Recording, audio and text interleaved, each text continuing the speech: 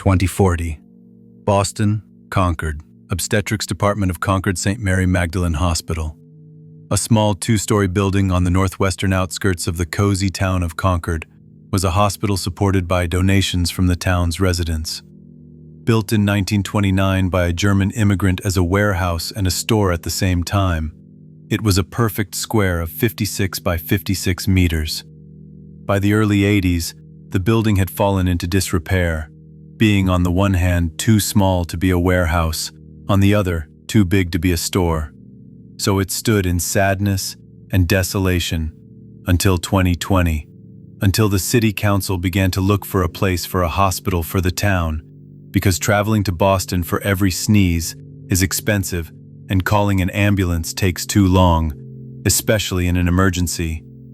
It so happened that this building attracted attention, even though it stood 40 years without repair. 3-meter red brick walls and steel beams covered with a thick layer of paint have stood the test of time with honor. By and large, it was only necessary to relay the communications, floors, and ceiling, and re-roof. And finishing and delivery of equipment is a solvable issue, especially since a good basement allowed storing quite a lot of drugs in a cool atmosphere.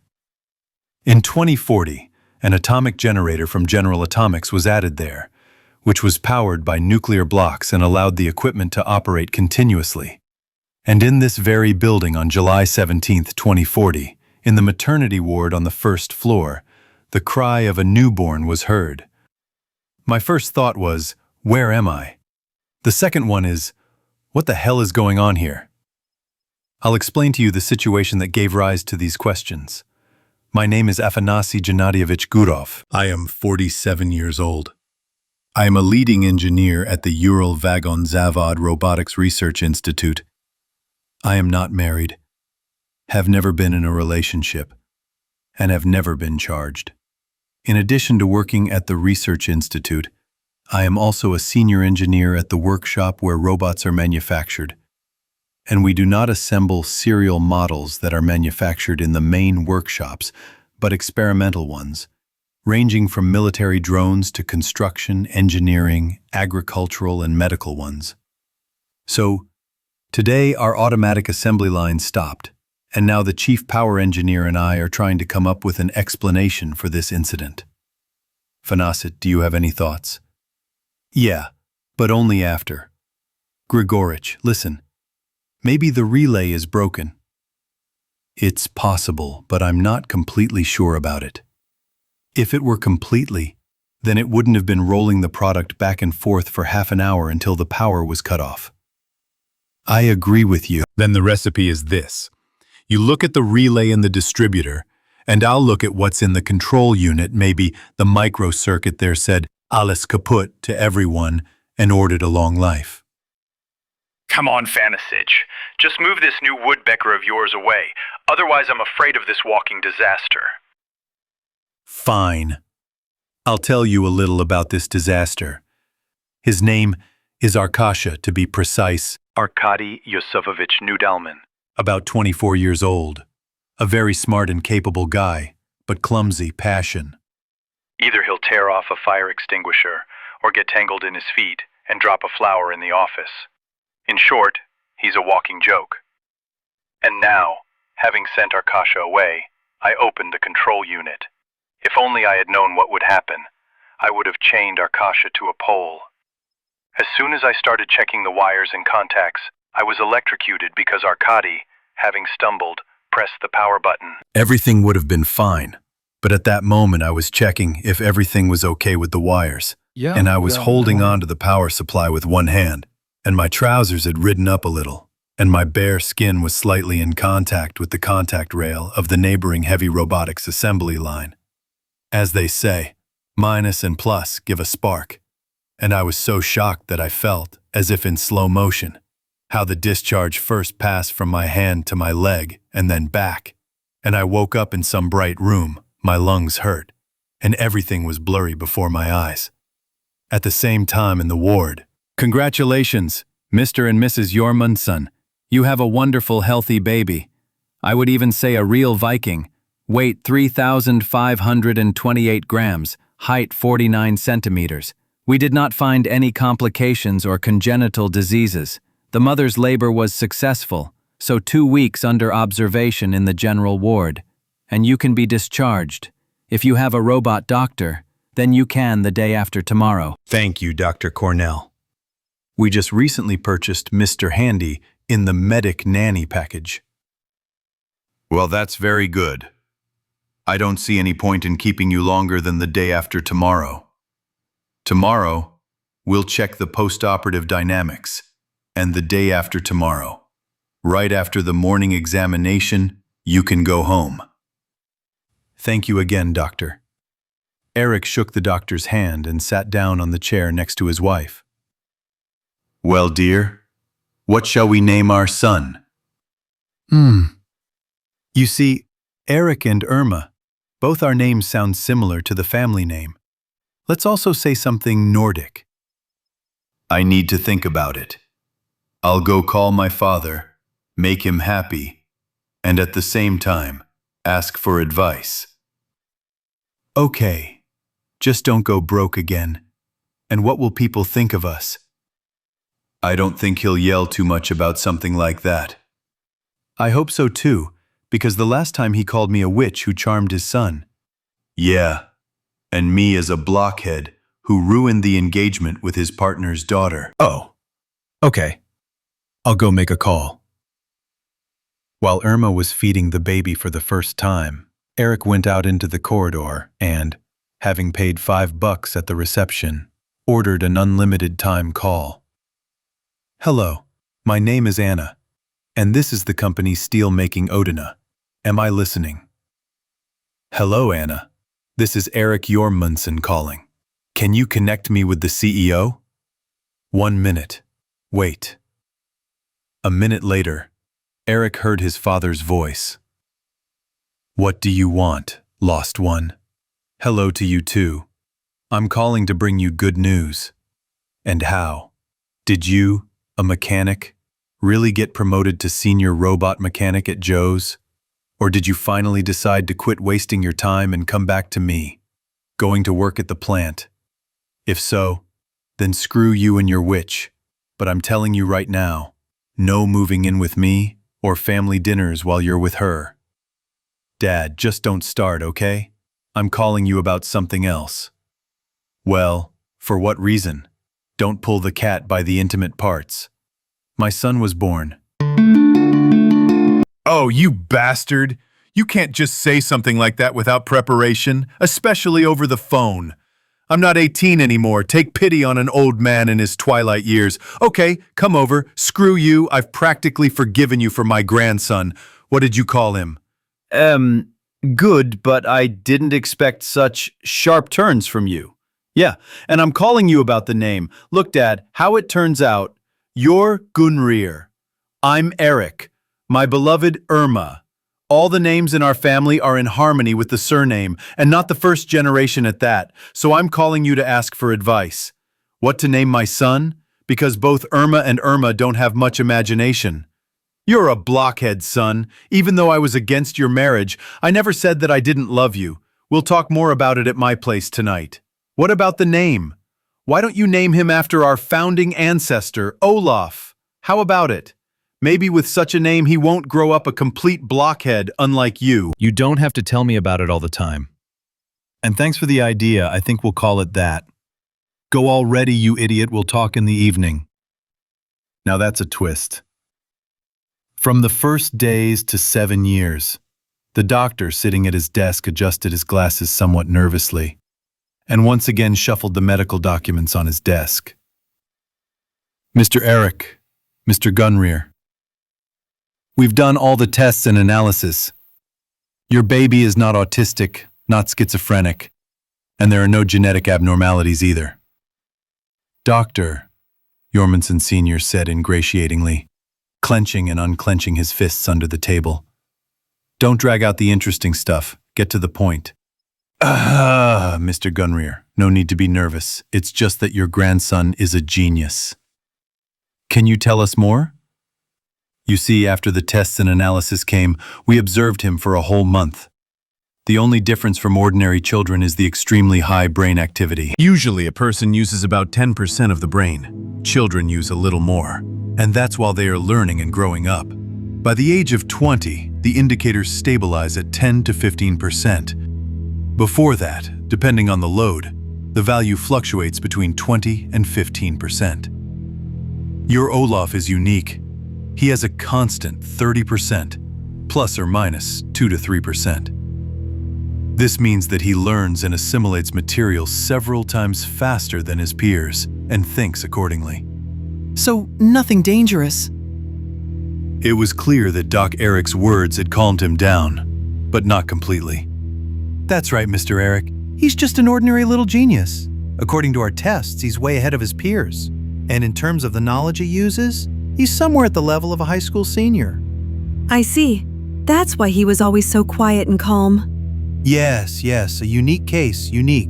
Such people are born once in 100 years, or even less often. The doctor smiled, trying with all his appearance to make it clear to Gunrir that his grandson was not in any danger. We understand. I take it we can take him? Eric asked. Yes. Here is your transcript and recommendation to an educational institution for a separate study program. The guy needs to be given a workload that corresponds to his level of development. If you want, I can advise you to call Dr. John Arveld from the Massachusetts Institute of Technology. He is an old friend of mine and a wonderful specialist in creating educational programs for laureates of scientific grants for study from the government at MIT. Okay, let's do that. That's great. Here's his business card. The doctor handed Eric a rectangular business card. Call him no earlier than 10 tomorrow. I'll call John myself and warn him about you. He'll be waiting for the call. Thank you, doctor. All the best to you. I hope I don't need to explain that I was completely busted, but let's take things in order. At first, I realized that I had died, and then I was surprised to learn that I had been reborn.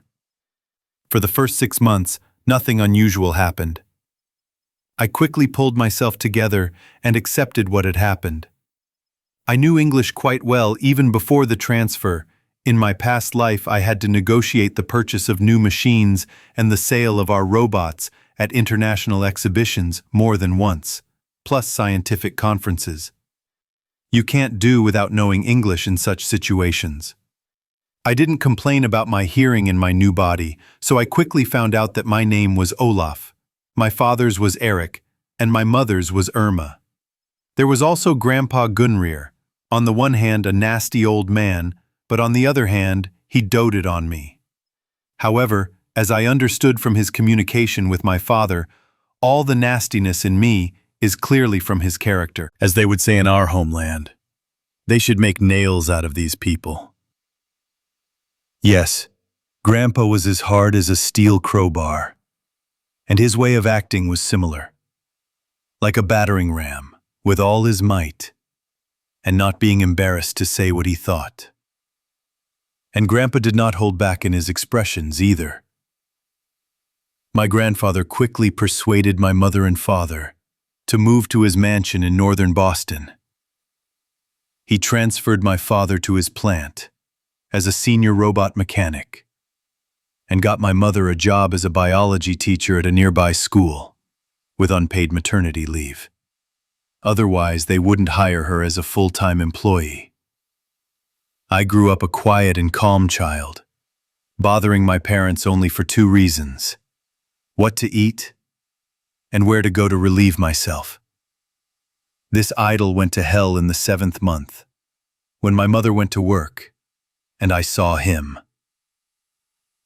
A robot doctor nanny, based at Mr. Handy's base. That's when I realized that I had gotten into, and not just into, another world, universe, call it what you want.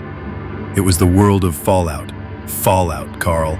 It was a shock for me, to be honest. I thought that that's it, out. Before I have time to live much longer, nuclear missiles and other nasty things from the category of WMD will fly at my head.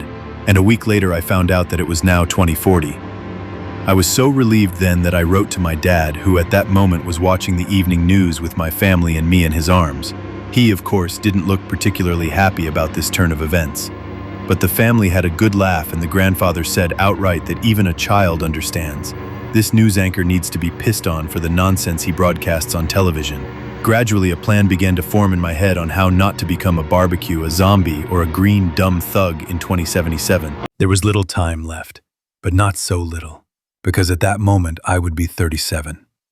There was an opportunity to prepare. Then nothing special happened until I was 7. At 5, I went to preparatory school, and in the evenings I read books in my grandfather's library, secretly. I also sometimes sneaked into the basement, where my father had a home workstation.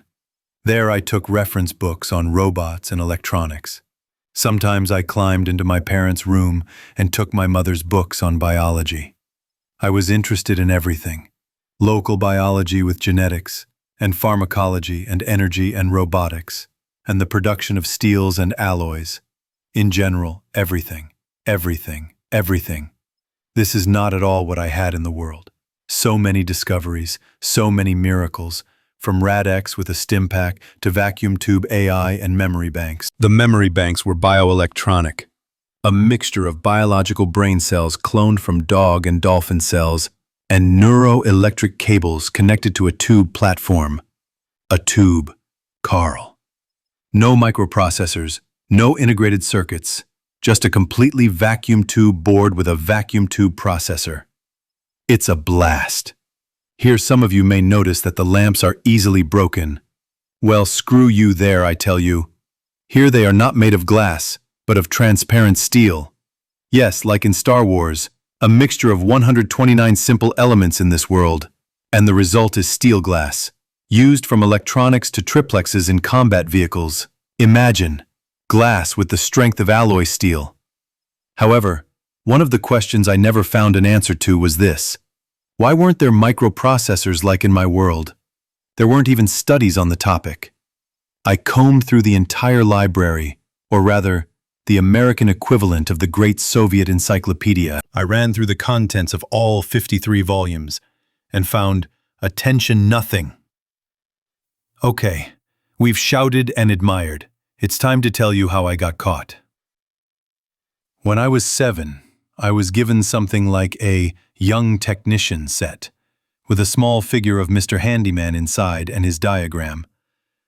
Not the latest model number 9, but the one we had, number 2. The difference is all in the stuffing, engine, and software. By the way, the logic used there is ternary. The favorite explanation for such logic in a past life was something like, yes, no, screw it.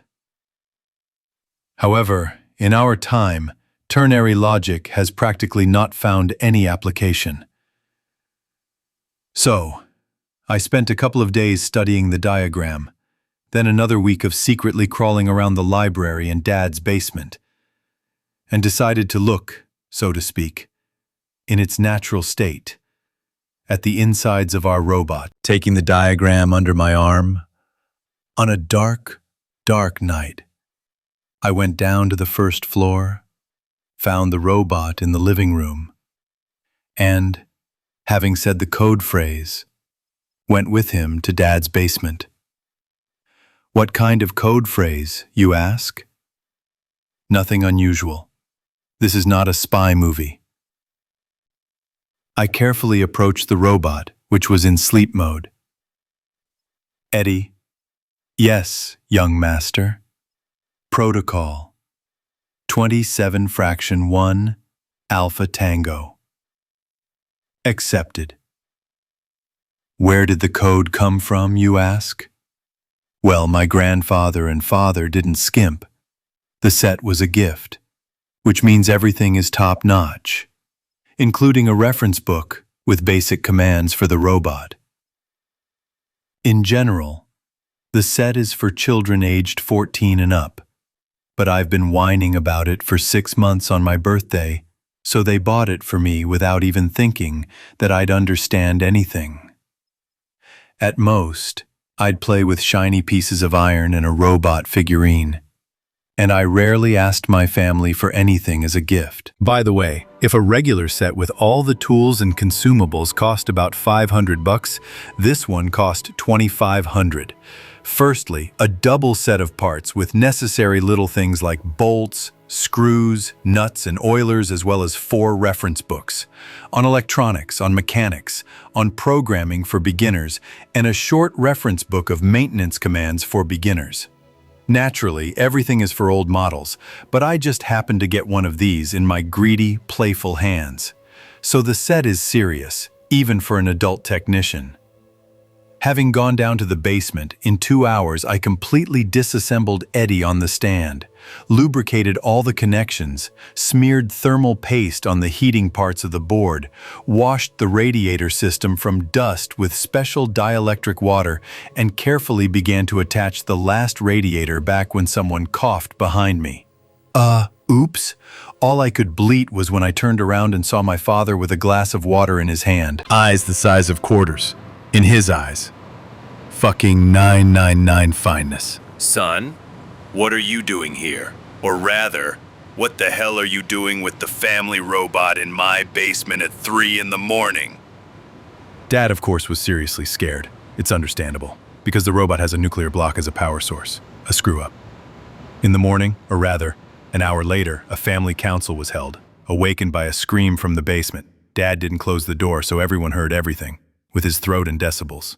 Oh yeah, I forgot to say, my dad initially quarreled with Grandpa, not because of Mom, but because he decided to run off for 3 years to the U.S. Army, signing a contract. Grandpa, according to my father's stories to his friends, yelled for a long time, loudly and without repeating himself, in swearing in 3 languages, when he came to my father's training camp. From this speech, worthy of the senior drill instructor Hartman, my father then learned a lot about himself. And already at the end of the service, he met my mother. Anyway, the council got together. Dad yelled at me again. Grandpa yelled at Dad, saying that it's not right to leave the basement door unlocked. Mom yelled at both of them, saying that it's not right to yell at a child, and in front of a child. In the end, Grandpa decided to take me to a private clinic for an examination. Like, did I get an X-ray? And in general, why the hell am I versed in disassembling robots at 7 years old? This is how Sterlitz ended up on the hook of the Gestapo. Comment on what a twist. Character from the feature film Full Metal Jacket. Watch only in the correct translation of Goblin. Puchkova. Family. These are the 7 eyes. Topic. A little about myself, my family, and what happened before I was 14. My imaginary diary. I am already 14 years old. I am lying on a chaise lounge. The chaise lounge is on the balcony in my room. The room is on the 2nd floor of the house. So I am lying, staring at the wonderful starry sky and thinking about the sublime. Specifically, about what happened before and after my death. About my relatives. What is there in the world beyond the brackets of existence? What is in the most real reality for me now? The world of Fallout. I was born in 1994 near Tambov region, in a small village. My father was an agronomist. My mother was a milking machine technologist. In short, a milkmaid at an electric milking station on a collective farm. In Tsarist times, there were landowners' lands here, and the administration building as well as the club and the paramedics office were located in the former estate. In the 80s, my father and mother came here as a young family of specialists. There was a herd of 100 heads which gave good milk yields, and several fields with a good harvest with the right approach. And my grandfather, or rather great-grandfather, lived here. He went through the entire Great Patriotic War. In 1941, after the bombing of Brest, he went through the forests to the east, met a group of encircled artillerymen, retreated with them to Minsk, and there, adding a year to his age and saying that he knew how to drive a tractor, he ended up in the ranks of the valiant Red Army. He was sent to the rear for a 3-month course, where they finally taught him how to drive and repair, but not a tractor, but a Stalinets tractor, so he served on it for the entire war, was wounded 3 times. The first time near Moscow, when half of the shell carriers were knocked out. He got out of the tractor and helped the artillerymen. And during the Germans' retaliatory fire, he received a shrapnel wound in the leg. The second time, near Stalingrad during an air raid, and the third, the most heroic, on the Kursk Bulge. That day, the Germans broke through the division's flank with a counterattack and rolled right up to the artillerymen. After several shots from the fours with fragmentation shells, the German forward patrol mowed down the gun crews and rolled on. Grandfather, who was sitting in a tractor camouflaged in the bushes at that moment, climbed out and, seeing this joyless picture, competently assessed the situation and began to act. My grandfather was carrying an M30, a divisional howitzer model 1938, on a hook. By some miracle, 1 gun and a couple dozen boxes of high-explosive fragmentation shells survived. What the grandfather had in mind was feasible only with the M30. It would not have been possible to maneuver so widely along the front. With fire on the old howitzers, the turning angles were not the same, although he had to gallop quite a bit. After all, it was not a 45.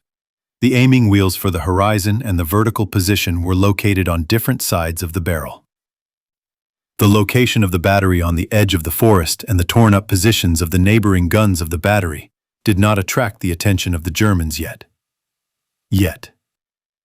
He did not have to wait long. Soon on the road, passing half a kilometer from the battery position, German Hanomaags and other armored beasts appeared, conducting anti-aircraft fire from everything that shoots. And so, the grandfather hit the headquarters armored car. Clearly distinguished by its antennas, with all his proletarian fury, a squadron of our Il-4s flying over the road, where the Fritzes were landing so furiously, masked the first 2 shots.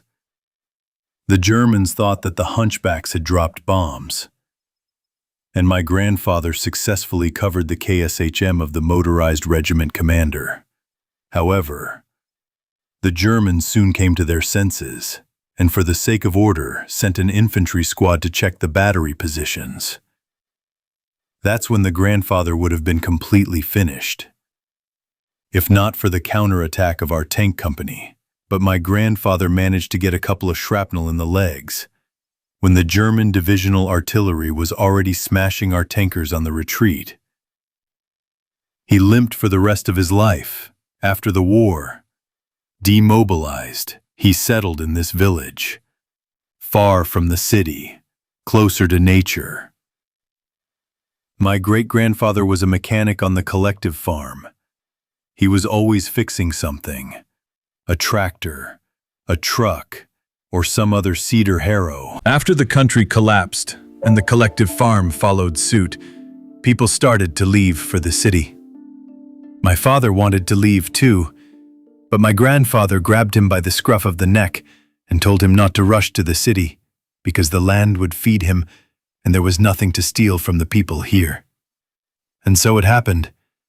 Half of those who left for the city died, some from hunger, some from vodka and drugs, and some from a knife and bullet. My grandfather took the remaining fellow villagers with an iron grip and forced them to organize. He was respected here, a veteran, a medal bearer. My father became an individual entrepreneur and the chairman of the village. Grandfather remained a mechanic, and the people, having waited out the storm of the 90s and pretended to be a hose in front of the visiting people in the year 2000, returned the herd to the barn, which they periodically repaired themselves, and slowly plowed the land, which used to be a collective farm. That's the kind of village I lived in. We lived like this, and not poor, but not rich either. My mother worked as a milkmaid from early morning until evening. My father combined 3 positions: individual entrepreneur, agronomist, and chairman, and was also at home either early in the morning or late in the evening. Only in winter it became quieter, and I saw them more often. That's how it happened that I spent my entire barefoot childhood next to my grandfather. Even at an age, he was a cheerful old man. He was constantly twisting, assembling, and disassembling something, and I was next to him, watching first and then helping. The classic, bring, get out of here. Closer to adulthood, I worked with him full-time in pairs, usually after school or in the summer, when the hardest times were. This is probably where my passion for mechanics and hardware in general grew from. After finishing school, I entered a technical institute, where I became interested in robotics. In my final thesis for my diploma, I presented a robot, small, imperfect, but it could distinguish between different tools and serve them from clearly defined places. In fact, it was a robotic assistant. There, a representative of the Ministry of Defense noticed me and wrote a letter of recommendation to UVZ. It was with such a semi-homemade robot that the robotics department at UVZ began. We were young, not lacking in creativity, so things soon went well. The most frequent customers were industrial enterprises, the Ministry of Emergency Situations, and the Ministry of Defense. We were regularly replenished with young personnel, and there was enough money from the state order. So after we managed to build a working prototype of a robot surgeon, capable of delicate operations, foreign customers also lined up to see us. Customers even came from the USA and South Korea. Of course, they tried to lure us, but after one such merchant was lost and not found, the guys calmed down, and our secret agent received an extra star on his valiant shoulders. The cyber doctor was, of course, an incomplete replacement for doctors, but he significantly simplified their lives, right up to operations of medium complexity. I got my character from my grandfather, since I was with him more often than with anyone else. Therefore, I was always a lively person, cheerful and sociable outside of work, and a tyrant at work, especially in terms of discipline. There was not a single drunk or smoking in the wrong place in my workshop. I quickly taught them to do it with fines, and fired several slow-witted ones under the article, and for failure to comply with safety regulations. There was, however, Arkashka, a self-propelled disaster, and the reason I ended up here. So I didn't exterminate all the idiots, clearly not all of them. But let's return to the consequences of my encounter with the robot. I am a genius. This is the doctor's assessment, by the way. So don't tell me about megalomania here. I use an average of 30% of my brain actively, and after the story with the hospital, I used this ability for a long time until I almost got a blister. I suspect that it's all because I, an adult uncle with a higher education and a developed consciousness, ended up in a baby. This is a huge load on young brains. So, according to my estimates, the body adapted. A person is generally a tenacious creature. As I understand it, immediately after my second birth, my soul, with preserved consciousness and memory, required a lot of space to store information and process it. Apparently, it, the soul, is also much stronger, more powerful, and more stable than the body.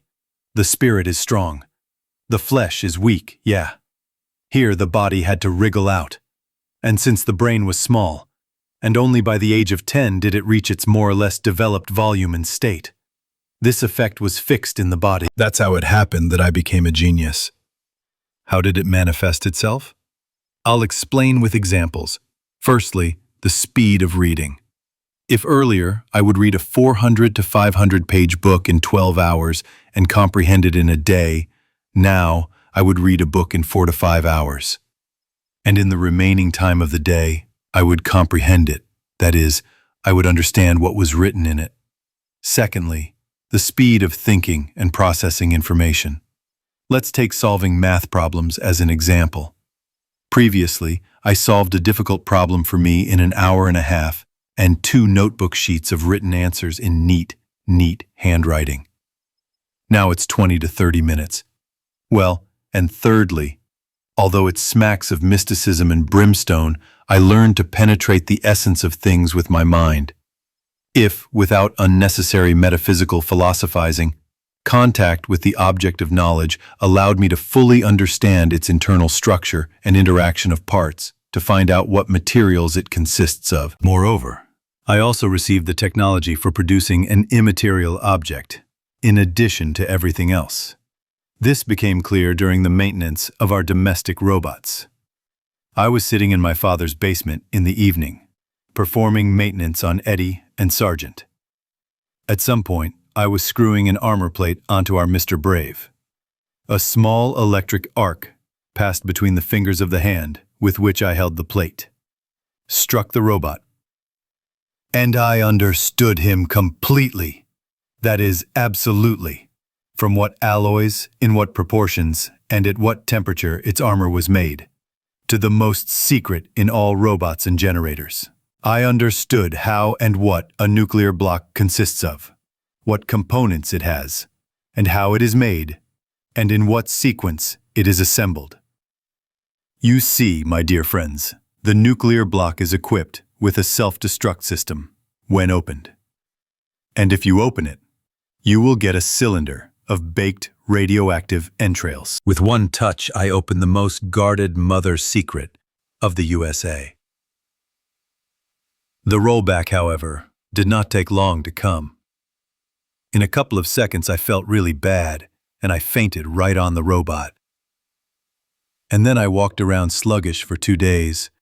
My head hurt, and I lost 1.5 kg of weight in 1 moment. The ability is a cheat, imba, and a royal, but you need to be careful with it. Otherwise it can end badly. I suppose even fatally. Especially if someone finds out about such a capability of my body. The Ermundson family. Now it's time to talk about my current family. Really about family, because that's how I've gotten used to thinking of them. Let's start with the simplest, my mother. Fair-haired, with flashes of red in her medium-length hair, green eyes, a good figure even after giving birth. 179 cm tall, regular and soft features of the European type. Unlike my father, my mother does not have very deep roots.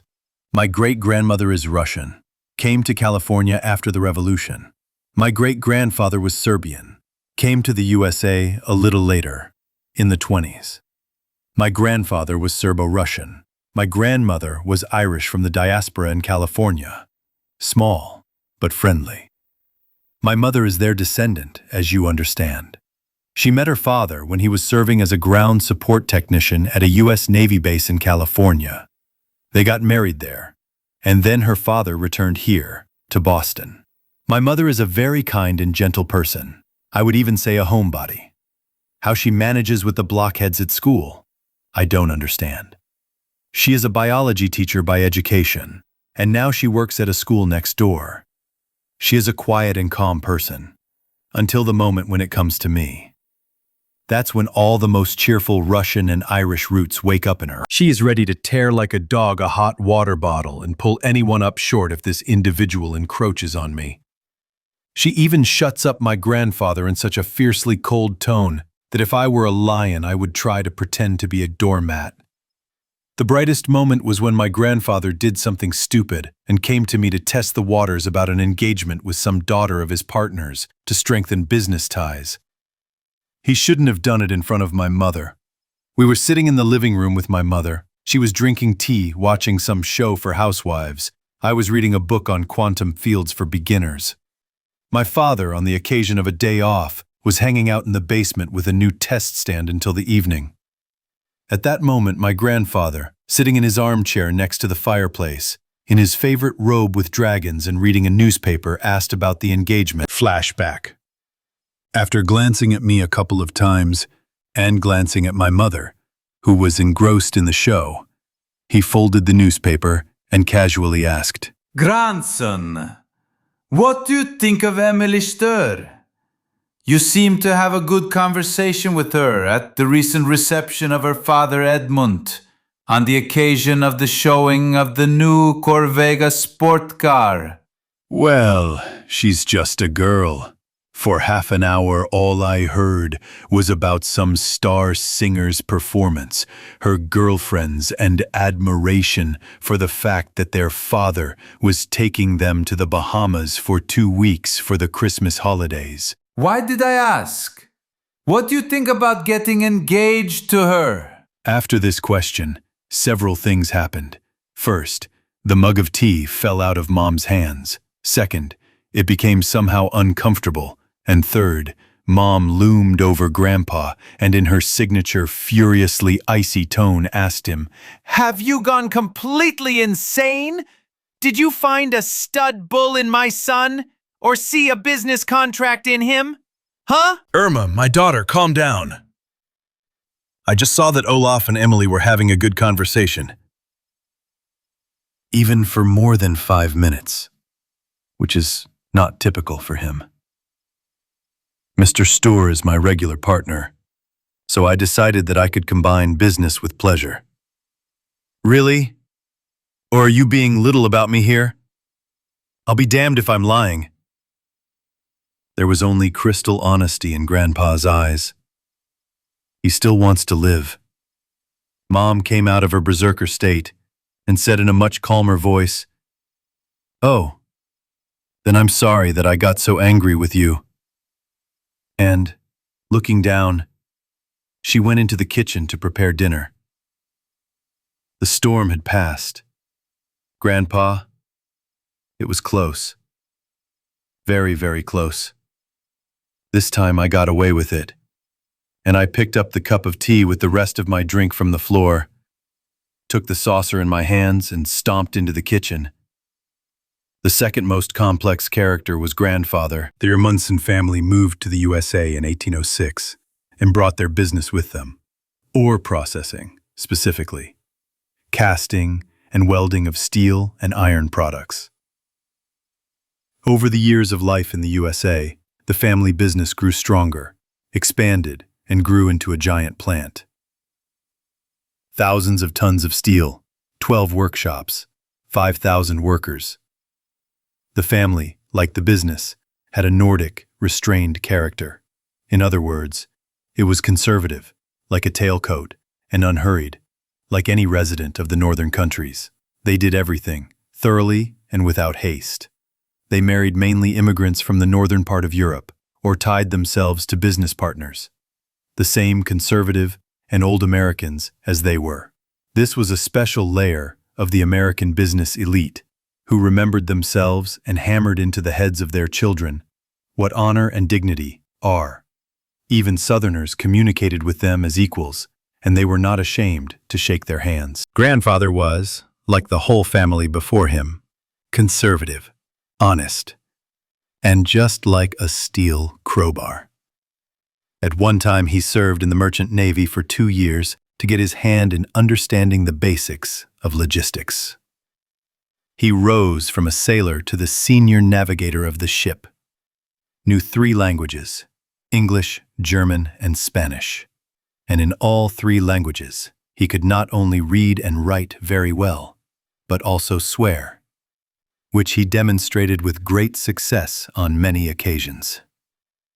Why does a steelmaker need to know logistics, you ask? That's what his father decided. But from that moment on, the company no longer had problems with receiving and delivering cargo and goods. In general, my grandfather was stern, a powerful man. Even at 60 years old, he was 189 centimeters tall, with a typical wardrobe figure. Jeans played a role here, and my grandfather himself did not disdain sports in his youth. And later he did not forget to keep in shape, doing exercises every morning for at least half an hour. His blonde hair turned almost completely gray over time. Wrinkles appeared on his face, on his forehead, and around his eyes. So if something happens in life, or there is some kind of snag at work, my grandfather's face is transformed. Like a veteran of many battles, covered in scars, he becomes. His wrinkled face expresses an unyielding will to overcome all obstacles. The only thing that remains unchanged in my grandfather over the years is his eyes, steel gray, like a cloudy ocean, and lively, like an 18-year-old boy. I once personally saw how my grandfather was being beaten with his fists and a cane by 3 young woodpeckers who decided that pestering his son's wife near her house was a good idea. In the end, my grandfather first paid $100,000 for the treatment of these idiots, who were taken away in an ambulance. They brought charges against him, but the police considered it only an excess of self-defense. So they parted ways on a peace agreement, with the lawyer of these woodpeckers compensating for the costs of treatment. Gavrik, however, showed up a few days later with apologies. At the factory, Grandpa was loved and feared. He was stern, caustic, but fair, and helped the workers in every way. He even paid bonuses to those who had large families. And finally, Dad. A copy of Grandpa, only younger. A little taller than 2.01, his character can change from serious like Grandpa's to slacker. He loves mechanisms and robots, doesn't like being pressured. He can laugh at a bar over a drink, and 5 minutes later beat up the guy he recently drank with for an insulting word about the family. In short, his character is changeable, but, like Grandpa's, his spirit is unbending, to the point of being completely unbending. People like Grandpa and Dad either cope with troubles and become stronger, or break, but never bend. We've talked about everyone. Then I'll briefly describe myself, my dad's and Grandpa's mug, except for 2 things. My mom's green eyes, with long eyelashes, and her soft lips. I'm already 164 centimeters tall, weigh 58, slightly above average for my age. Heredity is telling. I feel like I'll be a closet like that too. I wasn't short in my past life, either. As much as 182, and now I'll be even taller. I used to sometimes hit the top door frame with all sorts of crossbars in buses and trolleybuses. And now I'll definitely be hitting my forehead. I never dreamed of being as famous as Uncle Styopa, but I have no choice. Now let's talk about what I have achieved by the age of 14. After they put together a separate training program for me, based on psychological and many other tests, I finished school completely by the age of 14. Now I am studying part-time at MIT. The schedule is as follows: theory exams once a month, practical exams once every 6 months. And yes, I refused a grant for free education. My family is not poor, and the grant, you see, might come in handy for some nugget. At MIT, I study in 3 areas: mechanics, robotics, and small-scale nuclear power engineering. That is, industrial building reactors, emergency reactors, and the like. Anything below the boundary of a large nuclear power plant that supplies power to an industrial metropolis is for me. And if you say that's a lot, then no. Firstly, these areas are closely related. Secondly, a lot of things in mechanics overlap with what I know from my native world. And thirdly, I think faster. So, without much doubt in my abilities, I chose 2 additional subjects: quantum physics and genetics.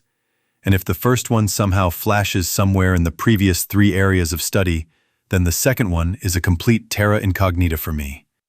According to my estimates, I will master all this at the proper level by the age of 16, 17. Of course, I will have to gnaw a lot of granite of science. After all, no matter what super-duper abilities I have, without knowing what, where, and where it comes from, nothing will work. As they say, you can't build a castle on sand, so knowledge of, say, what a cold thermonuclear reactor looks like and what it consists of will not give me the knowledge to build and replicate it. So we have to learn science, as Comrade V.I. Lenin bequeathed to us. We must at all costs set ourselves the task of renewing our state apparatus. Firstly, to study, secondly, to study, and thirdly, to study and then check that science does not remain a dead letter or a fashionable phrase, and this, let's be honest, happens especially often with us, so that science really enters into flesh and blood, turns into an integral element of everyday life in a complete and real way.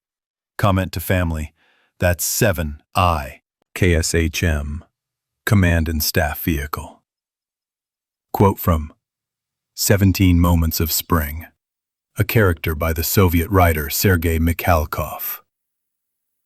Primo Victoria, 2054, 2060.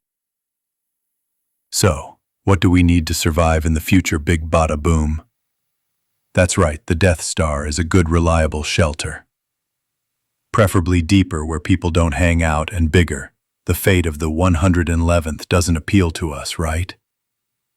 Although, about cryogenics, that's an interesting idea. Where is the best place to make a shelter?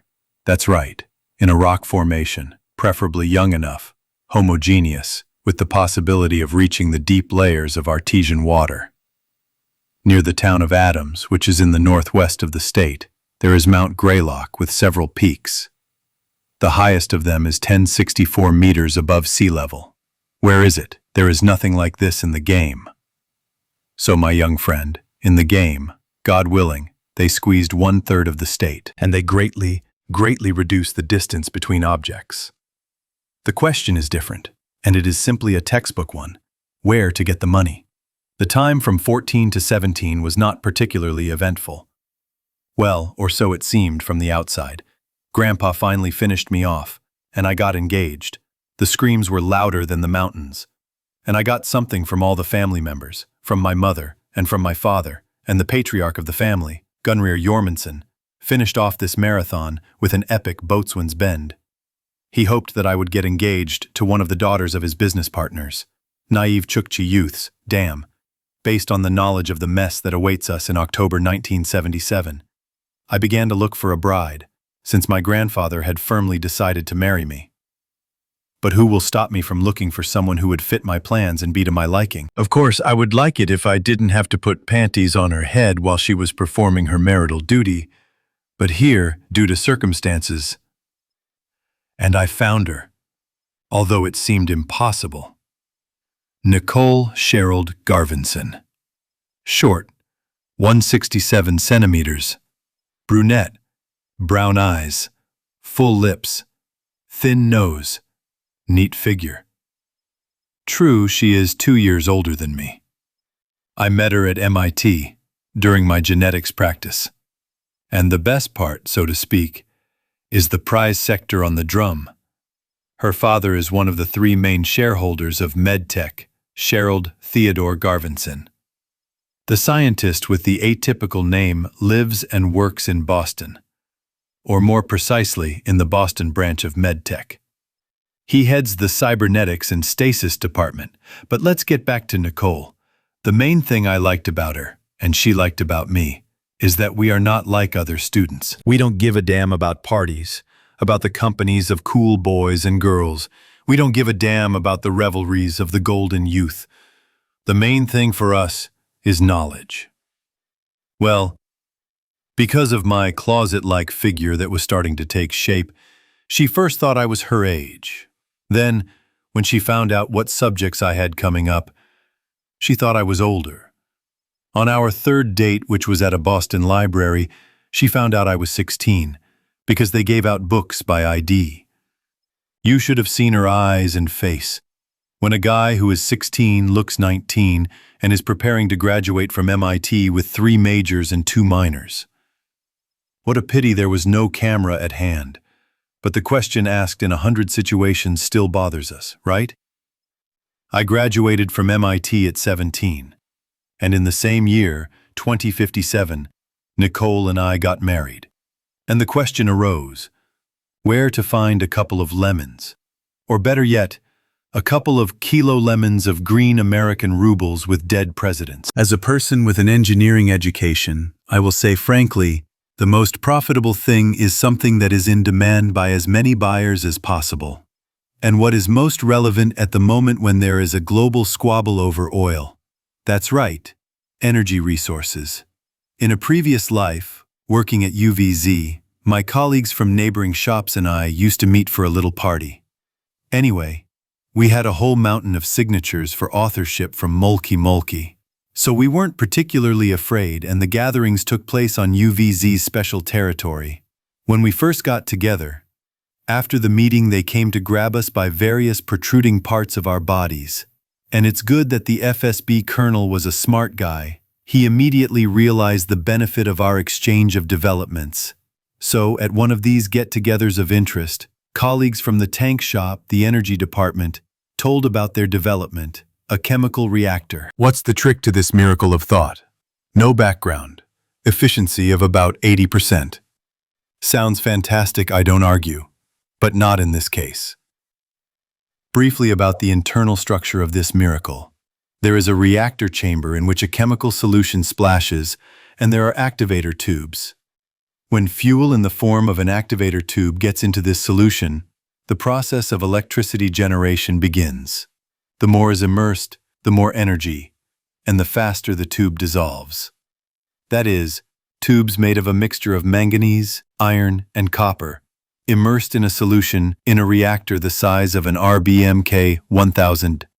Asterisk, produce 2,666 megawatts for the same volume of reactor space. This is if converted to nuclear power plant reactors. In fact, only 20% of the tube falls to the bottom of the reactor in the form of metal oxides. The rest turns into electricity. A miracle, you say? Necessity is the mother of invention. I will answer you. After all, the guys had been struggling with the solution and the optimal composition of the tubes for 5 years.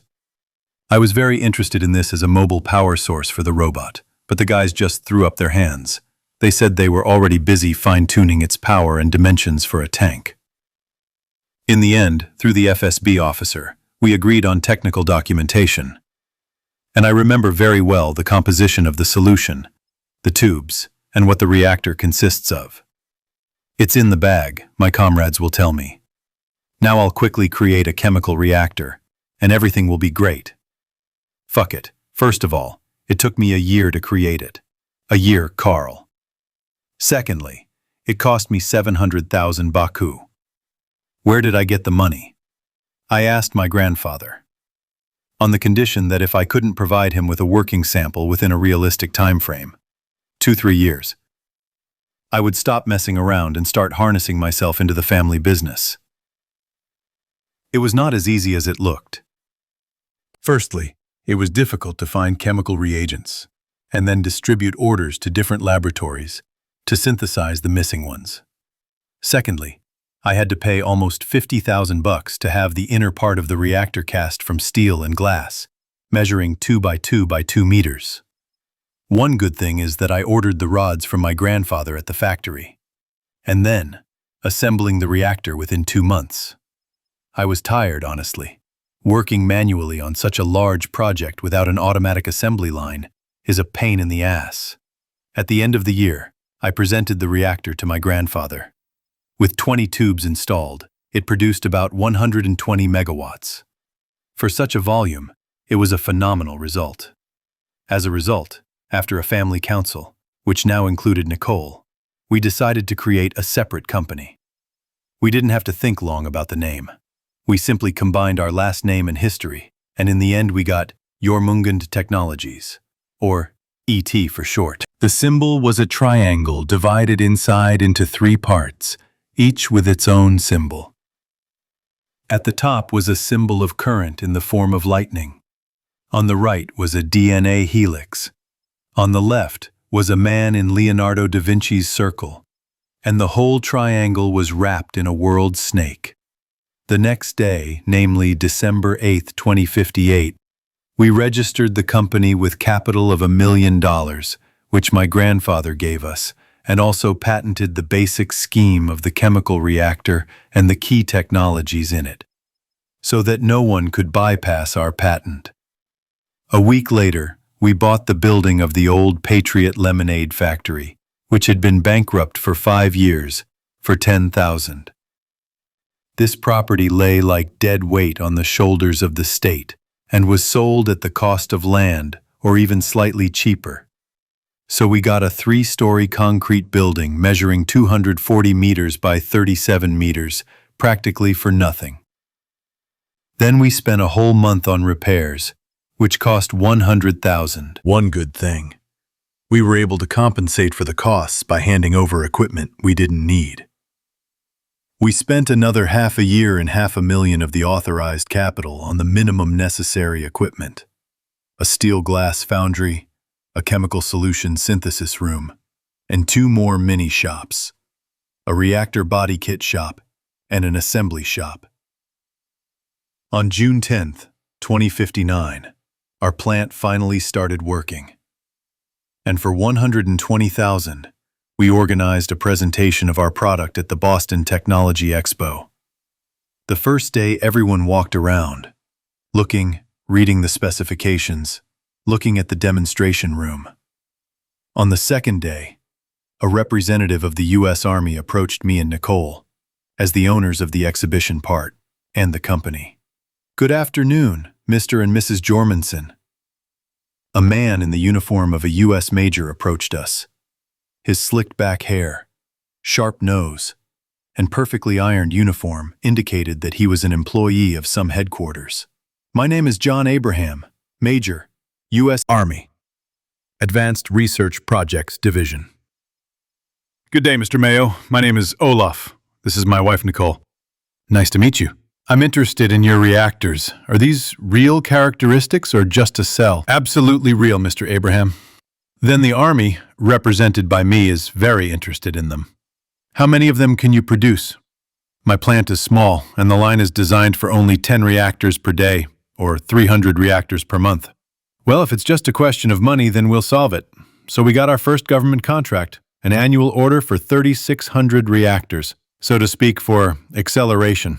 The cost of a reactor was around $50,000 to $60,000, while we sold them for $400,000 each. Expensive and unreasonable, you say? And who else can produce reactors of such volumes, such power, and at the same time not guzzling nuclear fuel? That's right, no one. So it's still reasonable. As a result, in the new year 2060, we expanded the plant. But the most important thing for me is that we bought an old U.S. Army bunker under that very mountain. The Army used it as a supply depot and storage base. Then it became completely unprofitable to maintain it. And in 2054, the bunker was decommissioned. Since the Army didn't need it at all, but required money for its periodic maintenance, they happily sold it to me. I negotiated through Major Abraham. It cost me $700,000, which for such a size is very, very cheap, plus $200,000 in bribes. The purchase document stated that the bunker was being purchased by the company for a laboratory complex. In part, this was even true. My darling, 8 levels of 100,000 square meters each. My sunshine, I will make candy out of you. Comment on Primo Victoria Bend. In this case, boatswains.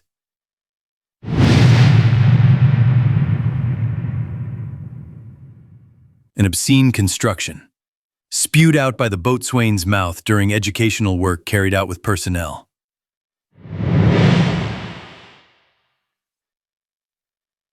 It has many varieties and forms. It is believed that Bens were born with the emergence of the Russian Navy in the modern sense.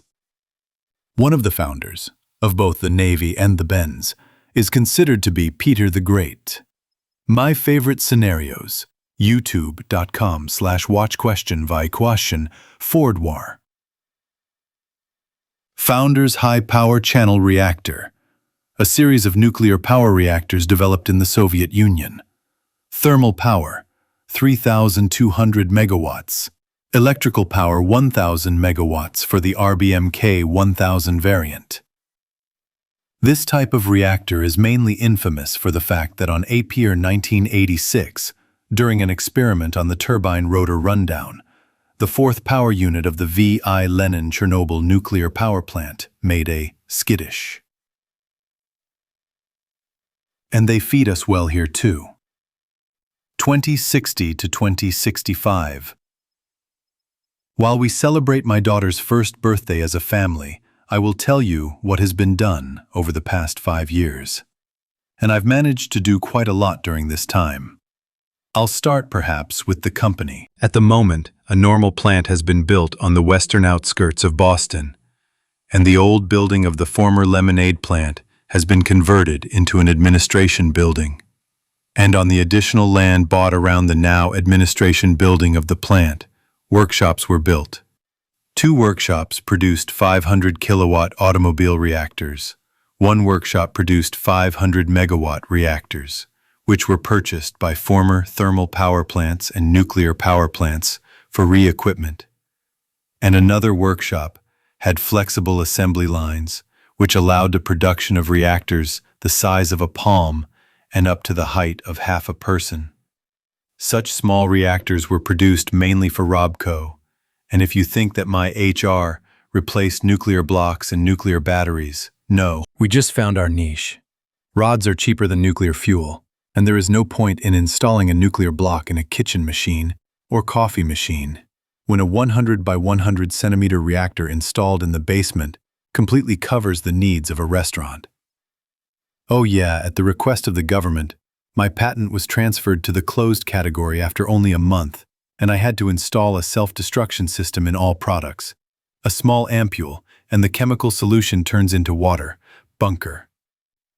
Since it was originally a warehouse, there were no problems with the delivery of equipment. It had a through-freight elevator for 50 tons. So the 8th, 7th, 6th, and 5th levels acquired 2 more sublevels, each measuring the same 100,000 square meters. So the total area became 1,600,000 meters squared, and each level was 8 meters high. The first level was at a depth of 50 meters. A W-shaped road inside the rock with 5 powerful hermetic locks led to it. There was a parking lot, a decontamination station, and a biological treatment station. The second level was the barracks and a warehouse for military ammunition and supplies. The barracks held 1,500 snouts. The third was a hydroponics level and a special workshop for growing meat in huge flasks with a special solution. The fourth was a laboratory, one huge laboratory, and my company's employees were already working here. They studied everything, from chemistry and physics to energy and genetics. The main questions posed to the laboratory were increasing immunity, cyber prosthetics, microprocessors, increasing the period of youth and life, protecting the body from extremely low temperatures, and neutralizing radioactive contamination, both soil and humans. About 1,500 people worked here, with a written undertaking not to leave and secrecy. Therefore, in addition to the employees themselves, the residential level was occupied by their families, so the population was already about 5,000 people. The 5th level was residential, designed for 12,000 people. It had everything: a canteen, a cafe with a restaurant, a cinema, a school, and its own television and radio studio. The 6th level was empty for now. Cryocapsules were only recently installed here with a capacity for 25,000 people. We have developed a cryoprotector. Our drug protects the human body at temperatures as low as -200 degrees Celsius. The 7th level was allocated for production and warehouses for it. 10 universal assembly lines were installed. The 8th level is the supply level, and the deep frozen food warehouse, genetic and seed material was also kept here. In the additional sublevel, water tanks and a ventilation and purification system were installed. 2 wells for 700 tons of water per day from artesian springs with purification filters. 3 geothermal power plants developed by my company, each 700 megawatts. And 2 reserve chemical reactors of 1,000 megawatts with consumables for 500 years. In short, my laboratory complex was almost ready. All that was left was to fill all the warehouses and select additional residents. I'm not the Lord to save everyone, but after the total kapits, I would really like to participate in the creation of a society where consumption is not the foundation of foundations. Therefore, I decided that it would be necessary to abruptly evacuate at least the employees of the main Boston companies, such as Robco, MedTech, and so on. Well, and try to have time to accept at least some of the staff and students of MIT. The question is, how to do it on time? The first step toward that was my friendship with Colonel Bridges. We met at the facility where he was the senior military leader, the National Guard Training Center in Northeast Boston. There was a shooting and tactical club for civilians every weekend. In this way, the government at least partially compensated for the costs of training future soldiers. A monthly subscription cost about $500. For $10,000, you could buy a uniform with ammunition that was tailored to you personally. And for another $500 a month, an unlimited subscription for ammunition for training. Why did I start doing this? Well, I had never served in the Army before, and I found this skill useful. And so a couple of months later, I met the colonel. He was a shooting enthusiast, and after half a year, we were pretty good friends. Especially when I gave them 2 reactors for free, one for a rotary wing aircraft, the other for their own needs. In the end, I agreed with the colonel that in the event of a nuclear strike, he would call me. He was no fool, and he understood where this was all heading.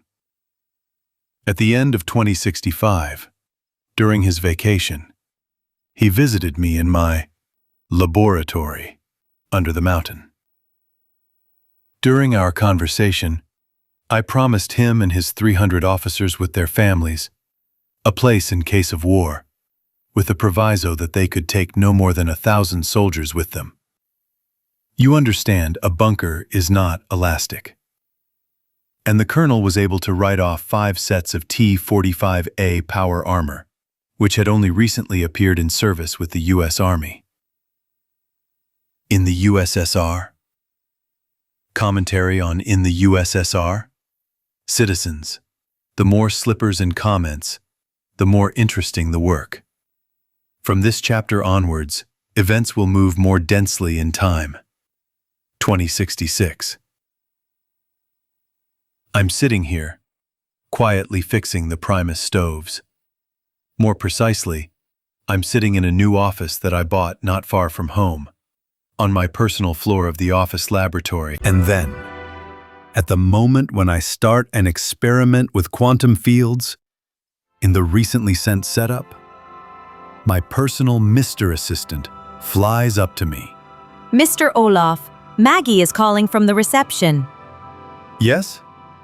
Edward, tell him I'm busy now. She says it's serious, sir.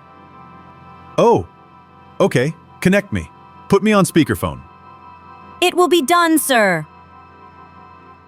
Edward flew to the corner of the lab and pressed the speakerphone button on his phone. Mr. Olaf, there are 2 men here who want to talk to you. And what kind of men?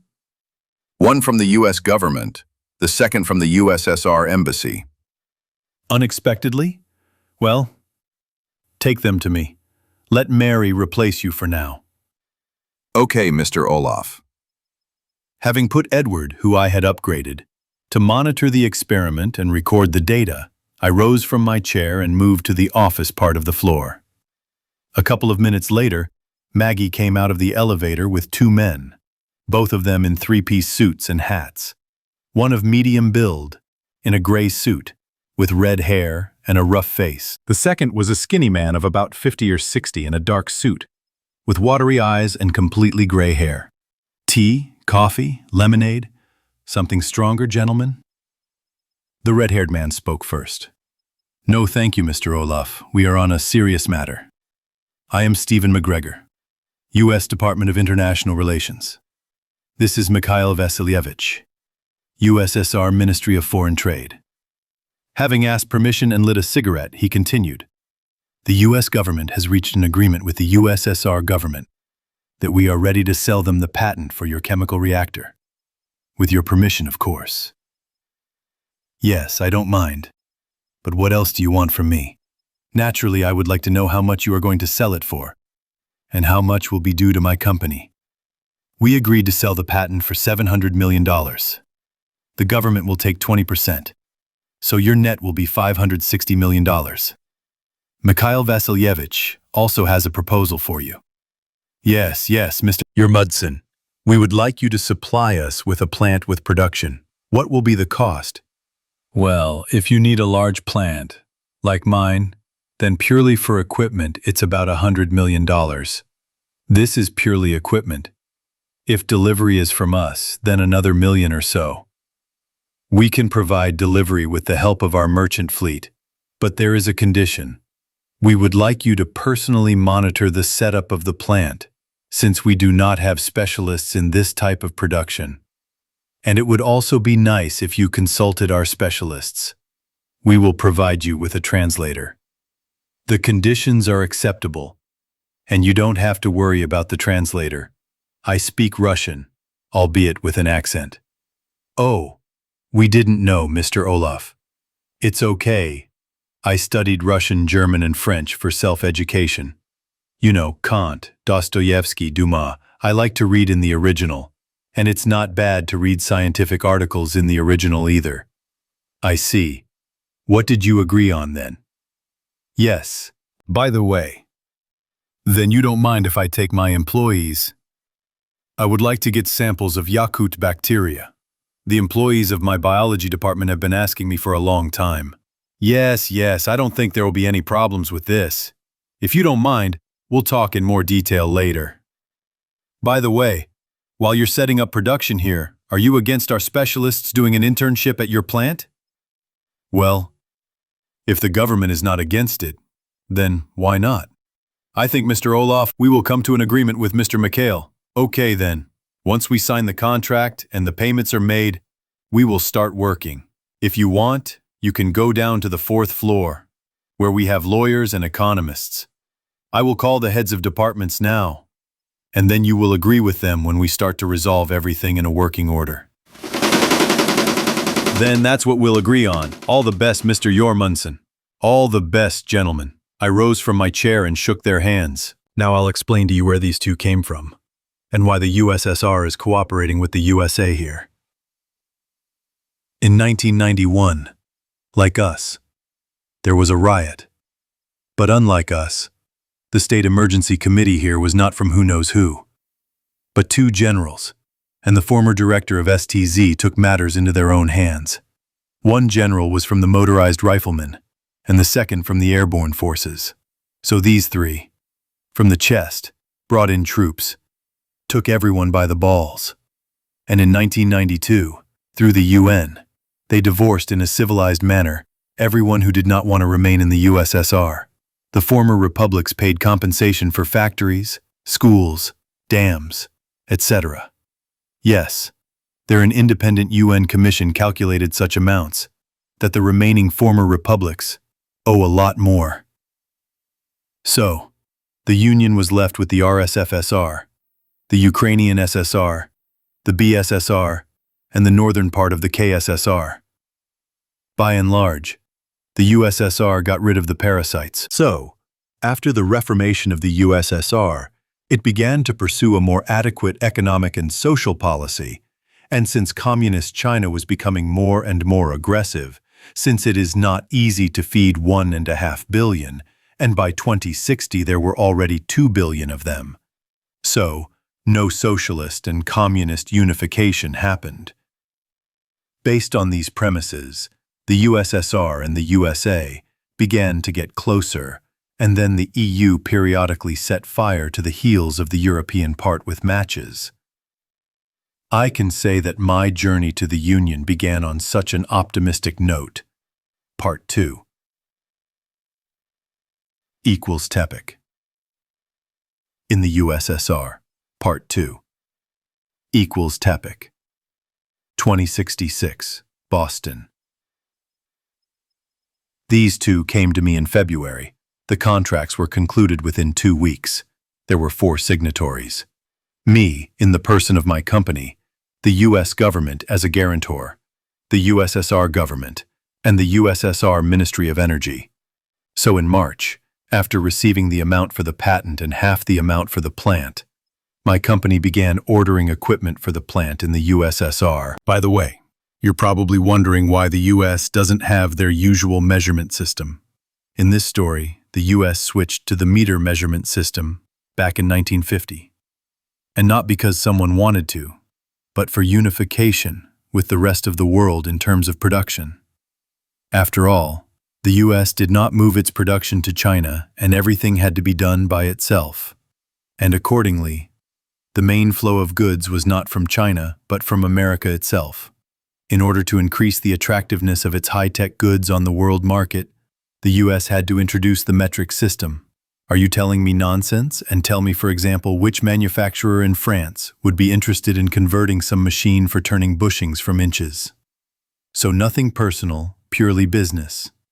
And since American society is quite young, no special problems arose, especially since the transition was not overnight, but was designed for 10 years, which allowed factories to gradually replace equipment, which in turn spurred industry, both in the US and Europe. So everything is interconnected. So, while the equipment was being ordered and manufactured, I decided to take a break from the pace I had been taking and personally go to my bunker to see what they had done with the power armor in the lab. Having warned Nicole and the family that I would be gone for at least a week, and if anything happened, they should call me at the facility. Yes. I dedicated my family to my plan with the bunker. Of course, they called me paranoid and a spendthrift at first. Then they thought about it. Then a military council was convened, so to speak, where Nicole invited her father and mother. Then we all discussed together what was what, looked back at the situation in the world, which was getting more and more heated day by day, and finally came to the conclusion that it wouldn't be superfluous. So, as they say, it's better to be unneeded than to be needed but not to be. So, having reached the town of Adams and having turned towards the mountain, I drove up to the bunker. While I was waiting for confirmation from the guards, who were led by a former Marine captain, I watched as they poured the landing pad for the helicopters and installed the frame for the future large lift for 10 helicopters at once, which was supposed to descend into the underground hangar connected to the barracks. In short, my personal shelter expanded and was supplemented as needed. Having driven to the first-level parking lot and left the car based on the Army SUV, I went down on the personnel elevator to the lab. Having exited the elevator and approached the security post, I presented my documents and also scanned my palm and retina, went inside, and headed to the military ammunition department. Gentlemen, good day. Mike, Otto, John. Having shaken hands in turn, the three scientists who have been leading the project for almost half a year now. Tell me what's going on with our 21st century knight's armor. They exchanged glances with each other, nodding at the same time, and pushed Otto out of their friendly ranks. Otto Mayer was a typical German burgher in appearance, fair-haired, with plump cheeks and a small belly, about 178 centimeters tall, which allowed him to smooth out his plumpness a little. He was in charge of the motor functions of the suit, or, as it was called here, the servo-driven movement system of the exoskeletal platform. Mr. Olaf, if you don't mind, I'll start with an analysis of what you provided us. Seeing my nod, he continued. Based on a series of tests, we found out the following: unbalanced load on the frame, increased friction of moving parts, extremely high energy consumption. Considering all of the above, this is a very raw product. Most likely, it was released under very strong pressure from the Army. By and large, this is a test sample that was stupidly put into production. According to our calculations, the period of active operation is no more than 2 years, after which it will be necessary to change the load units of the moving parts. And due to excessive energy consumption, the nuclear block lasts for 4 to 6 hours of operation, while at peak loads it has to squeeze out from 700 to 1,100 kilowatts. It is also extremely inconvenient for the user. All power systems are located between the frame and the insulating compensating armor backing. As a result, the user is very hard and hot. Okay, I understand you. What has been done about this? Now Mike stepped forward, a typical American of British descent, with a hooked nose, dark hair, brown eyes, and a bony face, and was the lead engineer on the project. Sir, remember you established that every weekend all employees of the laboratory complex should gather for a brainstorming session, so to speak, share their achievements and help each other with projects and research as needed?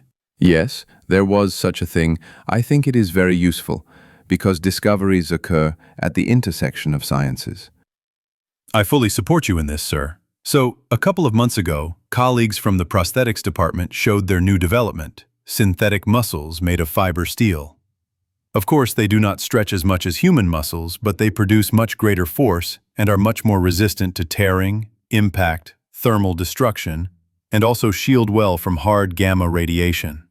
But first, regarding the T-45, we didn't change them much. We just brought them up to scratch, made a layer between the frame and the user, slightly changed the configuration of the armor sheets, adjusted the power drives, and installed a compact chemical reactor. As a result, mobility increased. Convenience was reduced. Energy costs were reduced. At peak loads, 450 to 500 kilowatts are used. So we installed a reactor for a constant 600, so to speak, with a reserve, which achieved autonomy of 2 years. The period of active operation increased to 100 years. At the request of the head of security, Captain Solar, we made 5 more similar samples for the rapid response group. Okay, so be it. Still, safety is not something to be brushed aside. Regarding what we got with the artificial muscles, please, sir, let's go to the assembly section. I nodded and followed the 3. After passing 2 rooms, we reached the vestibule where a turret took aim at us. And after swiping our access cards one by one, we went through the airlock into a small assembly shop. 2 suits of power armor were hanging on a special machine. All 3 were silent, looking at me, seeing how I frowned. At that moment, I was trying to figure out what they reminded me of, and then my face lit up. I finally remembered what they looked like. Spaceman power armor. Why, you ask? Didn't I remember right away? I thought about it too, and then I realized that I had never seen a mention of the 40th Millennium Warhammer universe in this world. And at the same time, I realized what else I could get rich on. They were very similar to Space Marine armor. The same large shoulder pads that additionally protected the head from shrapnel and side blows. A pronounced chest armor plate, and then the differences began. Additional torso armor, which peeked out from under the chest armor plate like a scale. Less pronounced leg armor. The suits also differed in size. If one, at a guess, was about 2.5 meters, then the second was about 3. So, you have 2 models of armor in front of you. The smaller one is the medium assault power armor. The heavy one is the heavy assault power armor. The difference between them is in the weight they can carry, strength, and reactor power. The medium one produces 1.5 megawatts per hour, the heavy one 3. The average weight without an operator is 150 kilograms, the heavy one 300. Only the frame is taken from the power armor, and even that has been redesigned for steel muscles. The armor also opens from the back. Inside, the first layer is a contact layer that reads impulses and movements, thanks to artificial nerve fibers made of superconducting steel from our cyber colleagues. The response time is from 2 to 4 milliseconds. That is, almost instantly. Next comes the heat-regulating layer that maintains the temperature at 23 degrees Celsius and prevents the operator from heating up from the working stuffing of the suit. Then the electronics themselves. There is a lot of what was developed in the microprocessor department, which significantly reduced both the weight and energy consumption. Then the EMI shielding layer, followed by steel muscles, and then the armor. Also, the heavy sample has a universal connector on the side for powering heavy energy weapons. The armor thickness is 3.5 centimeters of composite armor made of nanofiber, covered with a 5 mm layer of steel ceramics, which is equivalent to 60 millimeters of rolled homogeneous armor.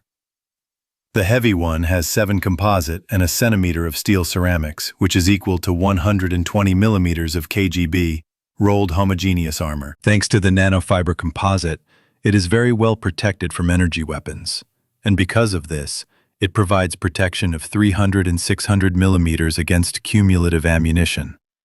The maximum speed on solid ground is 40 and 20 kilometers per hour. Production price. Well, the cost price is 250 and 500,000 respectively. But you understand that these are samples, according to my estimates.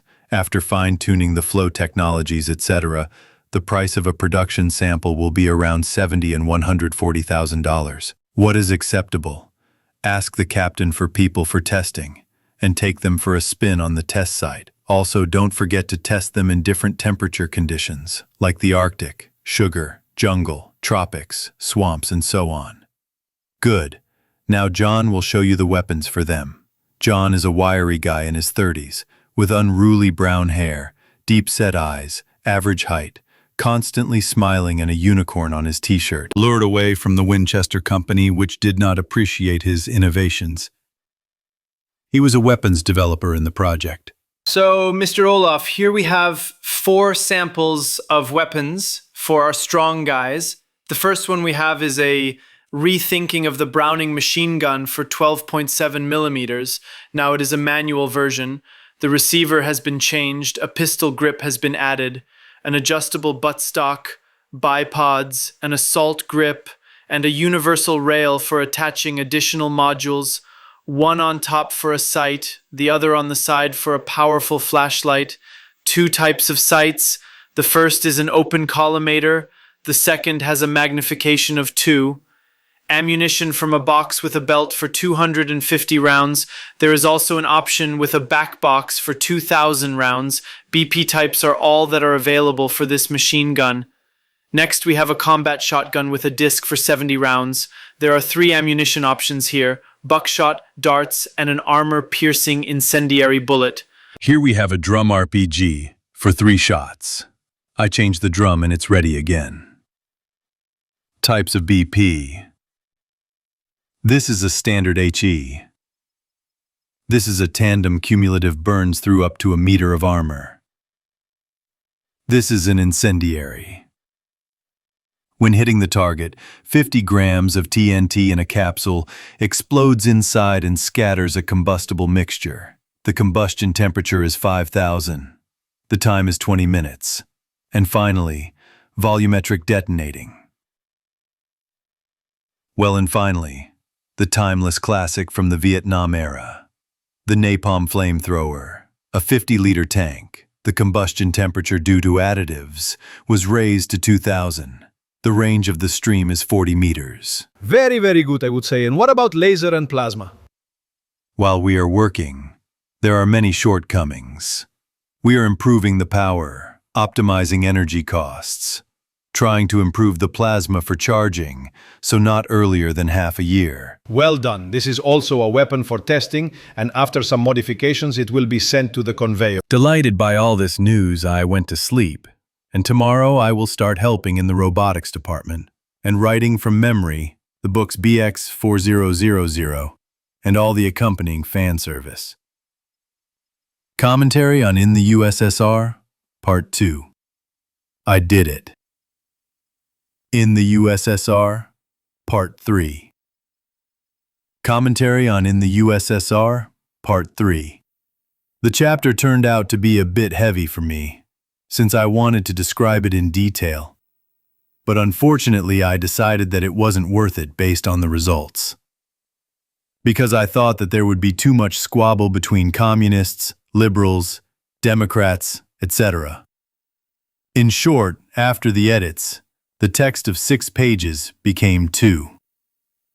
2066, Boston, Washington, Leningrad, Moscow, Novosibirsk. No matter how good it was at home, it was time to go. In March-August 2066, the laboratory conducted primary tests of our power armor. While everything was in order, the helmet was integrated with an expanded perception sighting and evaluation complex. It included NVG, night vision device, thermal sight, and biorhythm marker grid. I'll tell you more about the latter, built on the basis of bioscanners of security robots and protectrons. It works on the basis of detecting 3 indicators: heartbeat, a mass detector adjustable for weight from a kilogram and above, as well as a motion scanner. My work on studying quantum fields has also advanced, at least in terms of studying the connections between devices. This beginning gave me some thoughts that I told in the laboratory of the complex. The guys became interested and assured me that they would continue working in this direction while I was in the Union. Work on microelectronics, decontamination and reclamation of areas after radiation, chemical and biological contamination has also progressed well. Work on prosthetic cybernization has progressed, as well as my most ambitious project of genetic modification of the organism. But all this will be inaccessible to me for now, since I and 50 other specialists are sailing to the USSR via Washington. We sailed from Boston on 2 dry cargo ships of the USSR merchant fleet, one Mikoyan, the second Odessa. Both 60,000 tons, 5 holds, equipped with cranes. In terms of characteristics, they are similar to the Supermax bulk carriers from my world. We called in Washington to load equipment, where 4 people from the U.S. government came on board. As I understood, for our escort and to look after us. Who the hell knows what orders, decrees, and instructions they have? The ocean was beautiful, wonderful, and vast. 15 days in the ocean, a small wave, and the sun sometimes giving way to clouds of moderate pitching. Then we spent another 5 days between France and England. Then the Skagerrak Strait, Kattegat, and then the Baltic Sea. We arrived in Leningrad on August 28th. The city was beautiful. While the ships were unloading, we were accommodated in a hotel. Of course, it was not as flashy and bright as in America, but it was very clean and cozy. The hotel was called Baltica. It was done inside in the style of the late 19th, early 20th century. Varnished maple floors, carpets, heavy dark oak furniture, velvet curtains, diffused color. You could say that the hotel, although new, had its own indescribable entourage and atmosphere. While we lived in the city for a week, they organized excursions for us to the city museums, to the Sinyavinsky Heights. The programs were interesting. There were also 2 scientific conferences with scientists. I was known as the creator of a chemical reactor, so mostly chemists, power engineers, and physicists gathered. I, on my own initiative, after approval from the accompanying U.S. agents and representatives of the USSR, visited various departments of institutes, such as robotics, physics, power engineering, biology, genetics. 2 people followed me everywhere.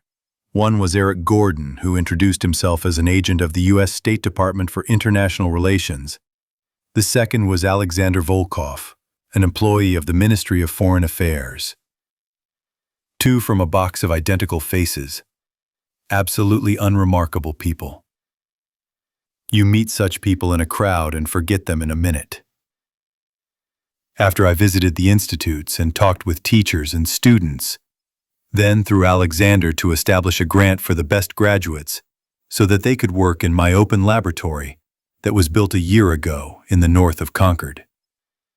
Built to lead all sorts of official commissions of all sorts of societies, etc. A day after my proposal, I met with the second secretary of the Leningrad Central Committee. After discussions, I opened an account for $25 million through the U.S. Embassy, the spending of which will be controlled by the OBKHSS and the U.S. Embassy's Financial Operations Department. According to the agreement, they will select 10 people from each department of each institute that interests me for 5 years. By the way, this was widely covered in the press. They say, American millionaire Olaf Ermundson has taken a step towards science and friendship between the USA and the USSR. Then, accompanying a load of equipment for the plant, we visited Moscow, stayed for a day, while they prepared and checked the locomotive that would then drag us to Novosibirsk, where the plant would be, and while they were preparing the locomotive, we unloaded part of the accompanying cargo that arrived with us from the USA. Here he made the same offer as in Leningrad, only for 50 million. Again, about the same article. In 2.5 days, we arrived in Novosibirsk, in the east of Novosibirsk, Barishevo Station. There, a kilometer from the station to the south. A grandiose construction was already underway. The workshops were erected under the roofs. Apparently, the construction was in the final stage. A Volga Premier pulled up to the train. It was something between a 3110 and a Chrysler 300, with a nuclear engine. As far as I know, it was a joint development of Gaz and Chrysler for the USSR. A peculiar character jumped out of it. Resembling a bun, 1.60 meters tall, constantly taking off his hat and wiping his bald head like Lenin's. Nice to meet you, Comrade Olaf. My name is Yakov Solomonovich Goldman, director of the Kim Energo plant under construction. Likewise, Yakov Solomovich. I have a slight accent. I hope it doesn't bother us. No, not at all. For a foreigner, you have a very good pronunciation. Unfortunately, I didn't have much language practice. Oh, no big deal. You'll have a lot of practice. We'll have a lot of communication ahead of us, since this is a completely new thing for us.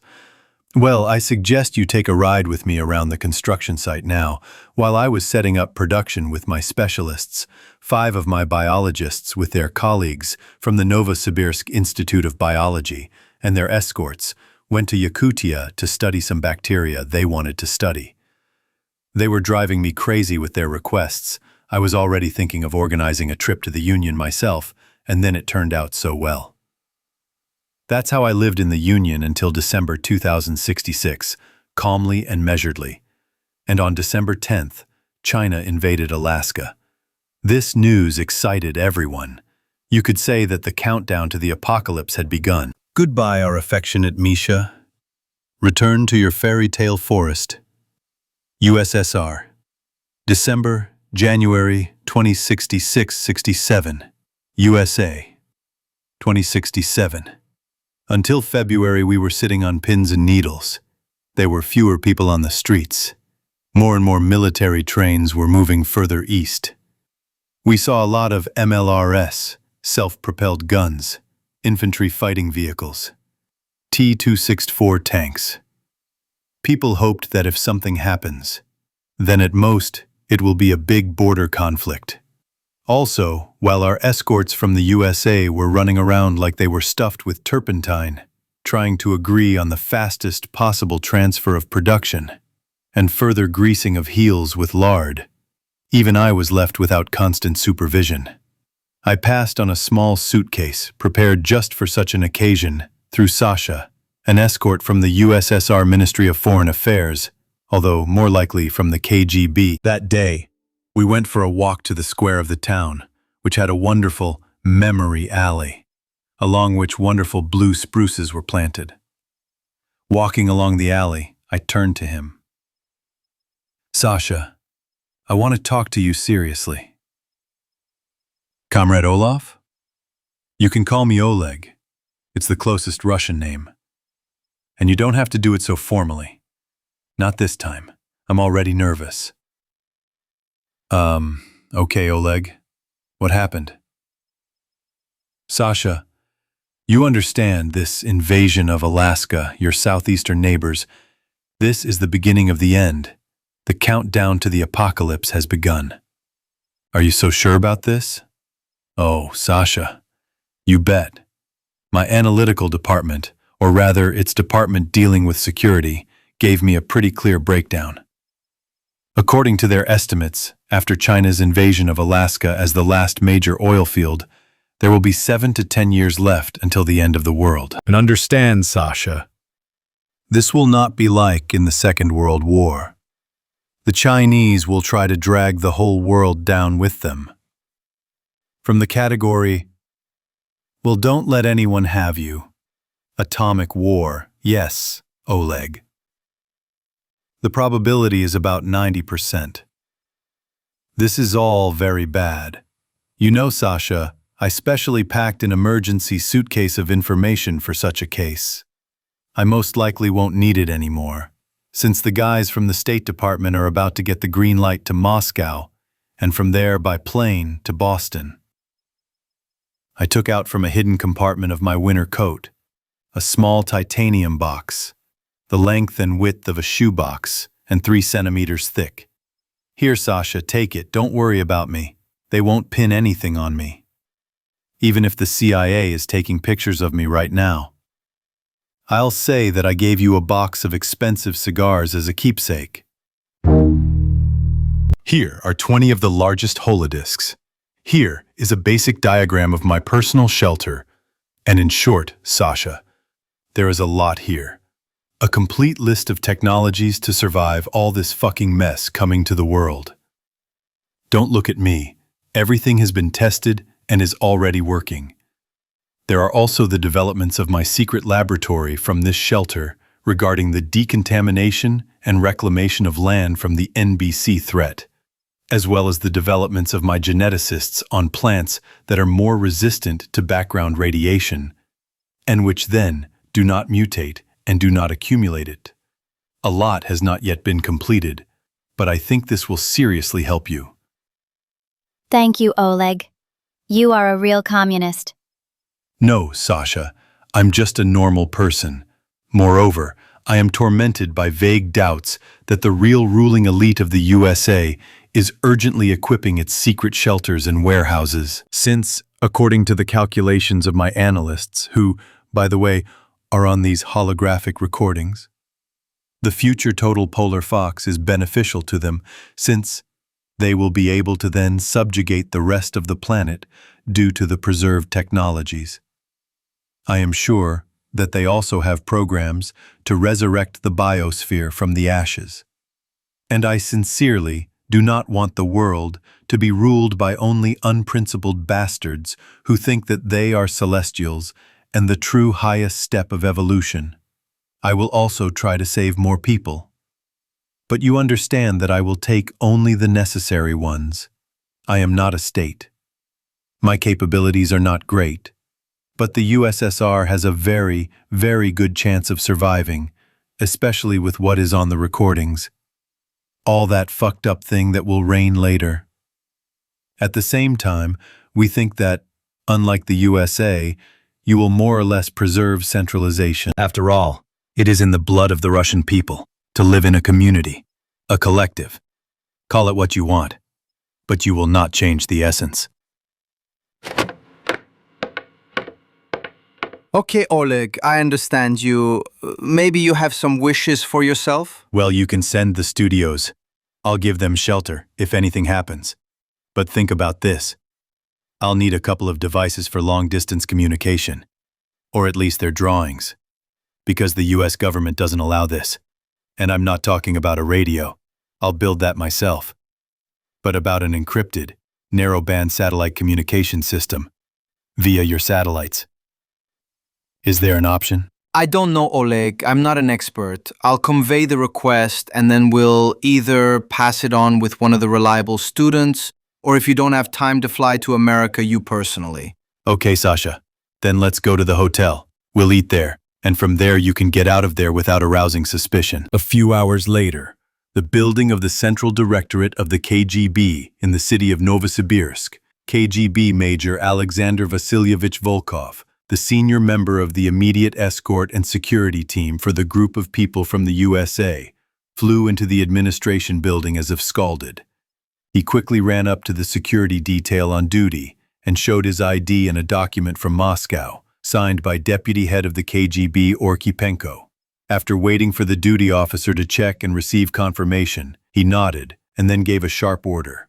Duty officer, combat alert. Order Fortress-2, confirmation Alpha 401. Provide me with communication with Moscow. Code Granite-1. The duty officer saluted, pressed the general alarm button for the KGB headquarters and began calling the KGB units that were supposed to ensure the headquarters security. At the same time, the assistant on duty took the microphone for general announcements throughout the building and began to repeat. Alarm! Alarm! Alarm! Fortress 2, Fortress 2. The guard company soldiers ran out of the guardhouse and quickly began to set up firing positions from prefabricated armored metal structures. A KGB major general ran out of the elevator, wearing a bulletproof vest and carrying an AK-57. He ran up to me while they were setting up a specially protected channel with Moscow and asked, "Sasha, explain what the hell is this?" Konstantin Lvovich delivered information to the Joint Group of Forces. Level Air 1. Got it, Sasha. The signalmen have already finished. In 15 minutes, a battalion of the General Staff of the GRU will arrive in an armored personnel carrier and begin providing security. Okay, Konstantin Lvovich. I'm going to talk. Entering a special armored soundproof booth, the major picked up the special communications receiver. Hello. I-8 is listening to you. This is the wall. Connect with subscriber Scalpel. Level OGV. Air 1. Got it. I'm connecting. The communication protocol is a postcard.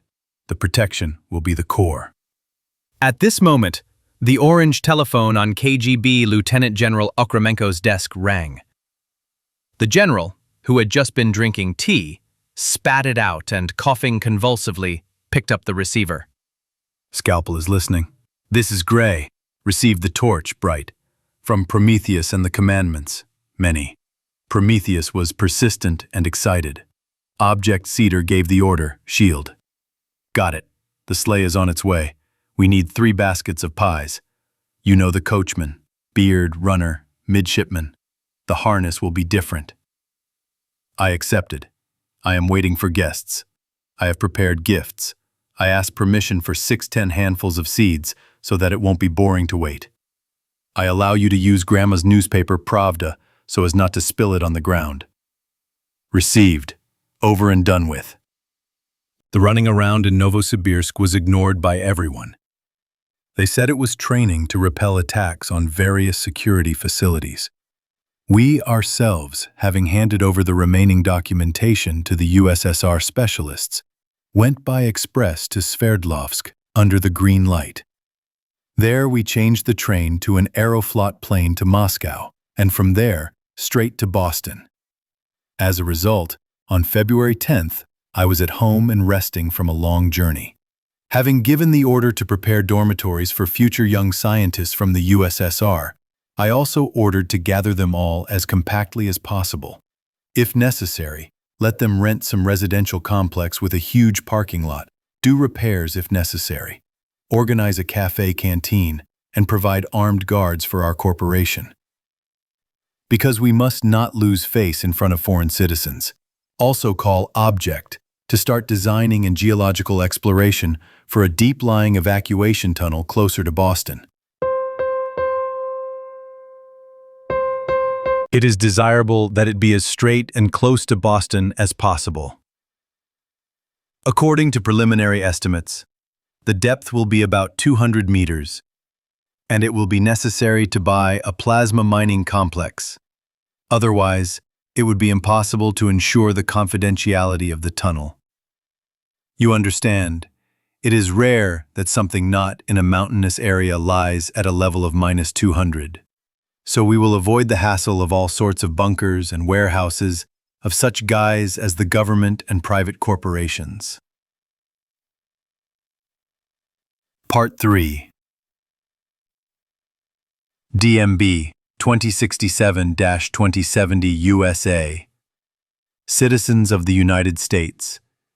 We are transmitting an important emergency government message from the USSR. The TV showed an image of the first state channel of the USSR with subtitles below. Attention, this is Moscow speaking. We are transmitting an important government message. Citizens of the Soviet Union. Today, May 22nd, At 4 o'clock in the morning, without any declaration of war, the Chinese armed forces attacked the borders of the Soviet Union. The Great Patriotic War. This is already the Third World War II after the wars of 1812 and 1941. Of the Soviet people against the Chinese nationalist invaders has begun. Our cause is just. The enemy will be defeated. Victory will be ours. The troops of the 1st Coastal Front and the 1st Steppe Front have been fighting on the border of our state all day. Vladivostok, Yuzhno-Sakhalinsk, Khabarovsk, Blagoveshchensk, Komsomolsk-on-Amur, Chita, and a number of other settlements have been subjected to bombing.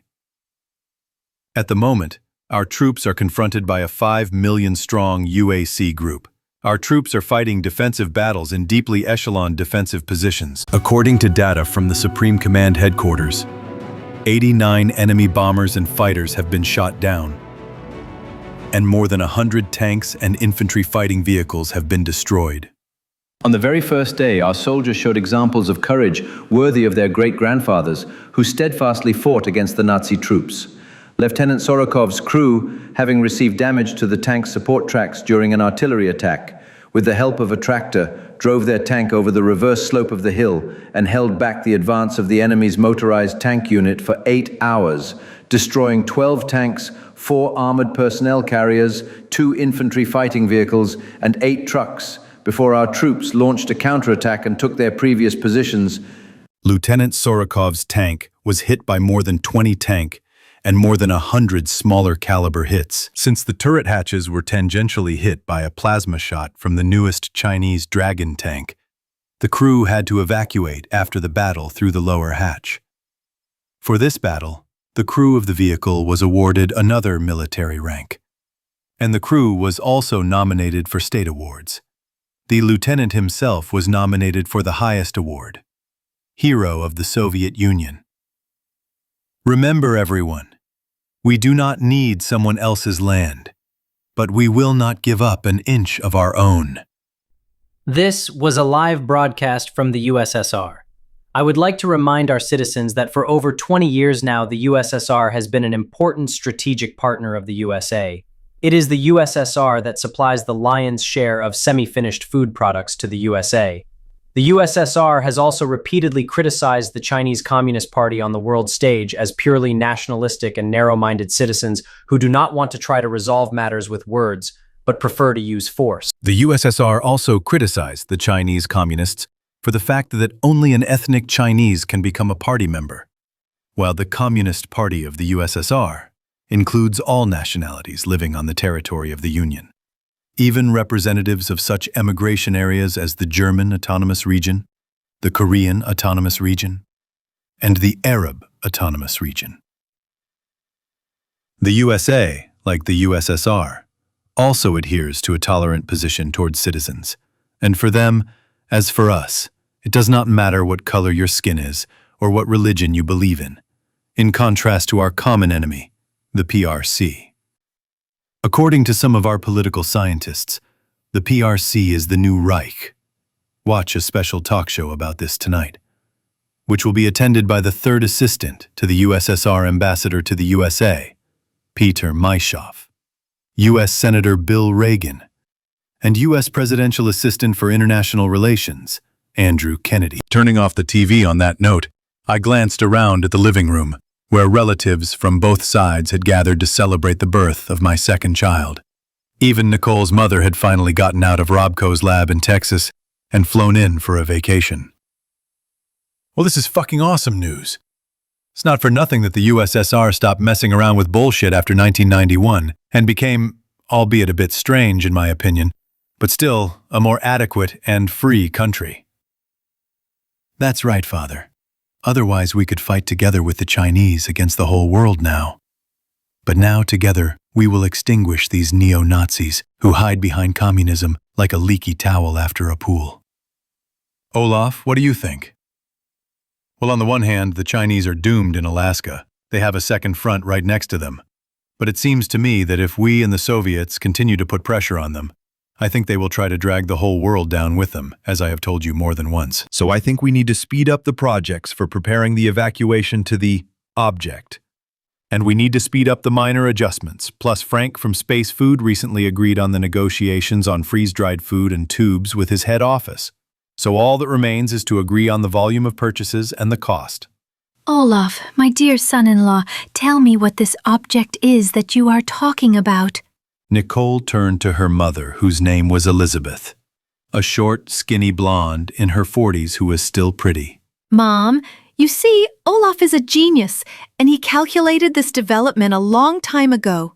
Tell me, how old do you think Olaf is? Because you, in your laboratory, most likely found out about my wedding only recently. With your schedule, I wouldn't be particularly surprised. Well, I don't know. About 35 years old? Well, maybe a little younger, but he's clearly older than you, Sunshine. Mom, he is 2 years younger than me and graduated from MIT at 17. Oh, no! Are you kidding? No, Mrs. Elizabeth. Your daughter is telling the truth. My grandson not only graduated from MIT at 17, he also created the famous chemical reactor and is one of the richest people in the United States. Well, holy shit! I need to get out of the lab more often and find out what's going on with the world and my family. Mom, Olaf and I have a question for you in connection with all this. And what kind? You can transfer to the local Robco branch. Or, as a last resort, you can quit and go to work for Olaf's company. And what can he offer me? Let me think. Unlimited funding, access to the latest developments in my lab, etc. By the way, your husband still works at MedTech only because we asked him to stay there so that he could leak information to us. Yes, my dear, that's exactly it. If you only knew what developments they are mastering in the medical sector of Object. When I visited there half a year ago with my son-in-law's permission, I almost choked on my saliva. By the way, regarding robotics and other things, you know yourself that I don't really understand this. But what I saw there was unlike even the newest robotic systems we have at MedTech. Okay, you've convinced me, but you, son-in-law, will give me a tour. Okay. Just a question. Does anyone know if there's a way to contact those who make power armor? There is no point, Mr. Olaf. It came from the Robot Eyes speakers. Ernie, did you find out something? Darling, what is this, your new robot? So, dear relatives, a little attention? I, after returning from the USSR, continued my research in quantum fields. So to speak, for practical application, my colleagues from the laboratory who continued this research during my absence helped me a lot. And now, I want to introduce you to the first ever artificial intelligence based on a quantum supercomputer, although belatedly. Here is one of its mobile platforms based on a robotic eye. It itself is physically located on the object. Nice to meet you, ladies and gentlemen. I am happy that my creator has such a multifaceted family. My name is Erudite Robotic Nonlinear Artificial Intelligence, abbreviated ERNII, or simply Ernie. The family looked at me and Ernie with shock, especially my father and mother Nicole, and then they asked the same question in sync, as if they had been rehearsing. Are you serious? Absolutely, Ernie passed the Turing test with ease. Do you understand that this discovery is comparable to man's discovery of fire? Do you understand this, Olaf? Elizabeth literally screamed. So why are they reacting like that to Ernie? Most likely, sir, they cannot comprehend your genius. Your mother, son, you really are the smartest person on the planet. Hey, honey, I'm actually here. So what if the boy made a super-duper computer? What's the big deal? How can I explain it to you? It's like Newton rediscovered the laws of physics. Is that clear? That's serious. Even more serious. Ernie, I told you it would be hard for them to accept. You were right, Creator. So what about power armor? Sir, I hacked the electronic part of the Pentagon archive. It's like a private company, completely owned by the US government and sponsored by the military department. I didn't go any further. Too paranoid protection, sir. I see. Well, screw them. Half a year later, Aberdeen Proving Ground, Harford County, Maryland, on the Chesapeake Bay. Today, dozens of representatives of different companies that manufactured products for the U.S. Army were present at the Aberdeen Proving Ground. Some products were sent to the USSR under Lend-Lease, such as nuclear units with nuclear batteries, laser weapons, and power armor. Since the USSR paid with gold and uranium from its mines, the best was supplied for this money, and so I also decided to participate in this competition event. I brought redesigned power armor to the exhibition. This is, of course, not ours with synthetic muscles, but a cut above the T-45. The height of 240, completely redesigned servos, can easily pull about 20 tons, lift 3 tons. Circular 40mm armor of composite composition with protection from 100mm kinetics, from 300mm cumulative, from a light laser cannon. This is, of course, also not our armor, but also very, very good. The service life of 20 years, the reactor, even under the most peak loads, is guaranteed to work for 5 years. Although it is larger and heavier than the reactor on the nuclear block, but the service life is longer. The ability to run cruising speed is 10 kilometers per hour, peak 25. The inner layer, like on our secret 3-layer, also has soft clamps for the body. Semi-closed breathing system. If the sensors detect a super hazardous substance, then the air supply from the built-in cartridges of our design with solid air will last for 24 hours. In general, it turned out to be a very chic device weighing under 300.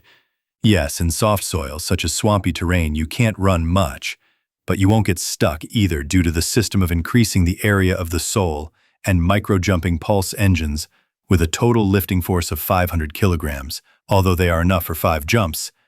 Well, there is no perfection in the world, although we should strive for it. We also brought weapons from our secret samples for testing, deciding to make them mass-produced. And we also brought an armored cargo quadcopter with weapons for transporting troops. It turned out to be a kind of analog of the Mi-28. It lifts 20 people in our power armor, defensive weapons from 2 30mm twin Russian guns, which they provided us. This is, in fact, a deep reworking of the 2A42, a reinforced breech with an increased barrel length. And the cartridge has also increased. Before it was 30 by 165 millimeters, the new one became 35 by 300 millimeters, which seriously increased its energy. Armor penetration with APFS-DS reached 115 millimeters at 1,000 meters at an angle of 60%. The fragmentation and high explosive effect also increased, as it was made back in the 80s based on the ideas of the Meinen-Gickschosse shell, the Wehrmacht, and accordingly, it was possible to cram more explosives into the shell than there was. Each barrel was supplied with a belt for 1,500 such shells. In total, there were 3,000 shells, with a filling of 1 BOPS to 2 HE. Yes, because of the increase in the sleeve, made a balanced return system. Oh, here comes our turn. A group of military men are coming towards us. Brigadier General John Mackenzie, already a famous war hero, recently wounded in Alaska and now overseeing the purchase of equipment for the Army during his recovery, was approaching our exhibition area. A medium-height dry guy with a weathered face and a light northern tan. With him was a crowd of majors and colonels, and separately, next to the general, walked a crowd of stern master sergeants with stripes for injuries. The guy was really stern. For about 5 minutes, cursing the representative of General Atomics for his shit robot mechanics, who went every other one with a defect. And this was one of their top managers. When he approached us, he relaxed a little, since our entire team by the time of the approach was one way or another engaged in the final runs of the systems. And also everyone was in the field uniform of the U.S. Army, and I was the only one who had stripes of military rank in the rank of sergeant, which I earned by passing an honest qualification test at the training site of the National Guard in Boston. Coming up to us, I saw that everyone had put their business aside and lined up in rank order. Coming up according to the regulations, I raised my hand to my cap in a military salute. Brigadier General, sir. Allow me to introduce myself, sir. Sergeant Olaf Ermundson, U.S. National Guard Reserve, is the CEO of Jormungand Technology. Come on, son. Show me what you've come up with here. At least I've heard only good things about your reactors from my techies. I hope things won't be any worse with the rest. Yes, sir. Let's start in order. Power Armor TB3, translated as Heavy Armor Weight 300 kilograms. Here on the plate are written the characteristics, but I suggest testing them directly at the testing ground by experienced operators, in order to be impartial. And at the same time, a set of weapons developed for power armor operators. By the way, our model of air transport can deliver operators to the testing ground. Equipped with 2 Russian 30mm cannons in the basic configuration, with ammunition of 3,000 shells. 2 people control the quadcopter. This is the pilot and the master of weapons. There is also the possibility of installing suspended Brownings on suspended systems against the landing exits, with ammo for each of 5,000 units of ammunition. Separately, there's the possibility of connecting pylons with various hangars, starting from Nurse, ending with 8 air-to-surface, air-to-air missiles, and anti-tank missiles of our own design, Burglar, very good at hacking both tanks and their protection. There are also special missiles, 2 for each pylon, ODAB 700, for hacking bunkers of bots, pillboxes, and the like. Not bad at all. Very bad. So if you're asking for a real test at the training ground, so be it. Chief Sergeant Cornett. I am, sir. Select the required number of people from your side for testing, undergo training, and begin testing at the testing ground at 1700. Since our friend the sergeant doesn't like being a street seller, but asks to test his goods in practice, then so be it. His samples will be the first to be tested. Yes, sir! The general and his retinue went on, but the sergeant remained, a red-haired, stocky fellow. He was clearly of Irish origin. Sir, how many men will be needed? 8 power armor operators, a pilot and a weapons master.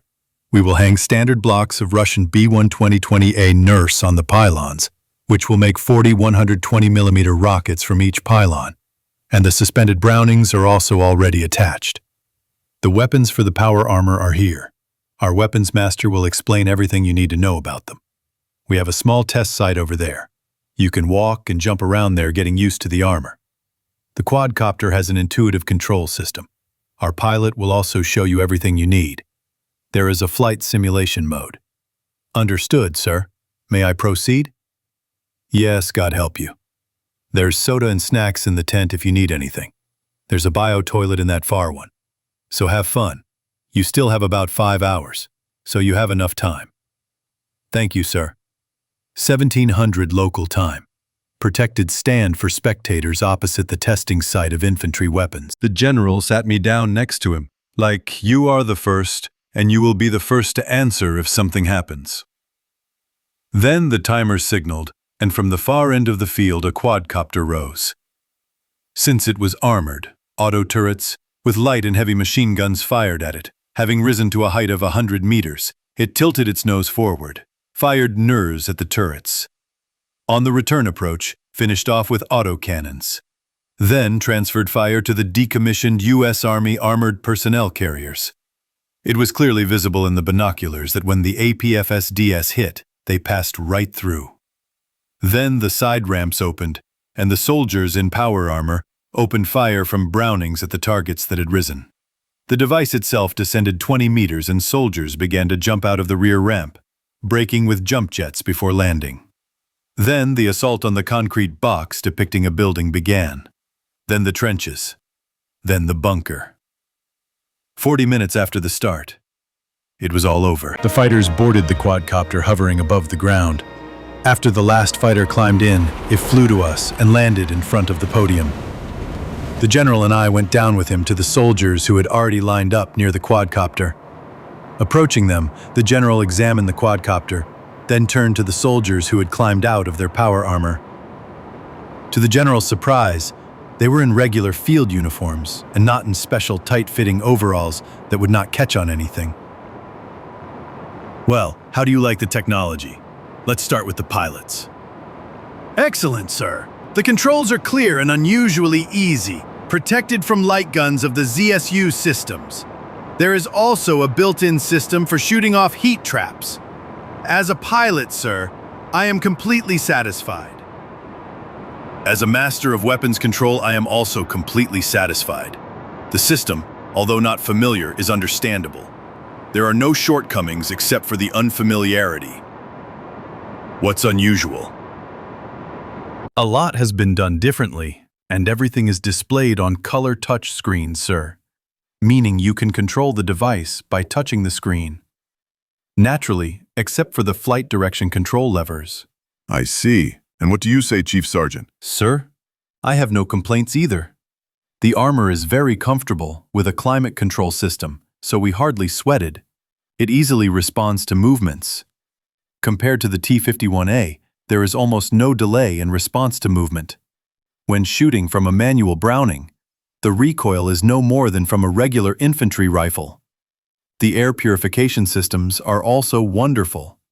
I did not even smell a smoke bomb when storming a trench, and you know yourself that breathing in them is very unpleasant. Okay, write a detailed report, and then we'll talk with Mr. Olaf in more detail. July 2069. So, Mr. Schmidt, as I understand it, all the evacuation areas and the tunnels leading to them are ready? Yes, Mr. Olaf. We had to tinker around making circles past the Army and Voltec facilities, but both tunnels and platforms are ready. Well, that's great. You may be free. I'll read your detailed report later. Best regards, sir. Ernie, Yes, sir. how are our guests from the USSR? General Talalabayev and the Special Forces Company settled in the barracks quite well. There were no conflicts. Satellite communications equipment was installed. They became friends with our captain and his subordinates on the basis of catching spies. Spies. 2 people stole the IDs of the Boston Bugle employees, introduced themselves as journalists, and persuaded the driver of one of the trucks that delivers supplies to us from the warehouses of Space Food to help get to the facility, since they suspect you of inhumane experiments and want to tell the truth to the world. Well, it's logical on the other hand, after our furor with the U.S. Army. So, sir, they were intercepted on the first level because they didn't think there were cameras everywhere. Do you want to see the massacre, sir? You should find it funny. It's a reference to a movie. Well, go ahead.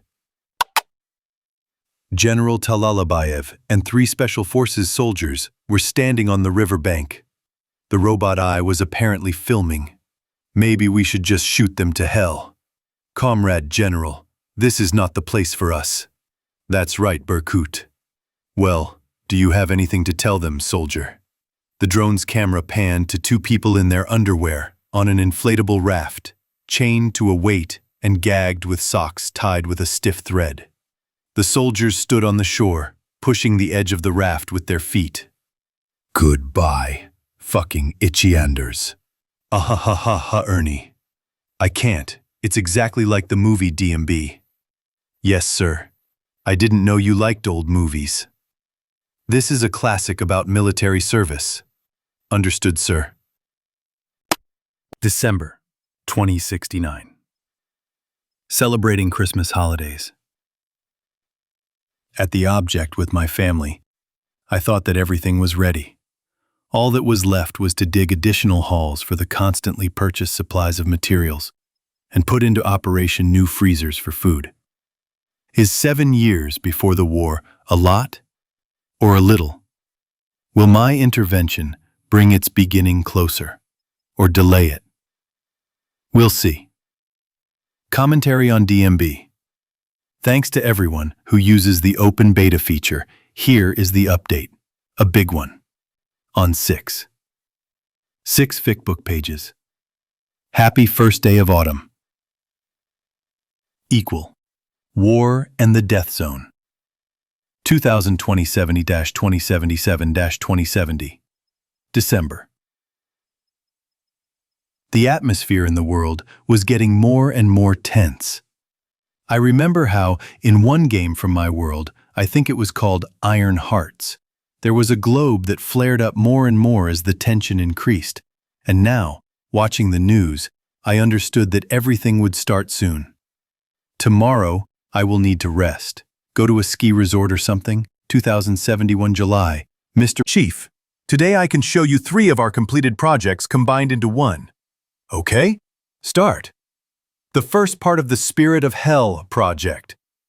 These are genetic modifications. Thanks to those bacteria from Yakutia, the developments of the biology department, genetics, and your help in finding test subjects, we were able to achieve a successful mutation that is passed on to the next generations. We also removed all the negative effects, such as developmental abnormalities, tumors, problems with immunity, the impossibility of mutation outside the embryonic stage. We also achieved all the goals of this gene therapy. With the help of the NH931M8 serum, we were able to get a full result. Of the 2,000 imprisoned test subjects, none died. None of them have anomalies in their vital functions and bodywork that lead to any serious consequences. And not lethal? Look at this slide. Prisoner M1248, 28 rapes, 12 murders with particular cruelty. Used to look like this. The slide showed a European-looking man with a small beard, high cheekbones on a thin face, and a tattoo of a spider and a rose on his bald head, with a slightly flabby torso. And now, he looks like this. Now it was a completely different man. Pale marble-like skin, sculpted muscles, large dark shadows around the eyes, and the previously gray eyes now had a red tint to the iris. Is there any way to remove this effect? Unfortunately, no. It is deeply tied to additional chromosomes that are responsible for the effects we planned. Okay, let's sum up this part of the program. Apart from the external effects, the mutation serum has no problems with appearance. Instead of 46 chromosomes, there are 64, which gives us 32 pairs. Due to this, the following has been achieved. Increased resistance to radiation and radiation degradation of DNA. Increased resistance to chemical poisoning and heavy metal poisoning. Increased hardness and thickness of the skin, which reduced sensitivity to pain, as well as to thermal effects. Body temperature became equal to 35 degrees Celsius. Reaction speed increased by 15%. Bone strength by 10%. Muscle strength increased by 10%. Accelerated removal of lactic acid from muscles also increased endurance, also due to the modernization of the nervous system, which became slightly different from the human one. The number of cell renewals in the body presumably increased, due to which the period of active life increased. Now, according to our calculations, old age will occur around 170 to 190 years. That is, a 50-year-old person will look like he is 140 somewhere, but this is with good medicine and favorable conditions. Okay, continue research on this topic. Try to improve the serum if possible. Continue to monitor the test subjects who have undergone the mutation. Now, give this version of the serum the name Basic Serum of Man-Made Evolution, and now let's continue. As you say, then we will continue. Next comes the armor options for future soldiers.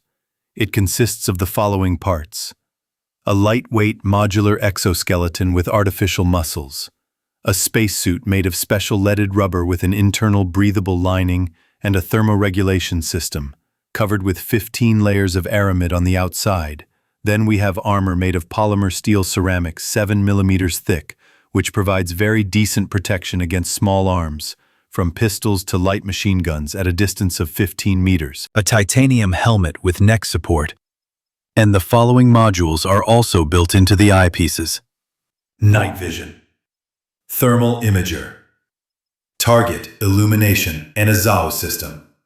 Of course, there is a minus. Because of the special protective coating, the eyepieces glow red. Elimination is not yet possible. Okay, I'm satisfied. What about the weapons? The weapon consists of several parts. The Thunder pistol, 10mm caliber, ergonomic handle, 20-round staggered magazine, 3 cartridge options, standard lead, shock, the so-called rose bullet, and armor piercing with a tungsten steel core, similar to those of the machine gun and rifle. Next we have the shotgun Skinner, caliber 16mm, 12 cartridges in each of the 3 drum blocks, plus 1 quick reload. 3 options for ammunition: buckshot, bullet, feathered arrow.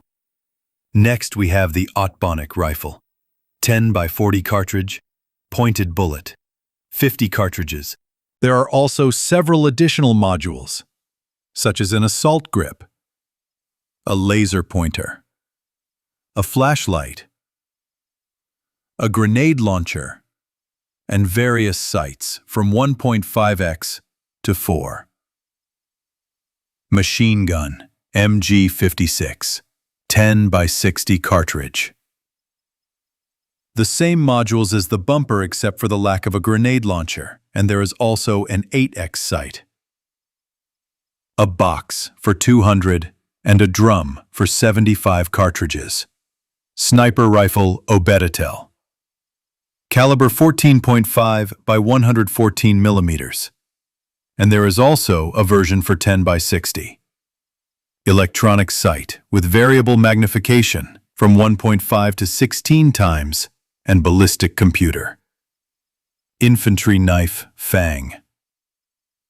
Has a built-in battery of increased capacity to create an energy field on the blade. Well, and a set of standard infantry grenades, defensive, offensive, and smoke of 3 colors. Well, that's basically the whole set of weapons. Good. Very good indeed. Well, the third part of the project, the universal regenerative pain-relieving drug Turbo, is made on the basis of Stimpack. 30% better than it, and also combines the action of anti-rad. There are 2 side effects: gradual addiction and the effect of slow perception. I understand. Fix the deficiencies in all projects, conduct additional tests, and we can launch them into production. During this time, the bunker was finally completed, equipped and filled, evacuation plans were worked out, and evacuation sites were completed. Scientists calculated that the optimal time to open the bunker after a nuclear war would be 210 years, during which time not only would the radiation level decrease to an acceptable level, but also a new biosphere would settle down, and even chemical and biological weapons of mass destruction, which are designed for long-term contamination of the attacked territory, would disintegrate. The duty staff will consist of 50 military personnel, 20 technicians, 10 doctors, 20 scientists who will change with those sleeping in cryocapsules every 5 years. There will be 40 such teams in total. The last 10 years will awaken the main personnel of the base, who will prepare to exit to the surface. October 23, 2077. Nothing has changed. Apparently, history has more strength than I thought. Today at 6 o'clock in the morning, a colonel called me and said that our troops in China were destroyed by nuclear explosions. The threat was raised to red, and I gave the order to evacuate. My fastest plane flew for my wife's mother. At 10, she should already be at the facility. Employees from the factories, from the dormitory, and from the science town began to evacuate. I am now also heading to the facility.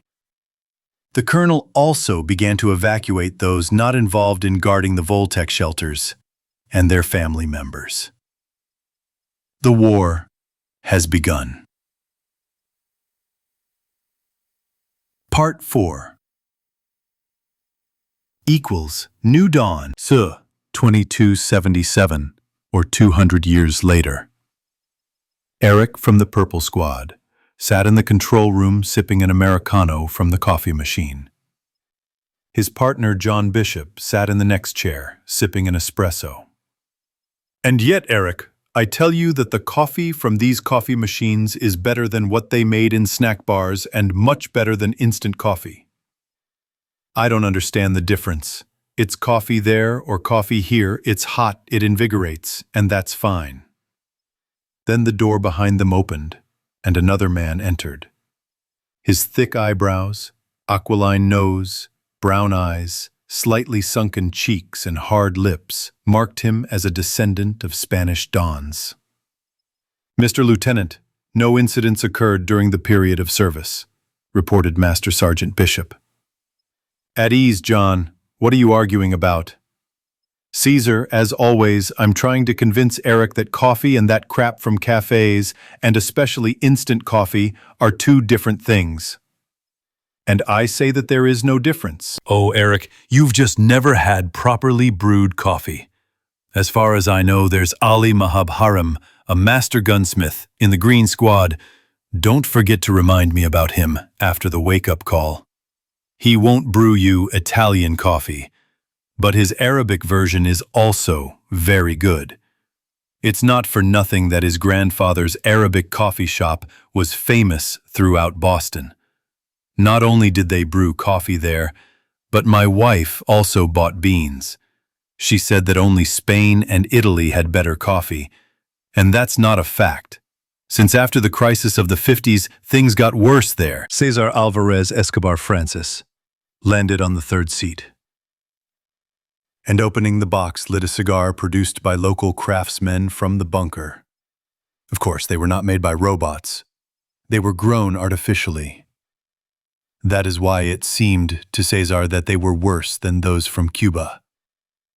But this is just his opinion, especially since the eggheads claimed that everything from temperature to radiation intensity is similar to Cuban plantations. John. Yes, Cesar? What do our Russian friends from the Rapid Response Team say? Regarding those weirdos who came to the gates last week. What are they called? Knaiths, infantry, and knights? Yeah, they are. Nothing good. They say that these freaks managed to send a message to their own people that there is a huge sealed bunker here, and conveyed that this is exactly what their superiors were looking for in our area. It's bad. Then expect guests. Yeah, a week ago, POV, Knight Paladin, Frederick Irons. We've been hanging around in the area of these Black Mountains for a month now. I'm so fed up, and the others aren't any better. Although there wasn't much radiation here. But because there weren't any big cities here before Judgment Day, we barely found a place for a temporary base.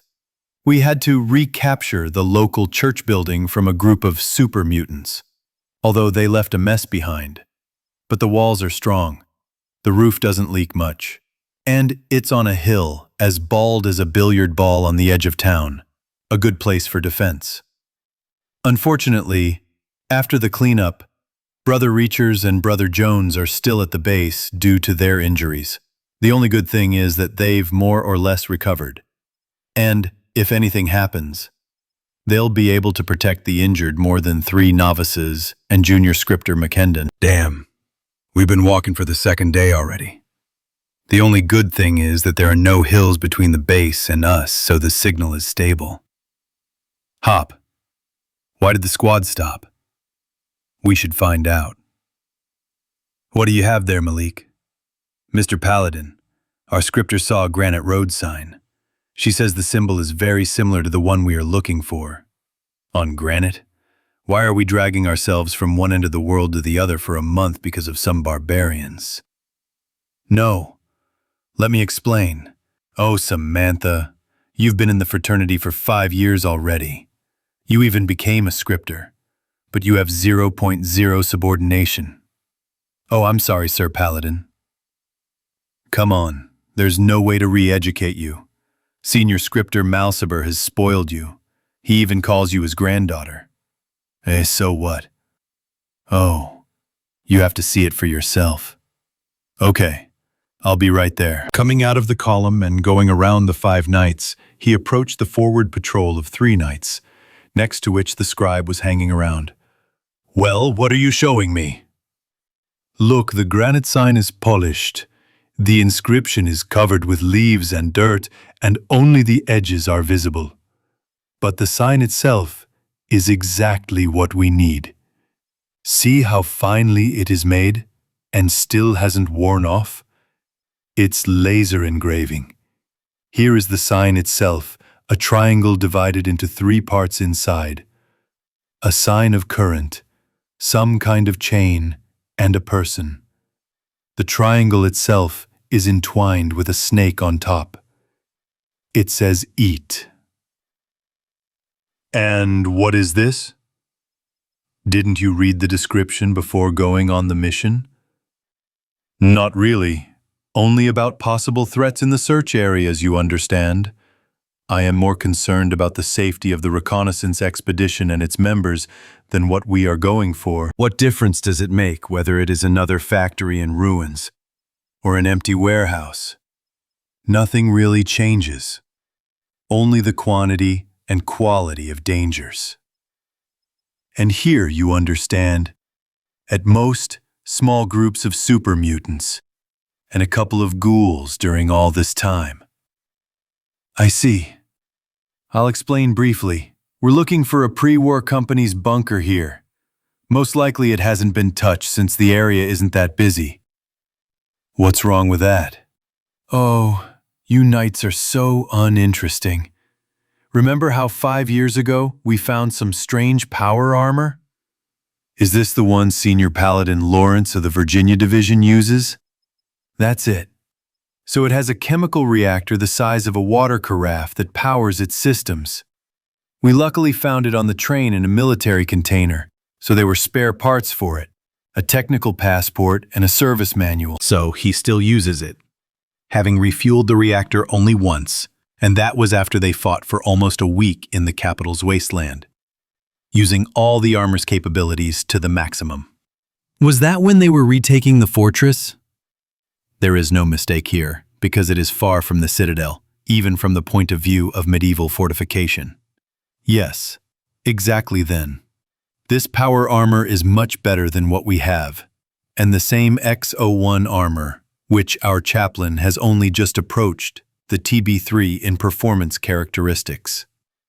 After hacking the fortress databases, we assumed that we found information about a bunker of the National Guard forces sold to some company. Unfortunately, the data is heavily damaged, and we did not find either the full name or the exact coordinates. But after comparing the markings on that armor and the chemical reactors of the electric generators in the warehouses and basements of the fortress, and those at our main base, we were able to understand that this is one and the same company.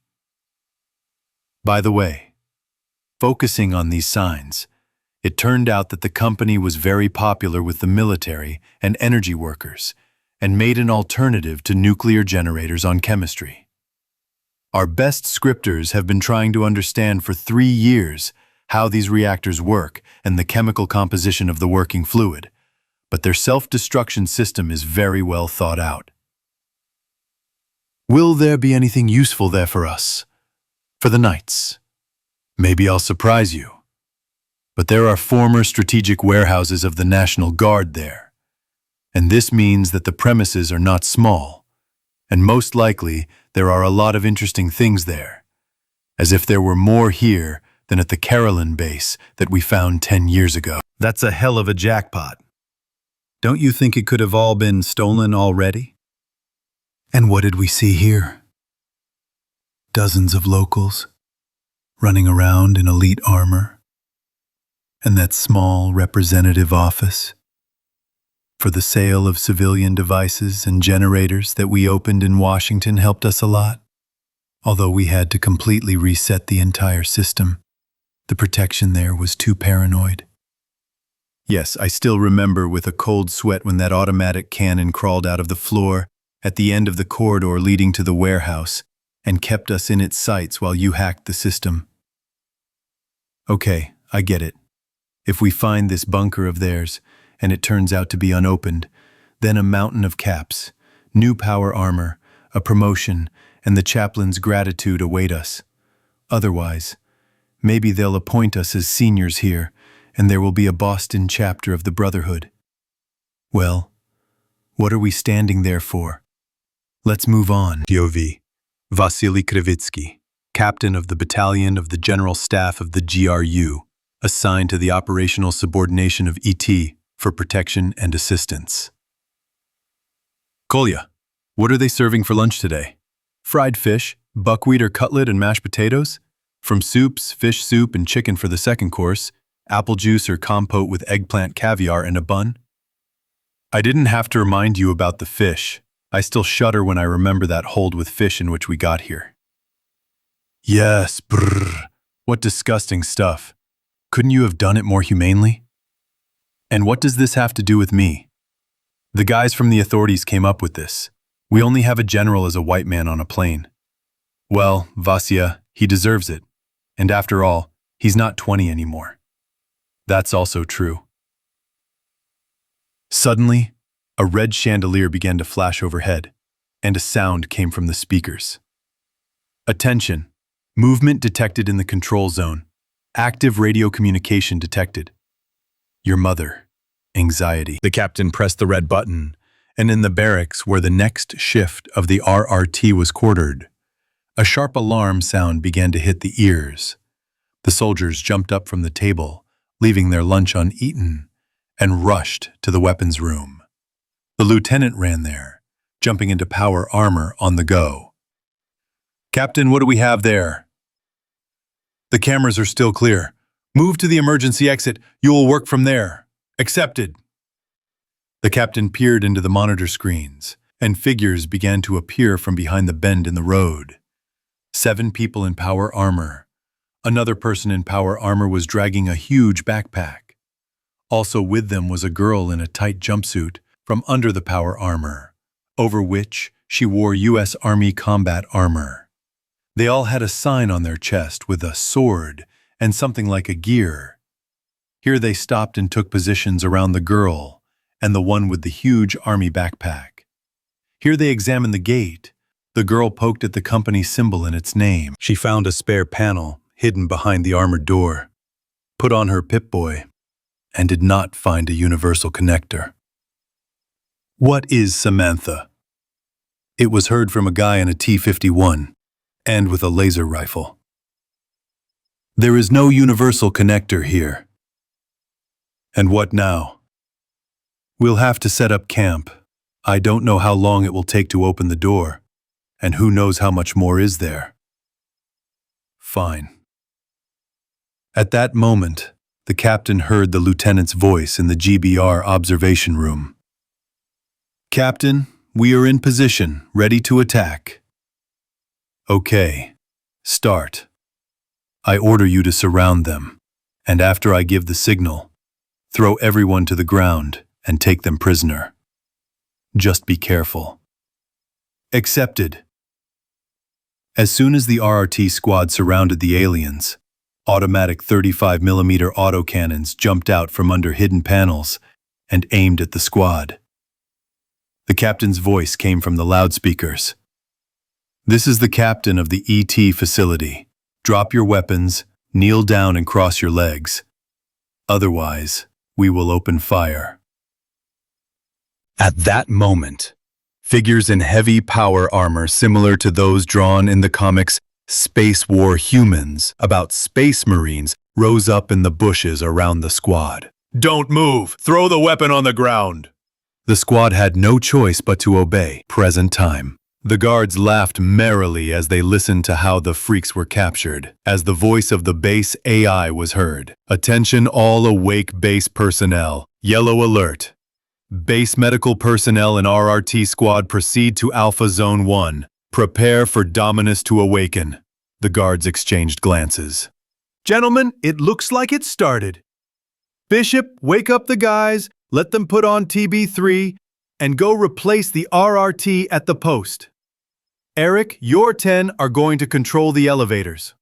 Yes, sir. Alpha Zone 1. A group of doctors started the chain of awakening and opening the sarcophagus after everything was checked, and the patient was defrosted. The lid began to open. Opening, it released a fog from under itself, which was the remains of the coolant decomposed into oxygen and water, which formed a fine suspension. Everyone who was watching the sarcophagus after the fog went away, in front of those who were in the Alpha Zone, it seemed like the same head of the corporation as before, only pale, almost porcelain skin, darkish veins showing through under the skin, shadows around the eyes. The doctors administered a stimulant that slightly thinned the blood and helped the heart pump blood faster. Here, the eyes opened and looked at everyone, with two scarlet spotlights of everyone present. How much time has passed? Were there any incidents? Mr. Director, everything is according to plan. There are no serious incidents. But we have interesting guests in captivity. Okay, I understand. Then start the Emerald Protocol. In 4 hours, I will be waiting for all the bosses in my office. From there, I will address the people via video link. Inform all the awakened about the upcoming video message. And after that, you will also undergo gene correction. The doctors will explain everything to you. 4 hours later. Dear friends, you see that you have changed just like me. You have all undergone genetic correction. Now you are not just people. You are the next stage of human evolution that can survive on the surface, where mutants, bandits, and other horrors live. And most importantly, invisible death, radiation. You are the new people of the new era. You will be able to survive where others will die. You will stand where others will bow down. We are the future with you. We are the new humanity. And since the government of the USA and other countries has fallen, I declare the creation of a new country and a new nation. We are now the people of the future, which in Latin sounds like populus in posterum, and our name is the elderly. We are the dawn of a new world. We are the future, and there will be no obstacles for us. We will again light the fire of humanity and carry it through the darkness of surface chaos to the stars. First steps. Commentary on first steps. Further on, according to the plans, there will be many parts from the first person of different people, and not just riveting. Bis Archaeal, Immatures, SS. I split the chapter into 2 parts. I'll add the second part this evening. It's turned out to be too long. 1 month after awakening of the control group. Oh, this month was hard. Nothing to say. The control group, such a modest name. In reality, it is 7,238 people, the group that will prepare everything for life on Earth. After all, 17,762 people are still asleep. Why, you ask? Let's start from the beginning. So, the control group is the military, managers, scientists, mechanics, engineers, and a little service personnel. The rest are asleep because they do not have the necessary specialties. For example, why do we need lawyers and attorneys? That's right, they are not needed at this stage. What is this stage? The first stage is the deployment of the rear and the ground base. The second stage is an increase in the population and the restoration of the pre-war education system, including the reclamation of the lands over which the dome will be erected. Tell me, is it very expensive? Yes, it is true that there are a few buts. The foundations will be the peaks of the mountains and their slopes at an altitude of about 200 meters. Each future column supporting the dome made of steel and glass will be a protective tower. Forts of the Centurion project will be built along the perimeter, from north to south in the mountain passes. This is a kind of nesting doll in a square of 5 by 500 meters. They will have so-called fire towers and outposts in one person. One will be on the old road and the rest will be along the perimeter at a distance of 2 kilometers. It will also be necessary to build factories, fields, houses, and so on. Why was the month difficult? Yes, everything has already been calculated, although it requires more precise information on the terrain. The difficulty was in convincing the non-Russian part of the population to live under war communism. Oh, what a scream and shout, and there stood the most adequate were the former military of the National Guard. They simply asked, what kind of crap? After an explanation from their Russian colleagues that this was military discipline, plus the absence of private property except for personal belongings. To which they stated that discipline at this time is a surefire means. In short, tomorrow reconnaissance units are moving out in pairs to the north and south to assess, adjust, and clear the area of unwanted objects like ghouls, raiders, and the like. The 5th is to go to Boston to reconnoiter what's on the way there and what's what there. He also said to carefully check the building of companies cooperating with the former U.S. government, since they could be conducting some projects in secret mode. He also gave them a geo-scanner just in case. The former dormitory of our students from the USSR was chosen as the location of the outpost. By the way, about the USSR, there was still no satellite signal. 5 hours after the last strike, the satellites stopped responding as if they had all been shot down. And so the groups, each group will advance on a modernized armored personnel carrier, Carnival. It has 4 remote turrets with short-barreled 35mm guns, 2 heavy turrets in the front, 1 laser, the second for high-temperature plasma, for clearing rubble and creating passages, but if necessary, they can give you a punch in the face. The tracks are made of super-strong steel. In total, the reconnaissance platoon has 3 squads of 10 people and a lieutenant. Each squad has 3 people in medium assault armor. These are specialists. A grenade launcher, a heavy machine gunner, and a flamethrower. The rest are in infantry armor of the Spirit of Hell project. Knight of the Brotherhood of Steel. It's been a month since we lost contact with the Paladin squad. Recently, another squad was transferred to us, and 2 more were sent to Boston, who secured a position in the old police station. And now for a damn month we've been watching that bunker door from the neighboring mountain with powerful telescopes. Riley, is there anything? No, it's still the same door, the same bushes. Look, someone captured the Paladin squad, and we didn't find any traces of blood. How could we have discovered them? Well, if they were killed in front of these gates, there would be dark spots. Did you see dark spots in the pipe? Neither did I. Saul, something is happening there. More precisely. The turrets have emerged. Wait, the gates are opening. What else do you see? A huge tunnel lit up inside. Wait, the equipment is leaving. 1, 3, 5 units of equipment. Is this pre-war equipment? Most likely, but the samples are not standard or produced in small batches. So 4 turrets along the perimeter with something heavy, and 2 coarse guns in the towers. All have the same image on the sides as on the door itself. Digital designations from 001 to 005. Judging by the digital designations, there are several hundred of them. I understand you. Let's get ready and leave quietly. I don't think this is just for fun. And when the patrol comes out, we need to be far away. The Knights of the Brotherhood were very lucky that when, 2 hours later, helicopters with patrol groups were delivered from the underground hangar to the surface, they were already quite far away. And the patrols began to search the area in a snail-like manner, gradually moving away. Epsilon Group.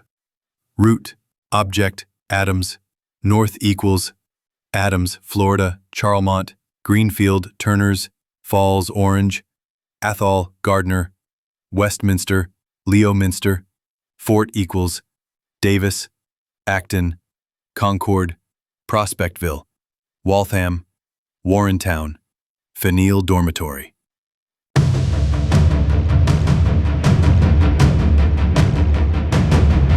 Although evil is relative, and only for civilians. So what if they introduced war communism before they got on their feet? In essence, it is very familiar to any military man, both in theory and in practice. What nonsense! How is it that in the US all the military knows and uses war communism? Is this treason? The average citizen will shout. Nothing like that. How is this communism different from the actions of the National Guard after the same floods and hurricanes? Really? Because it is not on such a large scale? After all, what is this war communism in its essence? It is nothing more than very strict discipline, centralized distribution of resources, and everyone working for the good of everyone, not just specific individuals. The same as the actions of the National Guard in an emergency. Also centralized distribution of resources, clothing, food, tents, sleeping bags. The same discipline, up to shooting resisting looters, and the same work by everyone for the common good. Help in caring for the victim, small children, in kitchens, in rescuing those remaining on roofs, clearing rubble and building dams until special equipment arrives. So for us, the military, nothing has changed. After all, the algorithm is the same, only the catastrophe is larger. Well, finally, we have passed the penultimate airlock. Here the gates are sliding apart, and we finally see the sun for the first time in so many years. But we didn't rejoice for long. If there were still yellow and green areas in the lowlands, then the upper part of the mountains and hills was dead wood. Oh, if after 200 years, even in this place where there was no heavy bombing, such things are happening to nature, then what is there closer to the ocean? The town of Adams, a small town, used to be very beautiful here. Mixed forests, clean air. Oh, it was. This word is now the most important thing that is heard among us. Driving along it with the northern group, we observed both ruins and relatively intact buildings. With the northern group, we will have to follow to North Adams. Sometimes we came across mutated animals, former people. We called them undead. We came across 2 squads of super mutants of 3 or 4 individuals. We didn't even have to waste a bullet. These alternatively gifted decided to take the APC with a frontal attack. Well, peace to them. The town of North Adams turned out to be inhabited. Although it was a primitive society in technical terms, they were able to assemble a primitive water purifier like a filter. They had their own agriculture, an elected mayor, a sheriff, a self-defense squad, and the town flag became very indicative. It combined the flag of annexed Canada and the USA. Now it was called not North Adams, but the Frontier. Why the Frontier? Well, it is too cold further north in winter. Mayor Stephen Oxville and Sheriff Patrick McConnon, wall of the city of Rubicon. What's up, Patrick? Dust and engine sound. You are sure? I'm sure, Steve. And it's something powerful, and not just one. Why did you decide so? Multiple echoes.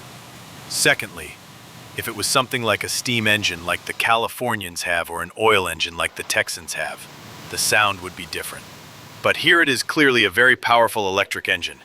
You can hear it howling sometimes, either on climbs or descents, similar to those flying things we saw when we were moving here through the Capital Wasteland. Yes, it was a long time ago. Yes, a long time ago. And how did you hear them? It's still very far away. Well, the wind is from that side. Plus this. The sheriff pointed to the strange installation. Our new guy assembled a directional microphone from these parts. And why the hell? Do you remember a month ago, something rustled under the wall? And then the Brahmin disappeared? Well, then Jack raised such a howl. Well, with the help of this thing, we figured out where the rustling noises were coming from at night. And during the day, it turned out that there were mole rats in the collapsed part of the sewer. And this is when you all came in soot. Yes. We used almost 10 bottles of Molotov cocktails. For about 10 more minutes, the two old friends chatted, until they finally saw those approaching. 3 huge iron mechanisms.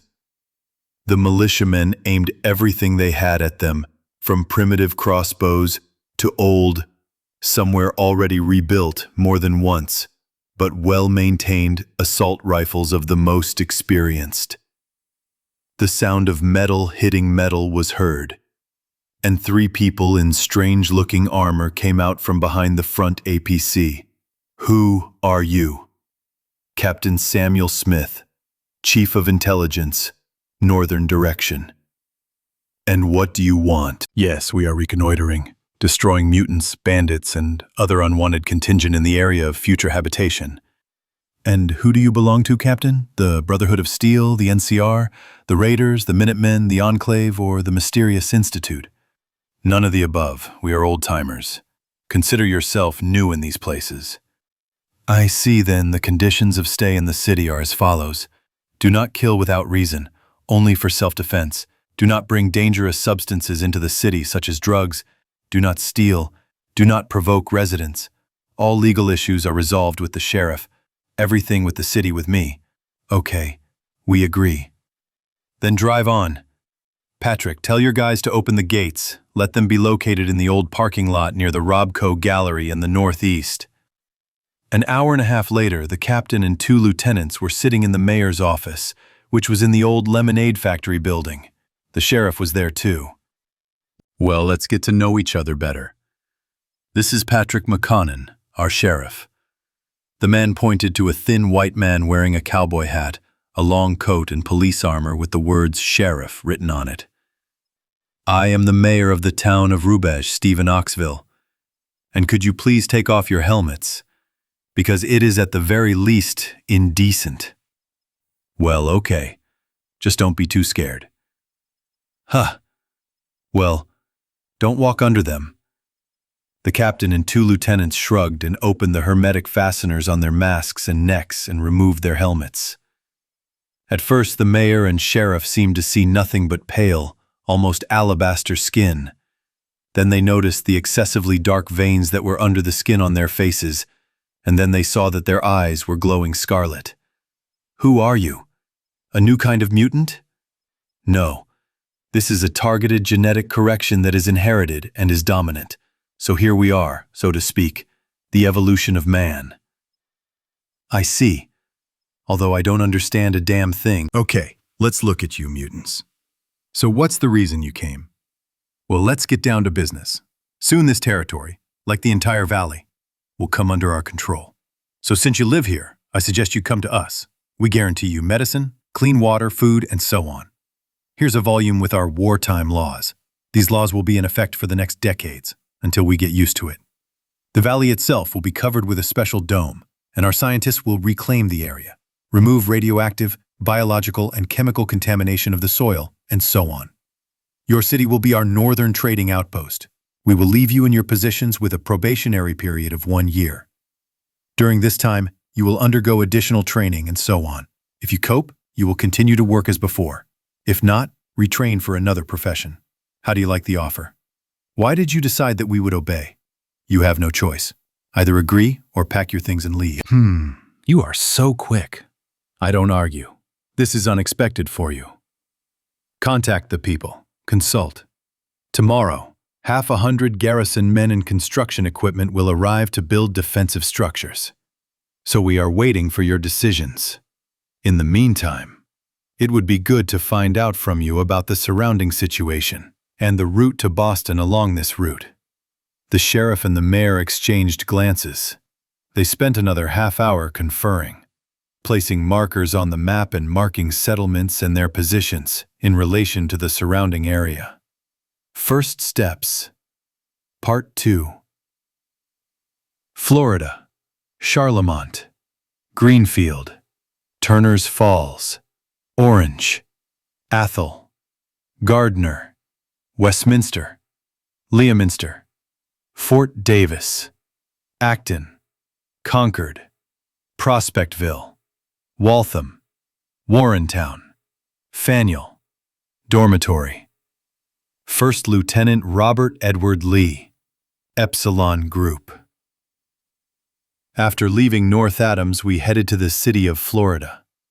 By the way, the leaders of North Adams accepted our offer. And what was the point in them being indignant? We didn't do anything outrageous after all. We weren't some rabble, but military men. And they didn't have the strength to resist them. And what could we resist with? And who? We weren't local bandits raiders, with one rifle for 10 snouts with 5 cartridges. Our next point, Florida, promised to be a thoroughfare. Why, you ask? Yes, 5 kilometers south of the city, there was a federal storage facility for civil defense equipment. It was these stockpiles of weapons, IRPDH, individual long-term storage food ration, and medicines that they hit with a nuclear weapon. It's unlikely that they destroyed them because they were in a gorge, but the wind brought precipitation to the city and it still emits a decent amount of radiation. Florida City. Johnny Three Fingers. Boss, there's something coming down the road. It's probably those jerks from Rebirth. If it's them, we can take them prisoner and sell them at the slave market. We'll buy some normal shooters. IBID. Epsilon Group. Commander, at 11 o'clock, range 800. A group of thermal flares in a destroyed building. About half 100. They are obviously waiting for us. Accepted. The first squad is with me. The rest continue moving. The armored personnel carrier, which had stopped briefly, released the soldiers from its belly and slowly rolled further down the street, giving the detachment time. And it was impossible to move quickly because of the cars that had been left on the streets by city residents in futile attempts to escape. Three-Fingered Jack and his gang of raiders. Boss, look at this huge thing! Probably pre-war, too. What is it? Too solid? Yes, definitely a boss. And probably worth a whole bunch of caps. That's for sure. In short, these idiots will drive up to us now, and we'll drop this block on them. We'll remember, of course, but I don't think we'll lower the price much. While the raiders were grinning and thinking about how they would divide the caps, red lenses lit up in the darkness. Song. The Inquisitor is always right, Deepak sense. I will end my journey in fire. But I'm not a bad person. After all, everyone wants to see something in the crowd that isn't there. To see sin with one's own eyes. And let there be baseless nonsense there. Someone would have had to burn today anyway. Pain, anger, eyes, sting from ash and smoke. The executioner will knee me in the solar plexus. And here, before the eyes of the superstitious crowd, I'm losing the rest of the prison food. Disgusting, you'll probably say, but the townspeople look at this with their mouths open in amazement. Look, I'm Maslenitsa. How did I end up in this dangerous kindergarten? Some kids here are over 30, imagine.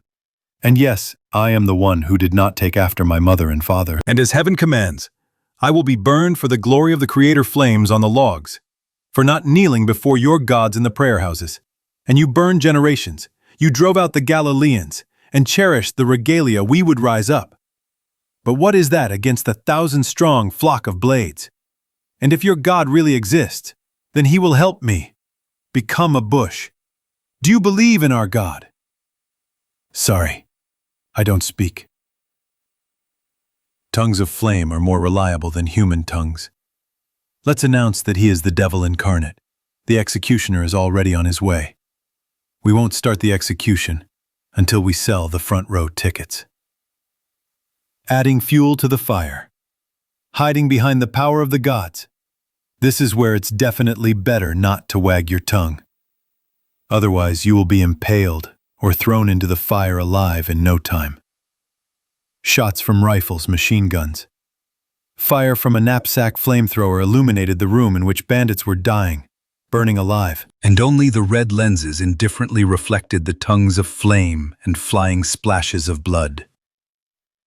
If any of the ordinary residents from pre-war times were here, they would have turned gray, and the smell of burnt human flesh would make them sick for another month. When the last bandit fell silent, the lieutenant looked at the carnage. Many will curse us for our actions. Many will honor us as saviors. But I want you to remember that this is, first of all, hard, dirty work that someone has to do. After we left Florida, we came to our senses a little and moved further east. In Charlemont, Greenfield, Turners, there were small settlements of traders and farmers. Falls, Orange, Athol, Gardner were lifeless because there were parts of the U.S. Army there undergoing additional staffing. So the strikes were carried out on them and on the cities at the same time. The bombs were not powerful but dirty. They destroyed about 300 zombies, or ghouls as the locals call them. Wensonminster, Billy Lucky's caravan. Fred, how much longer can we hold out? Who the hell knows? The green ones are crazy. If it weren't for the mines, they would already be in the soup. Your mother. I called the Minutemen, but who the hell knows when they'll show up?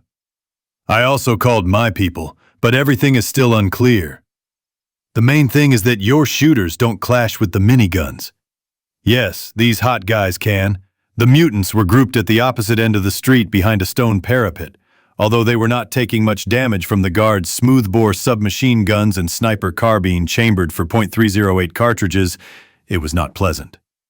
At the same time, Group Epsilon 5 rushed forward, having intercepted a radio signal for the first time, and it was for help. Senior, let's go kill the man. Why are they sitting there? They have bites, and the bangs are scattered in the dirt. It will hurt. Yes, that's right, Senior, but the guys want to eat. You all hear a rumble coming somewhere. Yes, there's some food. At this moment, an armored personnel carrier slowly drove out from around the corner, under the cover of infantry. We will see many new targets that are easier to get mutants rushed to attack. A man in a can. Only a stone club can hit him. Guns won't pierce them, the elder managed to shout. And then the entire space between the people and the mutants was filled with tracers of plasma and laser shots and flashes of flamethrowers. Bill and Senior Guard Fred watched the miniature branch of hell from the second floor. Bill, who the hell is this? Same fucking question, but clearly not the Minutemen, and not the shooters. They look like a brotherhood, but they are clearly not them. I don't see any of their signs. Fuck, I don't know who these guys are, but they're fucking cool. You saw their gear in that combat vehicle. They're clearly pre-war. Agree. Half an hour later, the caravan drivers said goodbye to their saviors. So the power in the West has changed. Well, what does that mean that now there is someone and where to trade? Time to hit the road? It's time, Bill. I've already told both the Minutes and my people that they helped us. They'll meet them in Concord, so to speak, for negotiations. I hope they don't shoot each other. Me too.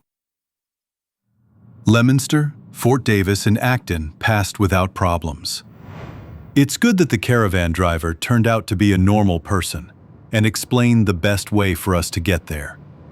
Sometimes we saw craters from bombs and rockets of the Chinese. Sometimes we met farmers, small settlements. A couple of times we came across raiders. We destroyed a gang of super mutants who occupied another whole highway. And finally, we entered Concord.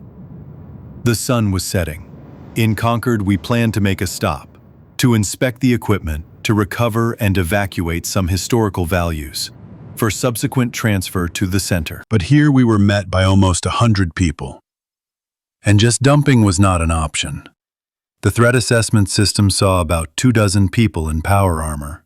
And hell, but some had babies and heavy plasma throwers. In the middle of the road, we were met by 2 people.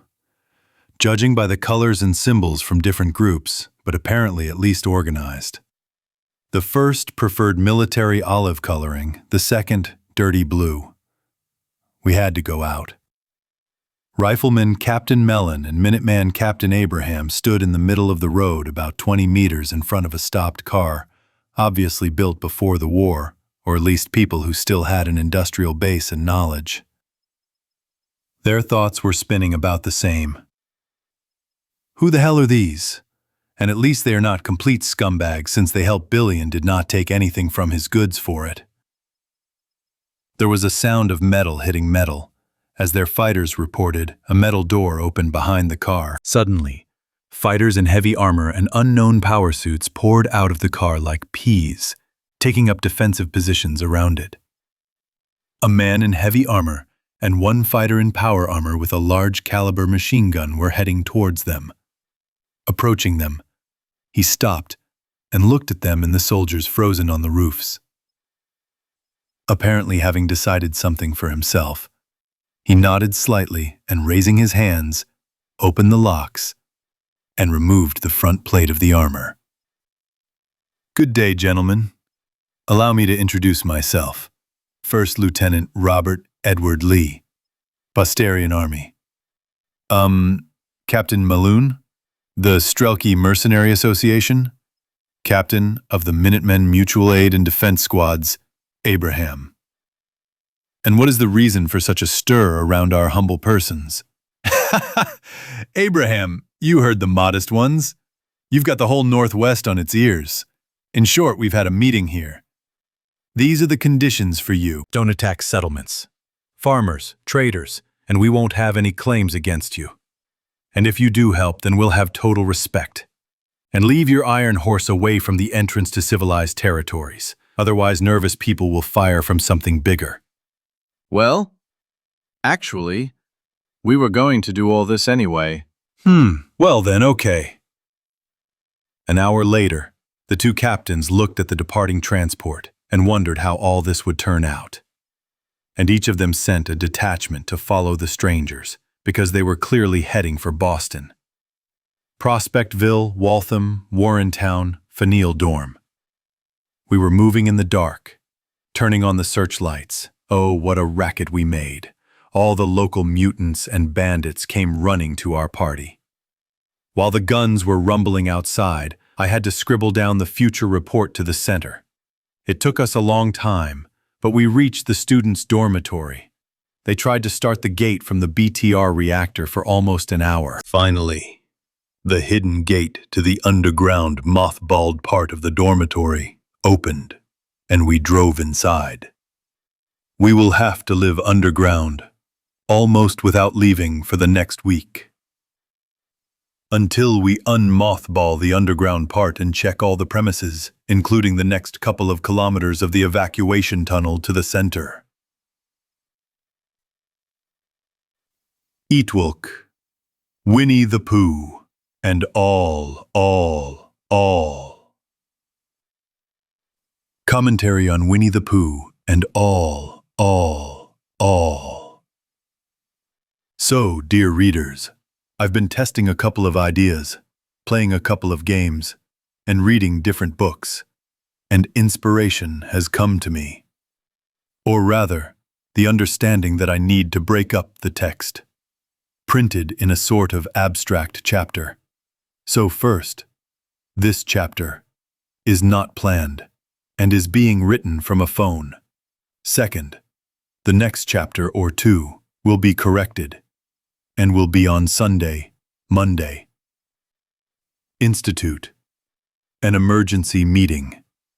Of department heads gathered almost 20 people in one conference room together, with the head of their so-called father. Well, since everyone is here, let's begin. Mr. Hicks, I ask you, as the head of external research, to announce to your colleagues the reason for our meeting. Thank you. Colleagues, I ask for your attention. As we have learned, The object, snake, has come out of conservation. A whisper of voices went through the hall.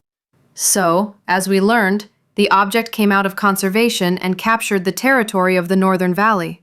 It began a month ago. At the moment, reconnaissance in that region is hampered by the actions of their security service. Our analytical computers showed that professionals are acting.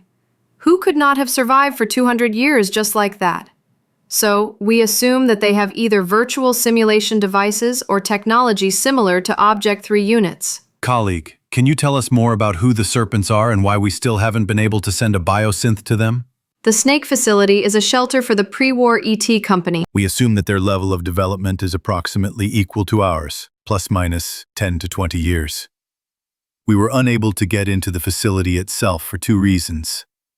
The facility is deep, and the paranoid guards with an automatic defense system. Presumably there is a supercomputer. All 3 attempts at hacker attacks via an external terminal were repelled.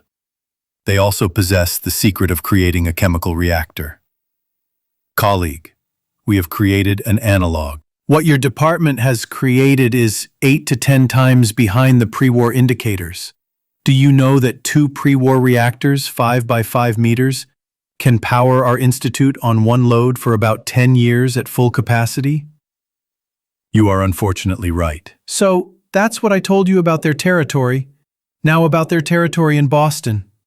They are located on the territory of a former dormitory that belonged to them before the war. They have done a good job in a month. First, a defensive perimeter has been built, according to our observations, not lower than Class 2A. That is, the defense will withstand an onslaught of up to pre-war medium-armored vehicles. Second, a network of greenhouses has been built around the building. Third, food, water, and ammunition of good quality. Fourth, a separate trading area. Our man has been there. Judging by her report, it is very decent. There are restrooms and a medic and a gunsmith and a repairman. In short, a full set. Also, everyone goes through deactivation frames before entering the territory, and the goods are checked by the security service. If the goods are radioactive or something like that, they are not allowed into the territory. Furthermore, their number has increased in a month, from about 30 people to 100. Well, and the most interesting thing for me is that none of them take off their masks and helmets in front of strangers. Although they are not ghouls, since their technician and medic often work with bare hands and they have normal skin. That's all in short. A detailed report in the folders is in front of you. So colleagues, any suggestions? Discussions began in groups. Dear sirs, I have a suggestion. As far as I know, we have a synth of Dr. Horse's who helps us in research after his death. So why don't we create a similar corporeal synth with a set of basic knowledge and pass it off as a local amateur scientist? Mr. Hicks, work on this idea and report to me on the plan. Hicks nodded and the others continued their discussion. Capital Wasteland, former Pentagon building, Brotherhood of Steel base of operations in the Northeast. The Chiefs of Staff meeting room was full of people, both scripters and knights standing closer to the walls discussing something, while in the center was a group of paladins and an archivist, headed by Elder Owen Lyons. So we have the following issues on the agenda. First, the United Council of Elders decided to move the main headquarters from California to us, in connection with which to speed up the restoration of residential premises, increase the number of farms near the purifier, and also increase the number of guards. Everyone agrees? The voting paladins and the archivist nodded in agreement. Second, speed up the removal of equipment from abandoned shelters. Third, erect a monument to Mike and his father both in the center of the Citadel and at the purifier. Everyone nods in agreement. Also, our brother Paladin Herkbane, who is responsible for the North, brought us information that recently in Boston, the object to which the group was sent came out of hibernation, and the people from that shelter have a lot of pre-war technology. So I propose sending a reinforced detachment for assistance and reconnaissance, and as soon as we receive data, send one of the airships there. Questions or suggestions? Agent Smith, what's so urgent that you called us here? You know how many problems we have. Senator Morant, Rear Admiral Valkyrik, Brigadier General Maverick. The Shadow Systems network of automatic satellites has detected unusual activity in Boston and the state. After analyzing the photos received from orbit, radio intercepts including from automatic sea and coastal stations, the following data was obtained. A well-organized, equipped, and trained unit or enclave of survivors has been operating in Boston and somewhere in the northwest of the state. It has been operating relatively recently. The satellite has spotted columns of equipment, both construction and military. Flights of standard U.S. Army vehicles have also been spotted, including those that entered service shortly before the strike, as well as those we have not encountered. Based on the satellite images, it can be assumed that these are not serial products or are heavily modernized. Based on the above, we are leaning toward the version about the descendants of U.S. Army soldiers or about a recently discovered facility. There are several of these in Boston and the surrounding areas. The first are objects AM41-AM48, the Vaultec shelters.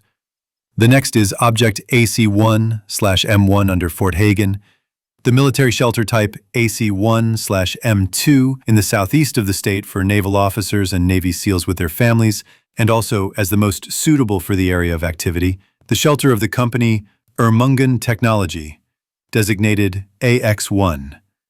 For all objects, we have more than extensive, in terms of what could be there and the likelihood of surviving the impact, except for the last one. What is this connected with? Because it is a private territory and also very well guarded, but according to pre-war reports, judging by the volume of rock removed, the original size was increased several times. According to our calculations, there is a whole small city underground. And how did the government allow this? Calm down. ET was one of the companies included in the green list before the strike. Your proposals are clear. Using the submarine Texas, deliver a reconnaissance group with several powerful transmitters. Find out who is what. Transmit the data to us if there is a possibility of making contact. Accepted. I think that the Rear Admiral and the Brigadier General will select people for the detachment, and also you, Mr. Smith, will supplement them with a couple of people from your unit. Okay, Mr. Senator. The Minutemen and the Riflemen had similar conversations. Diamond City had bought new gear and equipment for security. The raider gangs were thinking about how to make money at the expense of the newcomers. Everyone froze what the newcomers would do and how they would behave. In a post-nuclear world, attitudes are not formed in a couple of weeks. Sometimes years pass, and attitudes change like a weather vane in a hurricane. Department of Radio Satellite Tracking. Sergeant Maxim Ogolov stretched out on a chair in the long-range radio detection cabin, lazily sipping tea and looking at the world map, where the points of powerful radio signals were displayed. There was nowhere to rush. The shift would be in 5 hours, and the last time a signal was detected, 2 years ago, was from somewhere in Japan. Washing down another bagel with tea, Maxim coughed and released a fountain of tea onto the floor. Quickly putting down the mug and putting on headphones, he began to record a transmission from a new or old subscriber all the way from the USA. At the same time, he managed to press the alarm button, which carried a signal to his superior, as well as to his comrades from the deep drilling office. 10 minutes later, 2 captains ran up to Maxim. "Sergeant, what's wrong with the signal they're transmitting?" Without being distracted from the message, Maxim conveyed what he had managed to write on a special form. The 2 captains dug into the text. October.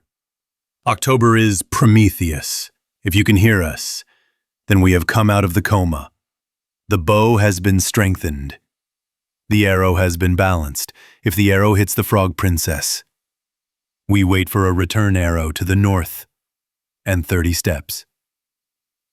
So, Sergeant, continue writing. I'm going to the General. 15 minutes later, the KGB captain was sitting in the Lieutenant General's office and reporting. As a result, Comrade Lieutenant General, they confirmed the conditional passwords and are expecting our response message every day at 12:30 at night, Washington time. That's good, that's great. I think we need to contact the other bunkers and call a general meeting. I think in 6 months it will be the best time, just when all the comrades will get there. May I go? Go, Comrade Captain. Part 5. Under the shade of the oak. Checkpoint number 3, Boston, dormitory. Captain, at ease. The soldiers in the room sat back down on their chairs. The captain walked over to the wall where the slide was projected. So, gentlemen lieutenants, while you and your subordinates have been messing around with crap for a week, intelligence has done a good job. Based on their information, we will have the following targets. Vault 81, moving to the target by ground. Groups Alpha Red, Alpha Blue, Alpha Orange are coming. General Command, First Lieutenant Zemeckis, a.k.a. Leader Red. The general name of the group is Perseus. Assault equipment, heavy. Take 3 sets for cutting out bunker doors, and you are also allowed to take the Gremlin 4, electronic lock cracker, to use if they do not believe that you are a unit of the U.S. Army. Next, the second target is Fort Strong. The method of movement to the target is air. This is a special case. According to intelligence, there is a possibility that WMD were stored there before the war. So, special groups, Cerberus, Gargan, Punisher, will be sent there. The name of the group is Zeus. The senior in the general group is Punisher-in-Chief. At that moment, 3 men in balaclavas approached the captain, received the folders, and left the room. So now, our last target is Fort Hagen. The presence of WMD is possible but unlikely. But, most likely, the presence of numerous reserves, both ammunition and equipment, participating. Epsilon Bravo Charlie, you are also flying. The general name of the group is Inquisitor. The senior in the group is First Lieutenant Robert Edward Lee Epsilon, the Perseus group. 4 o'clock in the morning. Dog time. Wolf time. The time of deepest sleep. Vault 81 was fast asleep, except for the chief of security and his men, and the overseer gathered at the door. What's there? This is the U.S. Army. He introduced himself as First Lieutenant Alfred Zemeckis. Do you seriously think that this is the U.S. Army, 200 years after the attack? I'm sure it's raiders. They have power armor, ma'am, and judging by the cameras, they behave professionally. So what? Maybe these are the Strelki that the traders told us about. I'm not sure, ma'am. I remember that salesman. He said that the Strelkas wear U.S. Army gear. But he didn't say that they wear new armor of unknown manufacture, as if it had just come off the assembly line. Because there are no such samples in the training films. There are a couple of similar ones, but they are not them. No, we won't open it. Just tell it like that. The head of security pressed the communicator button. We don't believe you are the U.S. Army, so we won't open it. I heard you. You chose resistance yourself. The speaker stepped away from the panel. He waved his hand, and 2 fighters in heavy-looking power armor with huge shoulder pads dragged the box. The third man in strange-looking heavy infantry armor began to rummage around in the box and then in the panel, periodically connecting wires or pressing something on the panel. The caretaker and the head of security watched their manipulations, while the other guards armed themselves with assault rifles from a special weapons safe and took up defensive positions. It's unlikely that they will succeed. Agreed. At that moment, the siren began to sound and the door began to open. Lieutenant, the door will open in 60 seconds. Got it. Everyone, get ready. Stormtroopers and heavy tanks go first. I give you permission to open fire on those who will shoot. Try to hit the extremities. If there are any attempts to resist from civilians, hit hard, but carefully. Sir. Yes, sir. 5, 4, 3, 2, 1. Let's go. The first to fly into the slightly opened opening were 5 flash noise grenades, while those who met them were trying to come to their senses. The fighters were already knocking them down and tying them up. I repeat once again, according to our intelligence, the development of medicinal drugs should have taken place here, judging by these copies from the archives of MetDtech. So I want to know where the research results and the laboratory are. And I, as the caretaker, tell you that there is no laboratory here. And who the hell are you anyway? We are the ones who are building the new America. If you persist, physical measures will be applied. At that moment, a man and a woman were brought into the atrium. Sir, these two were hiding in the reactor room. As for the rest, they hardly know about the laboratory. So At that moment, the girl jerked towards the lieutenant. Back, young miss. Sir? You can say it. Yes, I'm listening to you. Nobody here knows about the lab except those in the atrium. My brother is addicted to drugs. If you help him, I'll show you where some old terminal is hidden. Maybe that's where you're looking? Sergeant, 5 with her and the burglar. Medic, conduct an examination of her brother, remove the addiction, and so on. Eat. The girl pointed to the guy who was brought in with him, and the medic took him aside and sat him on a box and started to conjure with the first aid kit, while 5 fighters with a sergeant and a burglar went after the girl. 10 minutes later, the lieutenant's external radio started beeping. I'm listening. Sir, the information has been confirmed. We found the records of the first caretaker. I also did some magic with the terminal, and it turned out that it was connected to the old network. The spare door was found there in the reactor room. When clearing the initial zone, some strange animals attacked. Many of them were either mutated or sick. Okay, I understand. Out. Second Lieutenant Scramble, take your guys from Alpha Orange and clear out the labs. Get melee gear, flamethrowers, incendiary mixtures, and take a couple of heavy assault troopers with assault shields. Act carefully, we need the data intact. Master Sergeant Horan, ask the locals about the stock of disinfection frames and reagents, bring a flexible corridor from the cars, and organize sanitization at the exit from the reactor room. The lieutenant turned to the locals. Now you will be released to your residential blocks. Remain calm. If you need anything, contact the guards on duty in the corridors. Breakfast will be at 8 o'clock. If anyone wants to tell you something or needs medical assistance, then in the same way through the guards in the corridor. Do not resist, do not commit provocations, and no one will be hurt.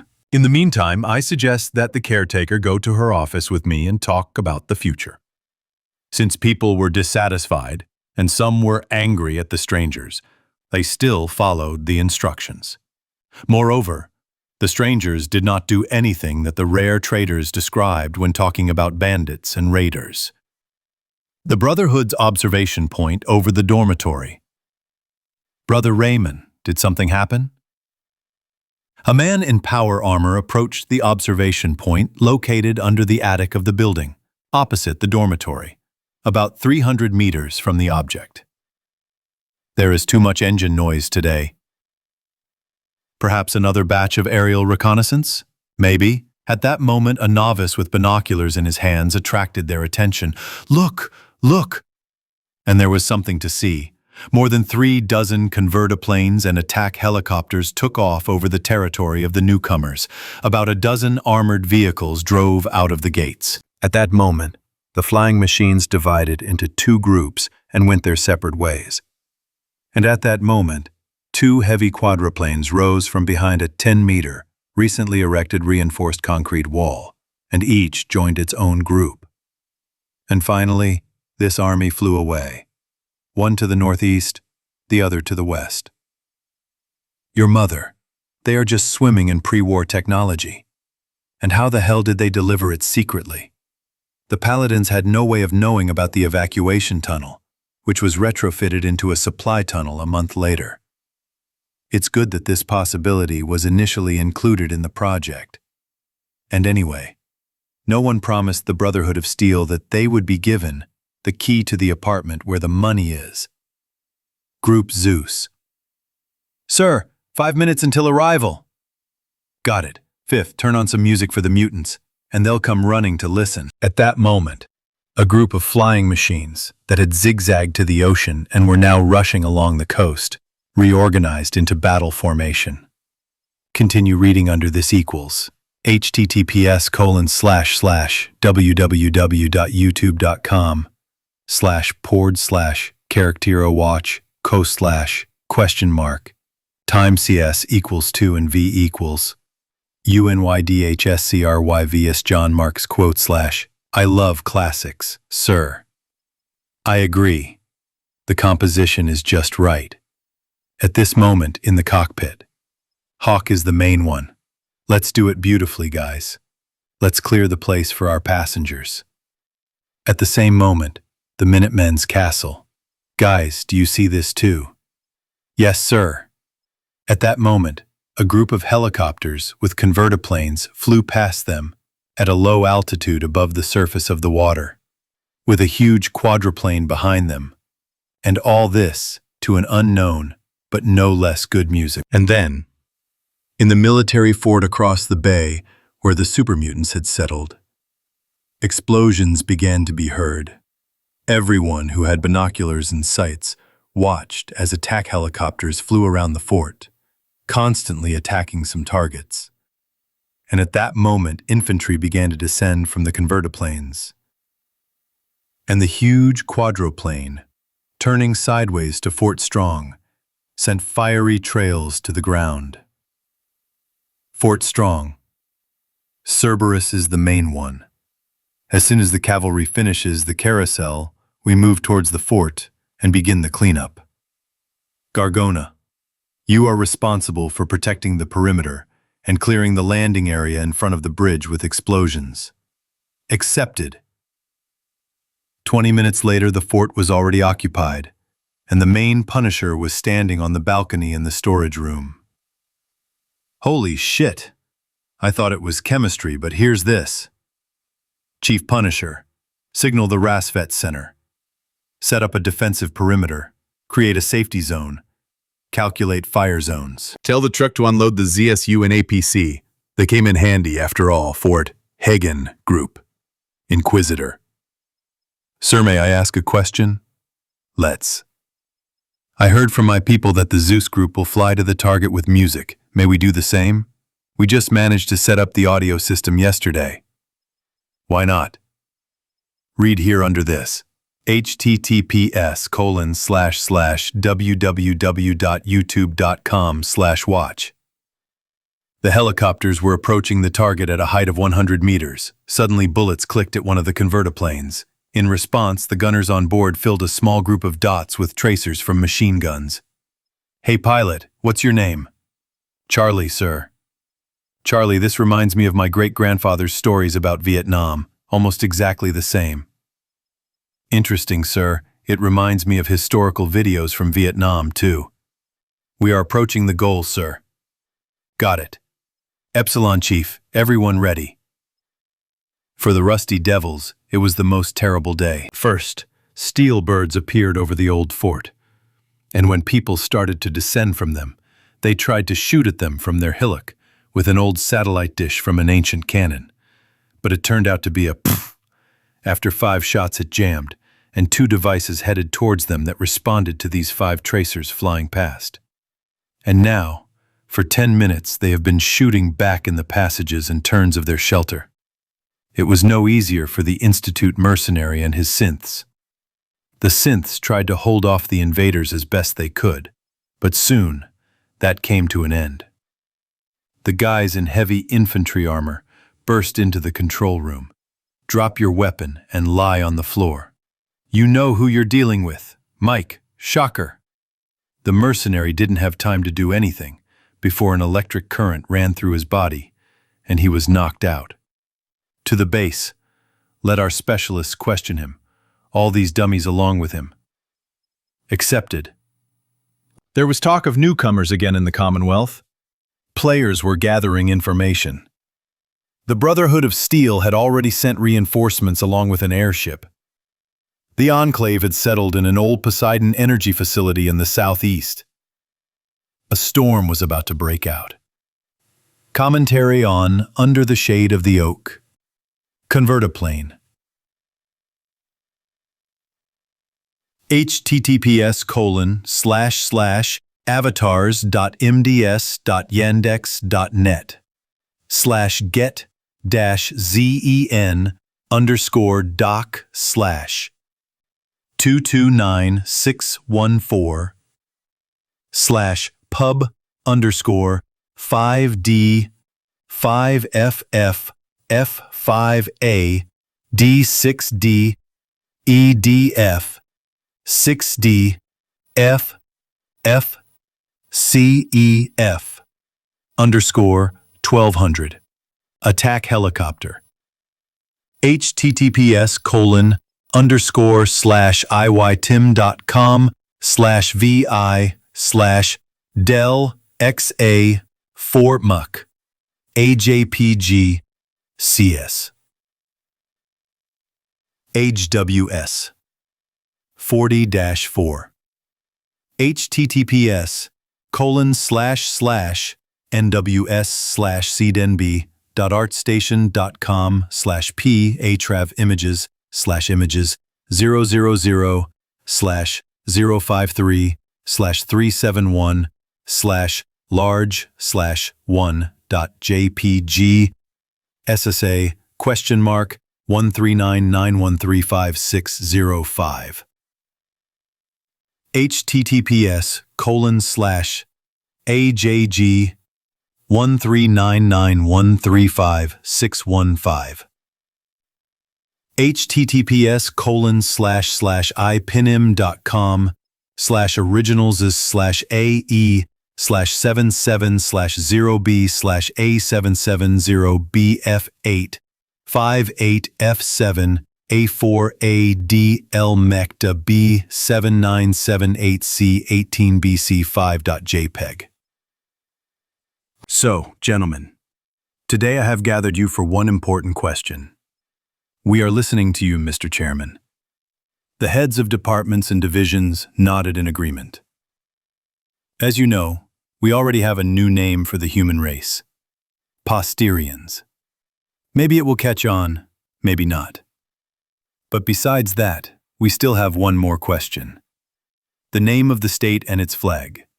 What are your suggestions? The head of the education department stood up from his chair. Well, let's start from logic. One of the symbols used to be oaks that grew here. Therefore, I propose a spreading oak tree for the flag. We will also add a star above it as a symbol of the former state, and as a symbol of the desire for new beginnings. Behind the oak are mountains, as an allegory of the difficulties that we have overcome and will overcome. The oak stands in a green meadow as a symbol of future revival. The background is red. There are many meanings. But that's not the point. I propose a name taking into account the history of our planet. Earth Empire of the Sacred Oak. Well, okay. I agree with the flag, but the name needs some work. Okay, we'll put the name to a general vote. So let's continue with other issues. And since our head of education started it, he'll continue it. And so the training program is compiled, complicated for shelter residents with an additional lesson on survival in the wastelands. For wasteland residents, the humanitarian part is reduced, the practical part is increased. In 2 or 3 generations, education will be leveled out. A separate class will be created for gifted children from both parts of society. Good. I approve. Since the curriculum for primary and secondary schools has been developed, then begin working on the curriculum for professional colleges and higher education institutions, Mr. Stolman. Understood. So next, construction manager, what will you please us with? The main part of the supports on the slopes has either already been built or the final stages of pouring concrete are underway. Foundations have already been dug for the columns and the initial pouring is underway. The roads to the southern and northern strongholds have already been laid. The roads are concrete, 3 lanes in each direction. Small domes have been built near the ground settlements in the valley, and ground farm towns with energy shields have also been built there. All outposts have been built and provided with additional functionality buildings. Ground road checkpoints have also been built, and lighting has also been installed along the roads. In approximately 3 years, we will erect a dome over the entire valley. Ruin processing plants with anti-radiation treatment have also been built, a total of 4 pieces. At the moment, they completely cover our needs with a small reserve. All concrete plants, smelters, metalworking plants, and reinforced concrete plants have also been put into operation. A small complex for building light and medium armored vehicles has also been deployed from stock. To summarize, the discrepancy between plans and what was actually done is less than 2% due to external factors. I have sent a detailed report to your secretary in an electronic version. I understand you well, Mr. Greenfall. Next, we will listen to our military. Having risen from their chairs, the Russian general and former head of the National Guard Training Center were attractive, and the general began first. First of all, I will start with the fact that we divided military operations into 2 directions. I took on the responsibilities for conducting special operations and foreign intelligence, and my colleague took on combined arms operations and security. And so, over the past time, there have been 3 operations. This is the capture of Fort Strong and Hagen, and the Voltec shelter near our operational base in Boston. Pre-war communications equipment, electronic databases, preserved and recoverable paper databases, and reports were extracted from the forts, as well as manuals and training materials for the U.S. Army and for special operations. At the moment, general training manuals are still being formed, and material is being accumulated to create training programs for military personnel in order to most effectively perform their duties in the changed conditions after nuclear strikes. Cataloging and other processing is underway, according to the databases. There was also a recent sortie to the satellite tracking antennas near the training ground of the National Guard and the Olivia tracking station. Databases of military facilities with which they exchanged data were extracted. In addition, automatic reports of tracking satellites on nuclear strikes around the world and areas of radiation contamination were seized. In addition, stockpiles of tactical nuclear weapons and samples with documents on the modified Fat Man complex were seized in one of the forts. Also, at the moment, all residents have been evacuated from the captured Voltec shelter and are located in our quarantine part of the complex. A third of them have already been checked by both doctors and psychologists, as well as by counterintelligence, and transferred to common areas with the assignment of work in accordance with their specialty. Gene correction of the checked part has also been carried out. Also, all databases and a robot assistant with the specialization of a scientific assistant have been extracted from the shelter. The data is very interesting. She provided both records and a serum sample for genetic modification of immunity, so that, after recalculating it for our new DNA and a series of tests, we will receive immunity, in which we are not afraid of such things as AIDS, hepatitis, cancer, and 98% of viral and bacterial diseases.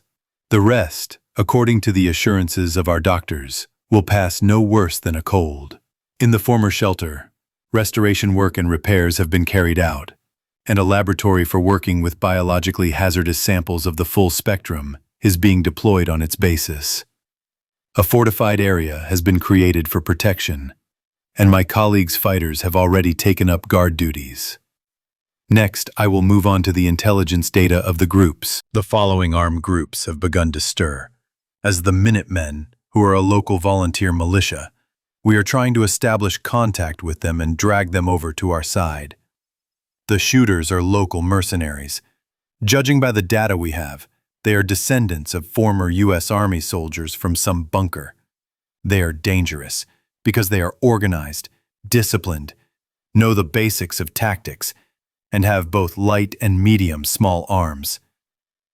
Most have light and medium infantry armor of the U.S. Army, and about 5 people in T-51 power armor have also been spotted.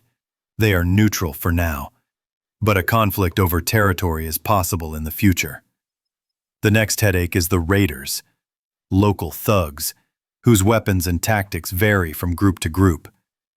They do not pose a threat, but they make a lot of noise, so we shoot them as best we can. And now the most interesting part. 3 groups with forces and capabilities unknown to us. The first is the Brotherhood of Steel, techno-fanatics, descendants of military personnel from a base in the southwestern part of America. They believe that technology should belong only to a select few. Read only them. This is what we learned during interrogations of those who tried to expose us. They also told us about a second similar group called the Enclave. These are the surviving representatives of the ruling class of the United States. They want, in fact, the same thing as the Brotherhood. But at the same time, those who do not have pure genes are subject to destruction, and that everyone would work for them and for them, preferably in slave collars with explosives, and they would only indicate what they need. In short, the same lovers of getting chestnuts out of the fire with someone else's hands, as there were before the strike. But at the moment, it seems like the main control centers have been destroyed. We'll see what happens next. By the way, signatures of negotiations on old frequencies have been noticed to the south of Boston. Perhaps it is them, since we have caused enough rustling in the local swamp. And the most mysterious Dark Horse Institute, I assume that these are the surviving employees of MTI. There is very little data yet. They use anthropomorphic robots with complex control postulates and autonomous operation. At the moment, the captured mercenary of this organization is being interrogated, and the robots are being dismantled. As soon as more detailed information about them appears, I will inform you. Also, a packet message was established via long-distance radio with our colleagues from the USSR. Comrade Chairman sends you greetings. Mr. Olafson, the rest will be reported to you at the radio node by authorized employees. I give the floor to my colleague. The general sat down, and the former commander of the National Guard began his report. And so, during my activity as the Chief of the Military Staff and Minister of Defense in particular, the following actions were taken.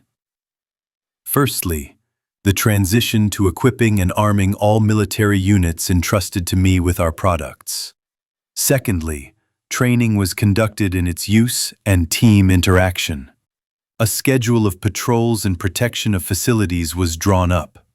Volunteers are being recruited into the troops from the local population of the settlements taken under our control, naturally after verification.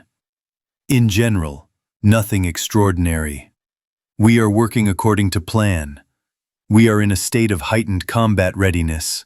More details in the report sent to your secretary. I'll read it well. What will the others say? The heads of medicine, research, and other areas looked at each other, shrugged their shoulders, and said that there was nothing urgent. Everything was going according to plan. After that, the head of external relations stood up. I have a question. Gentlemen, since we have a flag and almost a name, we also need a new anthem. And what is even more important, since we are now a state, we need a corresponding management model and job titles. I consider the Republican system of management with personal responsibility of all bosses and their control by the financial sector and our friends from the Internal Security Service to be the most optimal. Until we solve all the main issues of our survival and so on, that is, for the next 15 years, I propose to give our common boss the powers of a dictator and continue to live until stabilization under war communism, as we decided before. Who is for it? All present raise their hands. Having looked at all his bosses, the former head of ET sighed heavily. Power, especially with dictatorial powers, is a real yoke. And he nodded his head in agreement. At the same time, Boston, operational base in a dormitory. Ambassadors from the Institute, the Brotherhood of Steel, and the Enclave arrived at the operational base from 3 directions. After marveling at what was going on inside and assessing the level of technology, They found themselves in a large reception room, in front of Major Jefferson's door, and stared at each other in stupor. These'll be fun negotiations. The Major muttered, looking at the surveillance system monitor. The same thoughts flashed through the minds of the guards in heavy power armor in front of the doors to the office. Commentary on Under the Oakshade, Part 2.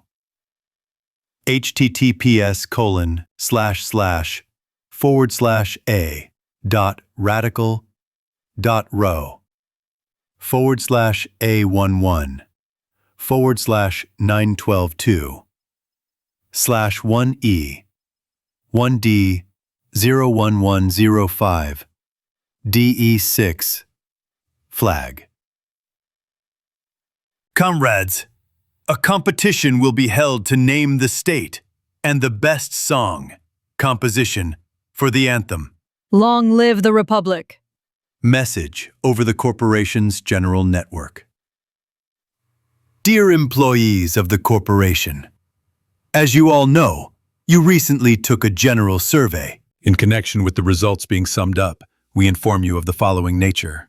From this day on, the corporation ceases to exist due to its changed status and is reclassified as a state, with a republican system of government. The new name is Republic of Novaya Zemlya. The flag of our young state will be on the documents. The anthem was chosen by general vote. It was the composition of the Soviet poet, bard, songwriter Pavel Plamenev, once upon a time ago, which fully reflects the aspirations of all citizens of our state. In connection with the emergency situation in which we found ourselves after the nuclear war and awakening from cryosleep, from that moment on, the former founder and director of the corporation were given dictatorial powers by persons responsible for their sectors for 20 years, and the General Council also confirmed that until the emergency situation is resolved and the agroeconomic, military, scientific, production and mining processing complexes are restored, and reserves of Level 2B are created, the economic policy remains within the borders of war communism. We also remind the citizens of our young republic that a state of emergency is equivalent to a military one and entails tougher punishment for offenses. Within 2 days, our competent employees in jurisprudence and political science will provide the following documents: the Constitution of a Free Citizen of the Republic, Civil Code, Criminal Code. We also remind you that during the state of emergency, the right to assemble and hold rallies is canceled. A curfew and a pass system are introduced. If a group of citizens or an individual citizen has questions or suggestions, they can submit them on our government electronic portal. We also inform you that due to the small number of citizens of our state, the following measures will be taken. 1. Appeals to the government that have collected more than 1,000 electronic signatures will be reviewed directly by the head of government and will be answered in the form of a video appeal on the government's electronic portal. If the decision is not implemented by local authorized persons, you can always anonymously contact the Republican Security Service. 2. Citizens who are not married and have less than 2 children will be subject to increased taxes or production standards. With 3 children and more, reduced. You can find out more on the Family Protection Portal. 3. Every citizen who does not suffer from drug addiction or psychological problems is required to own and carry a short-barreled rifled weapon. Training is provided free of charge in departments of the recently formed volunteer police on Saturdays and Sundays from 10 to 18 o'clock. 4. All citizens of both sexes from the age of 18 are required to undergo basic military training courses for a total period of 1 year of service. We remind you that you can complete the entire year of training at once or split it into 3 months apart.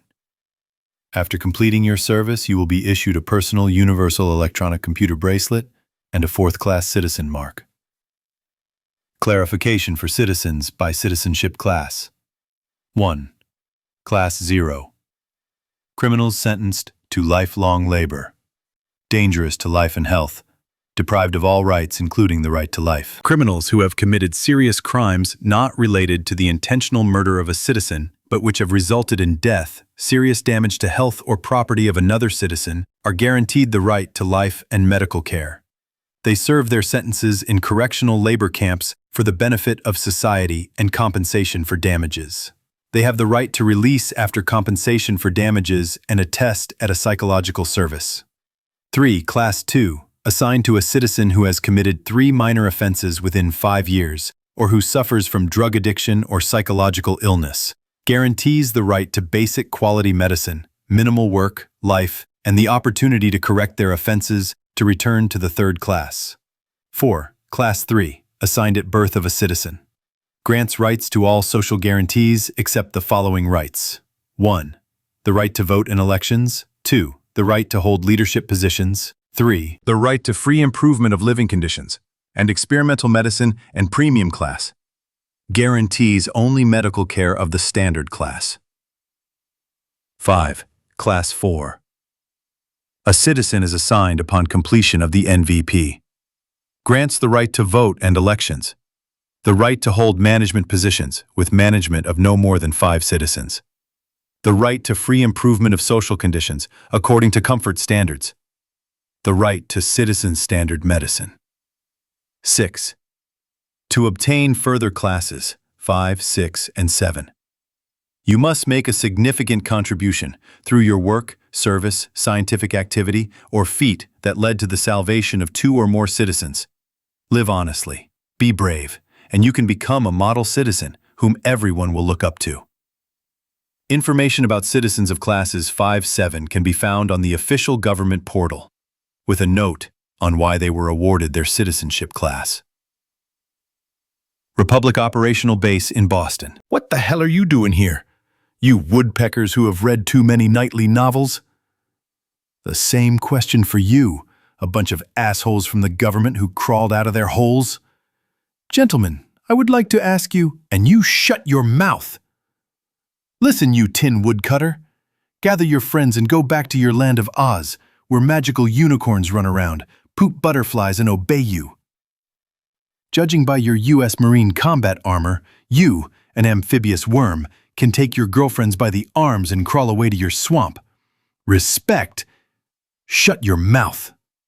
The Major rolled his eyes to the ceiling, listening to this argument of iron-headed rams for the 2nd hour already. Suddenly, a man of intelligent appearance, who introduced himself as a representative of the organization Institute, and was sitting between 2 rams, took off his glasses, handed them to his assistant, straightened the tie of his unnaturally clean business suit for the post-nuclear world, and, sitting on the chair, quickly gave 2 straight ones to the jaw of his neighbors. Having looked at how his neighbors were melting on their chairs, he shook an invisible speck of dust from the lapel of his jacket and, looking at the Major, said the following.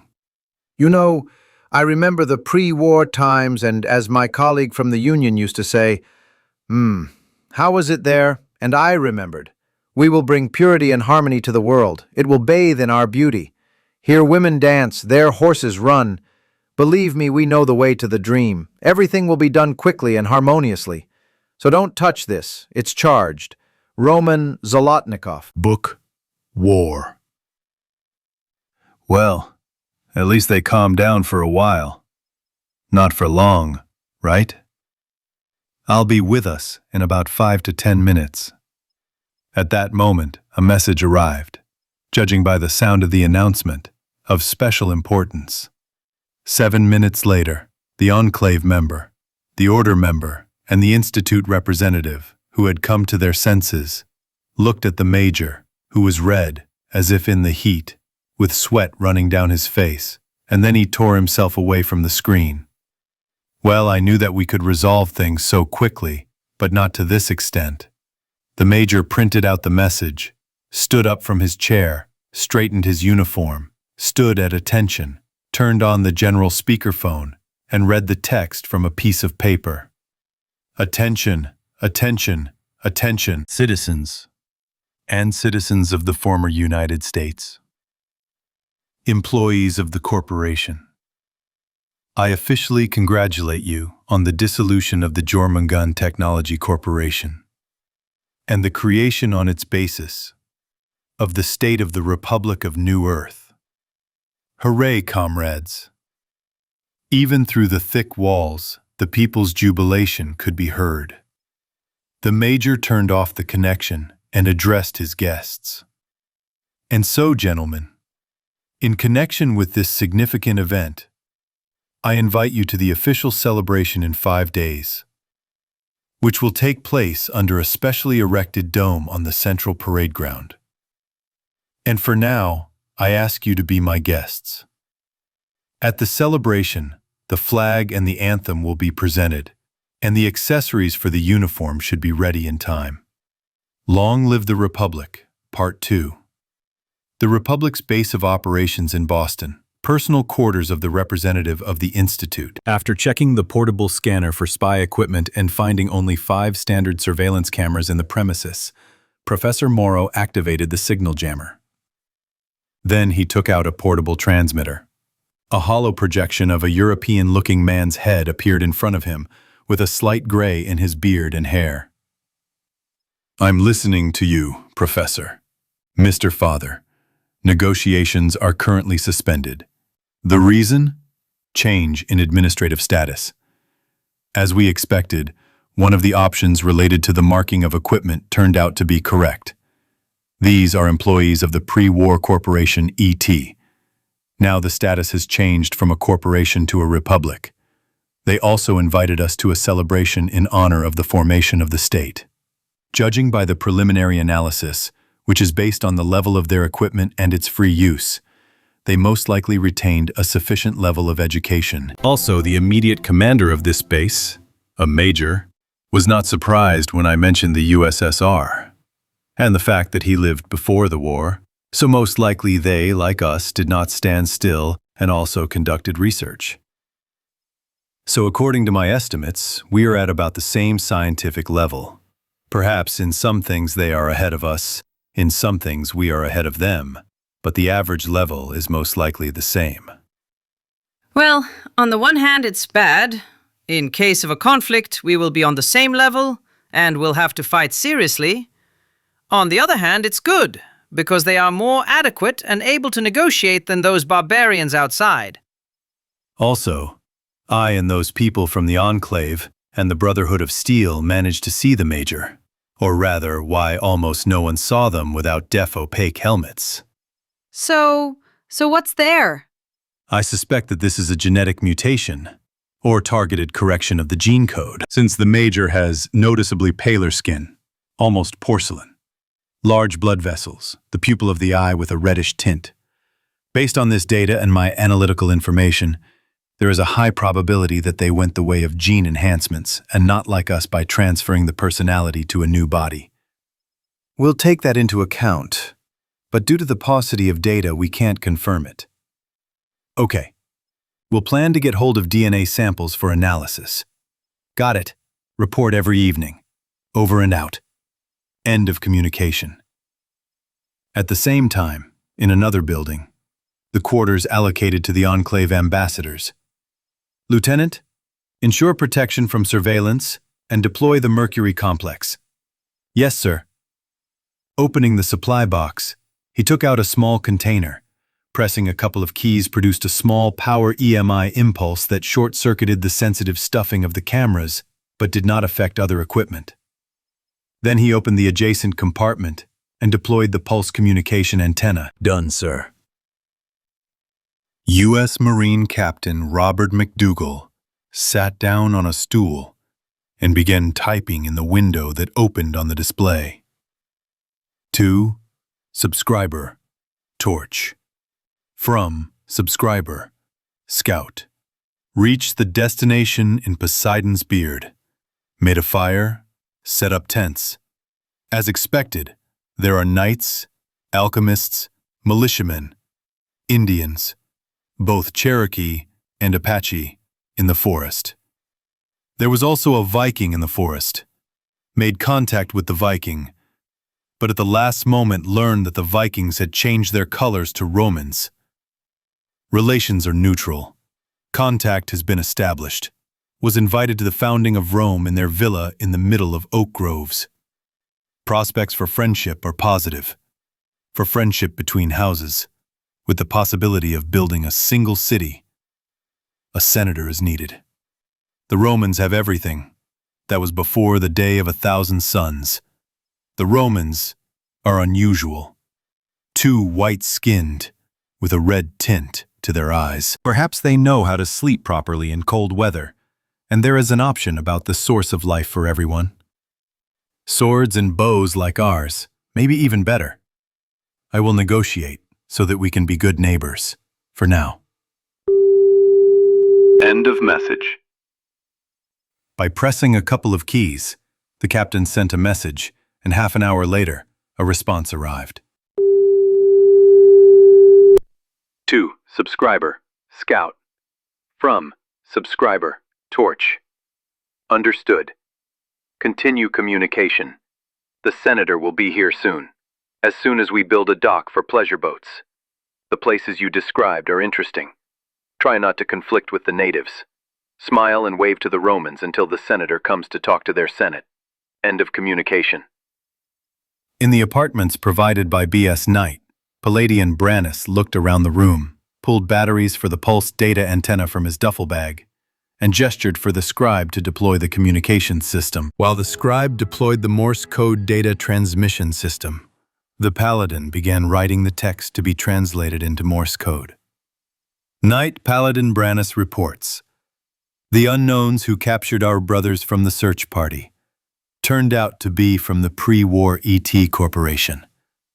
Now these demons, who were among those who helped unleash the war, have become a state with a republican system.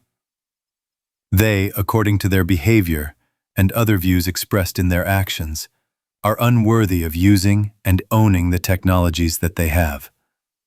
My proposal is to gather a reinforced contingent and crush these heretics in the bud. These pre-war demons also contacted the Enclave and the unknowns from the so-called Institute. Judging by what I have seen, they possess the same forbidden technologies and knowledge as the heretics. While I continue reconnaissance, I will try to make their gaze inattentive in our direction. I also appeal to the elders and older brothers. There are many technologies here that can help us and destroy others, remaining in the hands of the unworthy. End of report.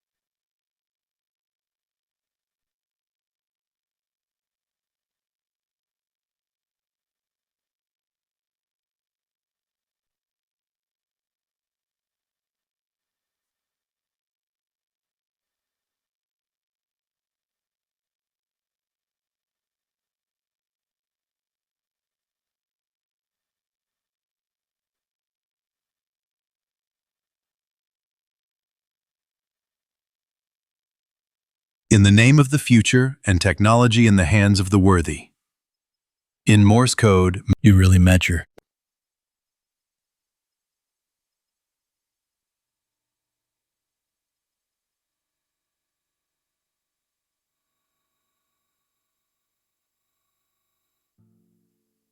After which he passed it on to the scripter, who in turn typed in the code, compressed it to one impulse, and sent it to the addressee. After some time, the answer came. The decision will be made soon. Proceed as planned. Your message has shocked and excited us all. While the ambassadors were in their rooms and the SRB tried to intercept their messages, other events were unfolding elsewhere.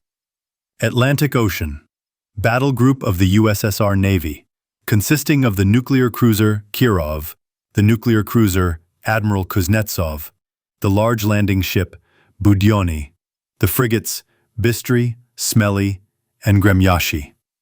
200 nautical miles from Boston Harbor, Admiral Miroshev entered the bridge of the flagship cruiser Kirov, which had been modernized for sailing in a post-nuclear world, from the transition chamber. At ease. Admiral, on the bridge. Comrade Admiral, no incidents occurred during my duty. The crew and technicians are ready for battle. At ease. At ease. Well, Alexander Kuzmit, how are our comrades from Boston? Did they write us any letters or not? The last session was half an hour ago.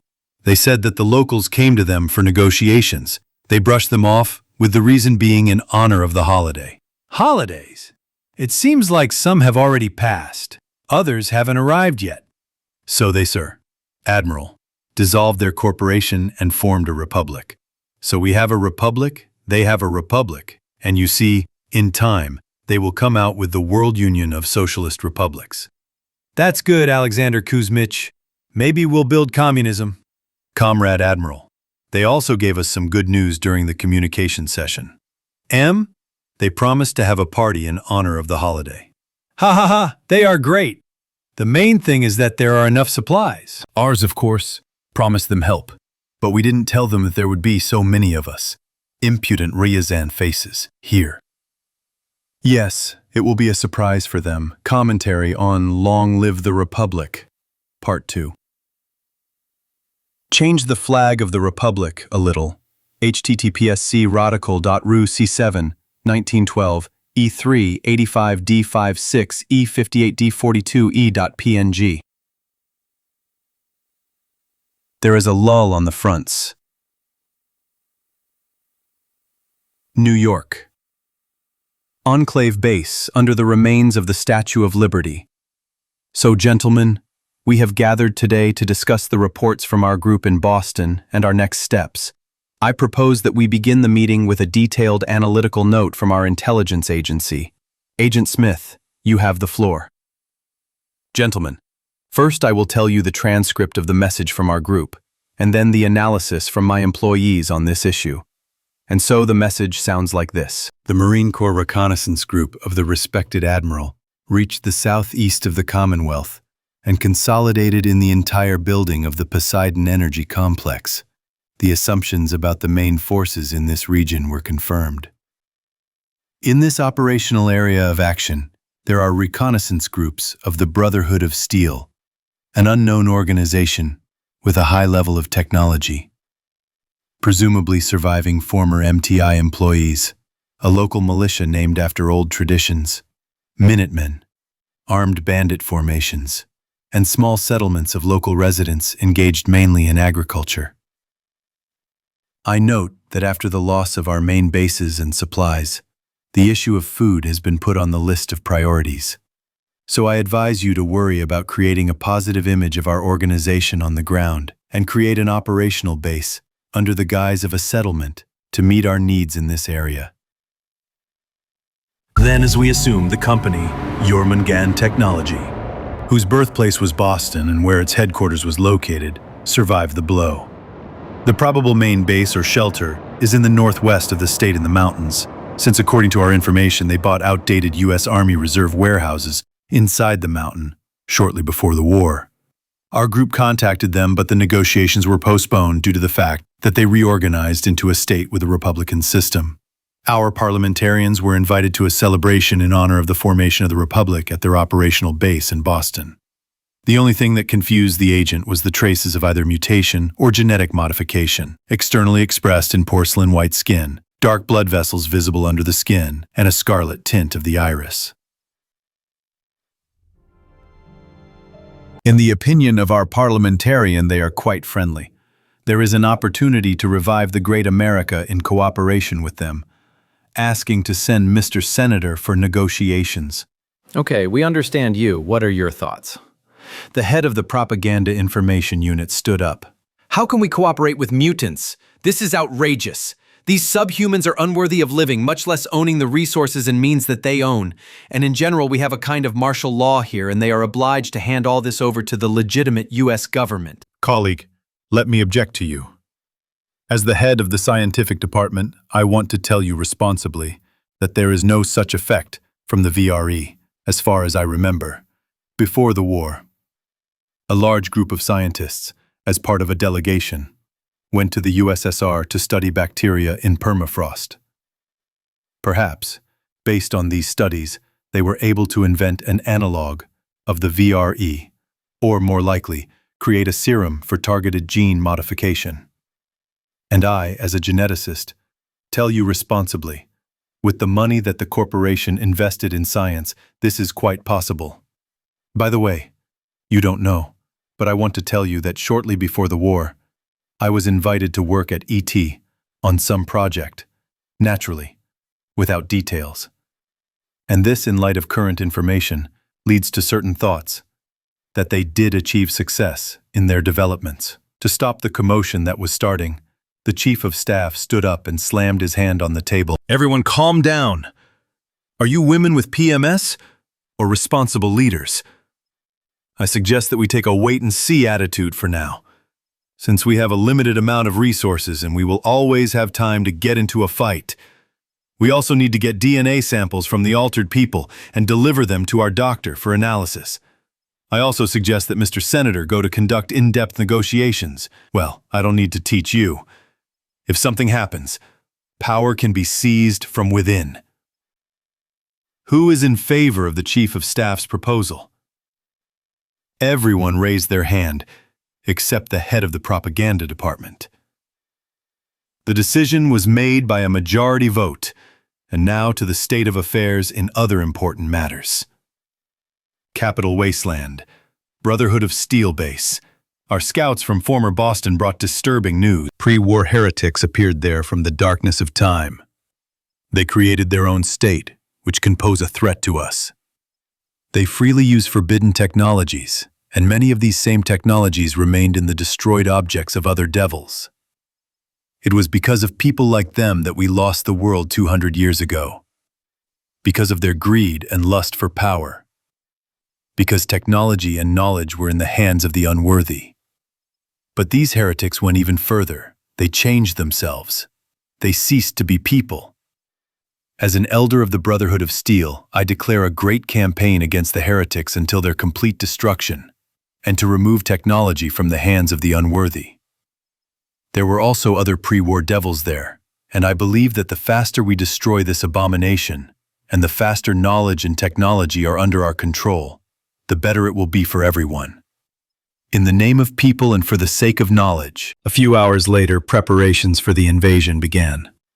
Equipment was serviced. The condition of the airships was checked. The soldiers looked after the armor and weapons, and the scripters eagerly collected empty memory banks and equipped the field laboratories. Boston Institute. Father thoughtfully watched the data from the observation stations and the information from the agents.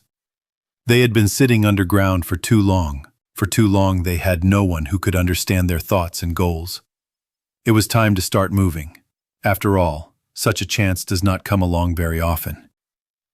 Although there is a backup option with Shelter 111, where his father and mother and other residents slept in cryosleep.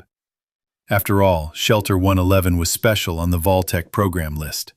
There, in cryosleep, there were specialists in various fields who could restore civilization. Like his father, a wonderful military man with a technical education, or his mother, who could breed new varieties of plants on primitive equipment.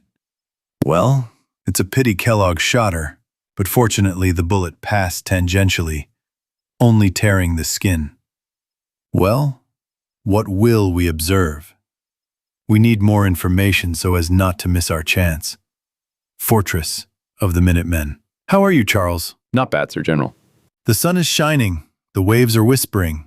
Yes, surprisingly a good day. What about your last raid? Yes, everything is as usual. Wild dogs attacked Brooks's farm again. Apparently they have a lair somewhere. In a week we will gather a reinforced detachment and comb the area. Suddenly, a sentry who stood on a wooden tower erected at the corner of one of the bastions rang a piece of metal that served as a bell. The general and lieutenant ran up to him. What happened, Private? Ships! Ships are entering the bay! Against the backdrop of the rising sun, a detachment of ships entered the bay. An hour later, they stopped opposite the remains of the Boston airport. One of them began to move towards the shore. At that moment, a group of helicopters approached from the east, circled over the approaching ship. They returned to the airport, and fiery tracers stretched from them to the ground. Here, the huge ship dug its blunt nose into the sand of the shore, and its doors opened. From its bowels began to emerge equipment, which immediately opened fire on targets invisible from such a distance. A few minutes later, the helicopters made a circle along the shoreline, periodically launching red signal flares into houses. Suddenly, a roar was heard from the group that had dropped anchor, and a flurry of fire and explosions swept through the targets marked by the rockets. All the Minutemen who were in the old Fort Independence watched the unprecedented spectacle from the walls. And by evening, construction equipment approached the airport from the city side, guarded by military equipment, and the rubble began to be cleared away. Welding sparked on the skeletons of passenger planes. The remains of buildings that the guests had walked over like a fiery tornado were cleared away, and the future pier for ships began to be built from bricks and other debris with the help of equipment. Another column of equipment arrived at night, after which the construction died down until the morning. But on the other side of the shore, fires were lit under awnings. Music began to play, and laughter could be heard periodically. Boston Airport, morning. Had a good time yesterday with my comrades. It's a pity that there's still a lot of work to do. It's good that a column with mini factories on a Caterpillar base managed to arrive yesterday. Now there will be plenty of building materials.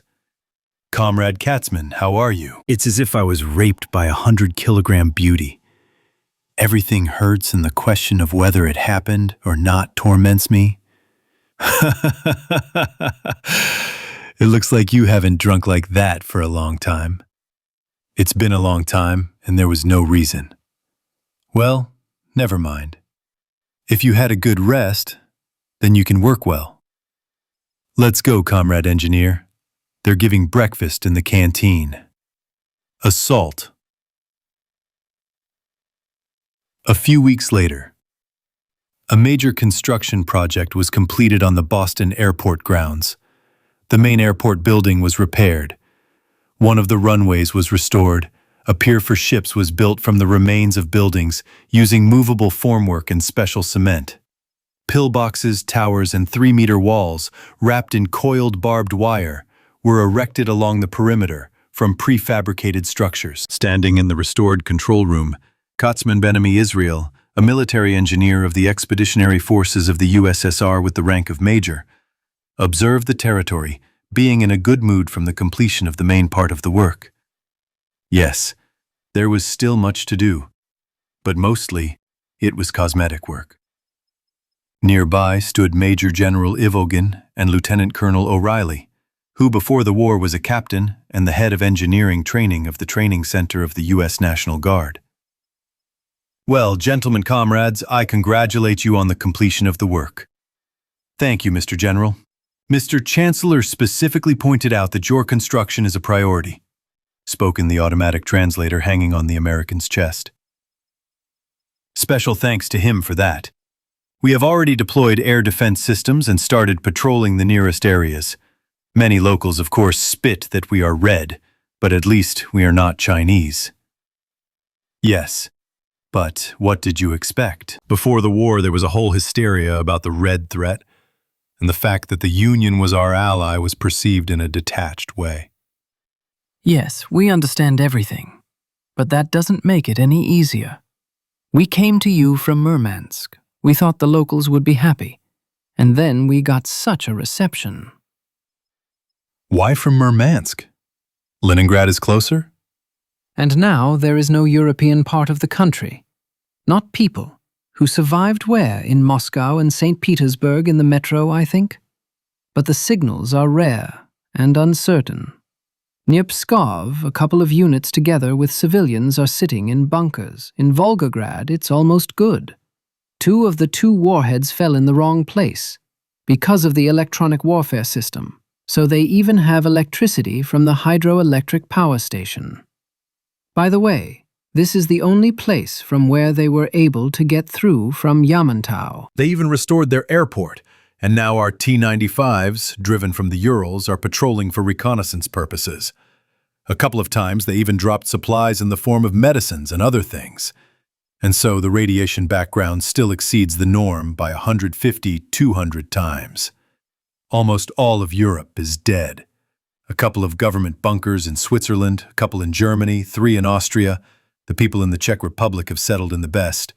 In anticipation of the general fuck-up, they turned their old mines into a huge shelter with everything they needed. Now there is the largest community in Europe, 15 or 17,000 or something like that. The rest do not exceed 12,000. Although the Germans will probably overtake them soon, they have bunkers in the mountains on the border with the former Switzerland, so they will probably soon unite both bunkers. It seems like about 80% have covered the distances to each other. In the USSR, mainly the Urals are alive. A little bit of the southwest. Siberia is almost completely destroyed. What was not bombed burned to hell, so everything is just being restored there. The only city that no one threw rockets at is Novosibirsk. Everything is just great there. Although they were covered with precipitation, it is not so bad. The background radiation is only twice as high as normal. Why didn't anyone shoot at Novosibirsk? Yes, I think it's because your plant is there. Everyone understood that it was very protective of the food. And when they realized that no one would get there, it was too late. A couple of bases and cities survived in the Arctic. India is almost completely dead, a dozen small shelters in the mountains and very strict birth control. China is completely extinct. Too much has flown into it. The Middle East was already a nuclear desert, so nothing has changed there. In Japan, everything is very sad. One shelter in the north, the second in Hokkaido. The rest was destroyed by earthquakes and tsunamis, which then rolled to Vladek and washed away half of it. Baikal got almost nothing, but the rivers brought a lot of sediment. Kamchatka suffered from volcanoes. Africa and Australia, who the hell knows, but there were launches on them. There were also a hell of a lot of warheads with bioweapons and genetic mutation viruses. So many animals and people became not the most pleasant representatives of the animal world. In short, everything is not very good on the planet. The Urals were not seriously damaged only because of the strong missile defense that was deployed around cities and military facilities in the last time before the strike. And even then, they did not cope with everything. Some things did fly in, but mostly from the second wave of low-power finishing strikes, the general wanted to continue his story. But then, the air raid siren sounded. Expeditionary forces of the BS. Sir Elder of the Expedition. We are flying over the so-called Luminous Sea. Boston is half an hour away by airship flight. I understand you, Brother Commander. Give the order to begin the operation. A man in power armor without a helmet picked up the radio receiver. To everyone, to everyone, to everyone. It's sunny over Boston. It's sunny over Boston. It's sunny over Boston. After which he hung up the phone and, putting on his helmet, hurried to his squad's helicopter. A few minutes later, dozens of helicopters took off from more than 20 airships.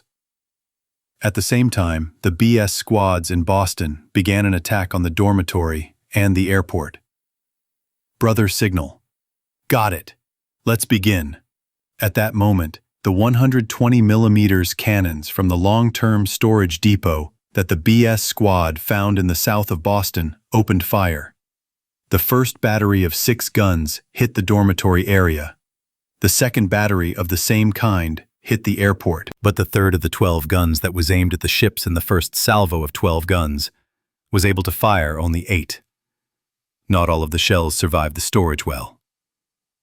At that moment, the ground forces began an attack on the enemy with the support of helicopters. OBR in Boston. I need some fucking reinforcements ASAP. Hold out for half an hour. The artillery here will reduce us to shit in half an hour. Don't panic, Major. The Navy will soon open counter-battery fire. They promise to put out their battery in 5 minutes. At that moment, a howl was heard from the sea, and then smoky arrows shot across the sky somewhere to the south. Explosions were heard. A few moments later, the Major realized that the enemy artillery was silent. All artillery was suppressed, but anyway, there are quite a few of them here, and there are also helicopters. 25 minutes and the attack helicopters will be with you. Hold on, Major. Understood. The Major hung up the phone, and looking out of the window sent a short burst towards one of the breaches in the wall. At that moment, a soldier in heavy infantry armor crawled up to him. Mr. Major, the liaison delegate from the Assault Motorized Infantry, First Sergeant McConaughey. Sir, I report that 20% of the personnel were injured by artillery fire. The rubble has been cleared. We are now taking up defensive positions together with the liners. In 10 minutes, the captain promised to reach the hangar with equipment and bring out the armored personnel carriers and Zesso. For now, we are clearing the rubble in the underground passage. Got it, Sergeant. Hurry to the captain like a bullet. These freaks have occupied the first 3 floors of the eastern building. Don't worry, Major. In a couple of minutes, the guys from the 5th Heavy will be at your disposal. And they have heavy assault power armor, so they will help clear them out of the building. Having said this, the sergeant crawled back.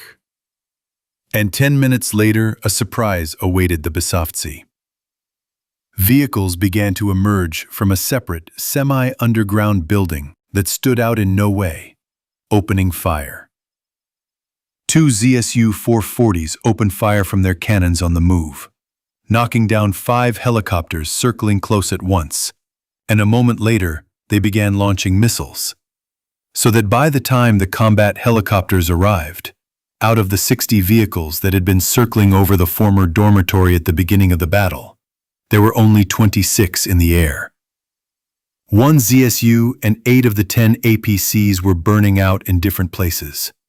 2 APCs and a ZSU periodically rolled out from behind the ruins and fired a couple of bursts, either at the ground or at the helicopters flashing over the roofs of nearby houses, so that they would not relax. But the group that stormed the airfield was the most unlucky. Not only did the ships not suffer much from the artillery, but the reinforced battalion of the USSR Marines of the Northern Fleet gave the insolent citizens a hard time.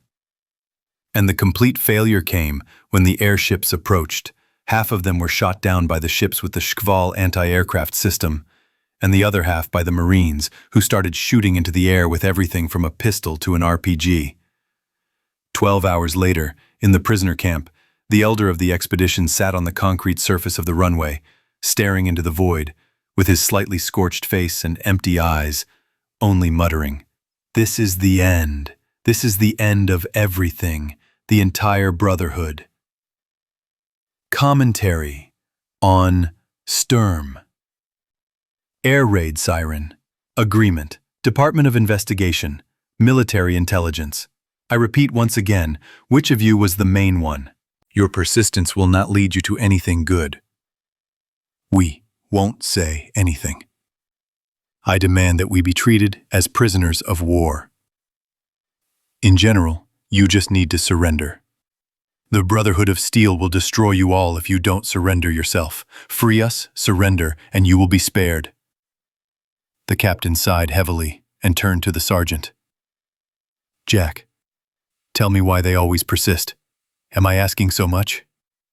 No, sir. That's what I'm talking about, Jack. You know who I don't like more than idiots. How should I know, sir? That's also true. I don't like fanatics the most. You can't have a conversation with them.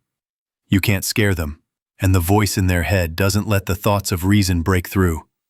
Further, there is a scene of violence and cruelty. Turning back to those prisoners, who were apparently some kind of field commanders, he gestured to the sergeant to drag the most fanatical one to another corner of the interrogation room. Then he took a cylindrical object out of the suitcase standing next to him. Unclasping the antennae and pulling out the ring, he approached the prisoner chained to the chair and placed it between his legs. After that, he quickly injected some drug from a syringe tube and ran to another part of the cell, and behind his wall, a transparent partition came down. The grenade went off. A small pop and a reaction of the phosphorus thermite mixture and oxygen began. An inhuman scream was heard from the speakers. The body on the chair wriggled like a snake. It seemed there were no bones in the body, and with the last flash the body fell silent on the melted chair in clouds of white smoke that began to be drawn out by the ventilation. The captain turned to the two remaining prisoners, lit a cigarette. He looked into their faces that showed only horror and fear. So what are we going to talk about, or do you want to repeat his fate? The prisoners nodded like dummies. End of cruelty. Sometime later, in the same place, the man sat chained to a metal chair with a completely empty look in his eyes. As we were told, you are a field elder. Surname, name of the target of the operation. And what kind of boy was with you when you were captured? Kendall Phoenix, the highest paladin of the Brotherhood of Steel, appointed as a field elder by a general vote. The goal of the operation was to destroy you heretics and seize your technology that could fall into the wrong hands. The child is my squire, the last of the line of the founder of the Brotherhood of Steel. That's interesting. Continue. A week later, the dictator of the Republic, the Enclave, and the Institute negotiate. There were 3 people sitting in the shelter. Behind each of them, there were 2 assistants. On the tables, there were glasses and bottles of artesian mineral water produced here. I, Olaf Ermundson, am the ruler of the Republic with dictatorial powers. Good afternoon. I am U.S. Senator Morant, and I represent the Enclave. My name is Sean, also known as Father. I am the head of the Institute. So ask questions, and then we'll move on to negotiations. I know you have questions, and I'll try to answer them. Let me ask first. We at the Enclave are interested in your mutations. Did you use or become infected with FEV? No. This is the result of hundreds and hundreds of experiments on genetic engineering based on bacteria found by our expedition, together with the USSR in Yakutia. As a result, we received a serum of gene correction. And what does this serum of yours do? Improves the genome, cleans it from garbage, improves immunity, increases life expectancy, increases resistance to radiation, chemical and biological contamination. Okay, we're glad you didn't use VRE. According to my information, it's very unstable and has a lot of side effects. I confirm that the Institute conducted a number of experiments, all of which were unsatisfactory. And your goals? At the Institute, Many were excited by your appearance. Revival of society, but not the one before the strike. It was too fixated on consumption. Therefore, we will introduce social indices of utility to society, according to which people will be able to buy a certain quantity and quality of goods. In fact, we will need to teach society to handle resources carefully.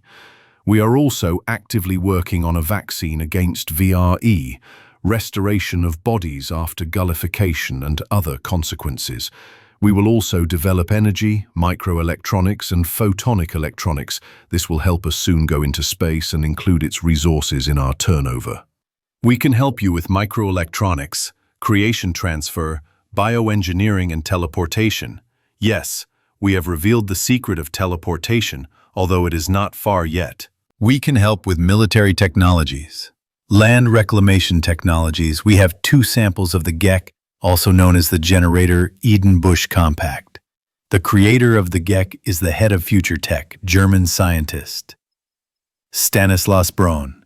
Before the war, we ordered 3 copies, but after the awakening, we were still unable to understand the principle of its operation. We also have a small spacecraft of an unknown space civilization, crashed in 1961 in Roswell. Before the impact, it was evacuated to us. I have a proposal for you, that you join the Republic, respectively, in the Council and thus unite our efforts in the revival of humanity. I heard you. I will put this issue to a vote at the Institute. We will also put this issue up for discussion. I suggest we meet here in 2 weeks and sum up the results. Agree. Agree. Commentary on the agreement. The chapter is small. I still don't feel so good. Equals New Horizons. Equals Commentary on New Horizons. The author had some time to finish writing the sequel. Also, starting with this chapter, I decided to split this work into 2 more fandoms. So far, 2 are planned. The third one. But I'm still thinking whether it's worth it or not. And, accordingly, fan fiction directly related to the main story of this one.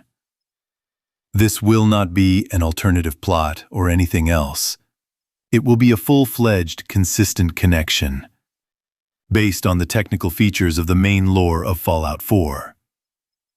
Also, starting with the next part, I will transfer the action to the USSR for several parts, in order to dilute the American branch with the branch of Europe, Asia, and the USSR. In the future, branches of South America, Africa, and Australia are planned. According to my plans, Africa will be the shortest. But if you are interested, there is an idea with the pyramids, which will affect how much earlier the third fandom will be introduced. If you want, then write your opinion. And so, the fandom Metro 2033-203 star and the fandom Mass Effect will be introduced. Also in question is the introduction of a fandom associated with the pyramids, namely Stargate. Continuation of the story in Metro 2033. Most likely it can be read as a separate work.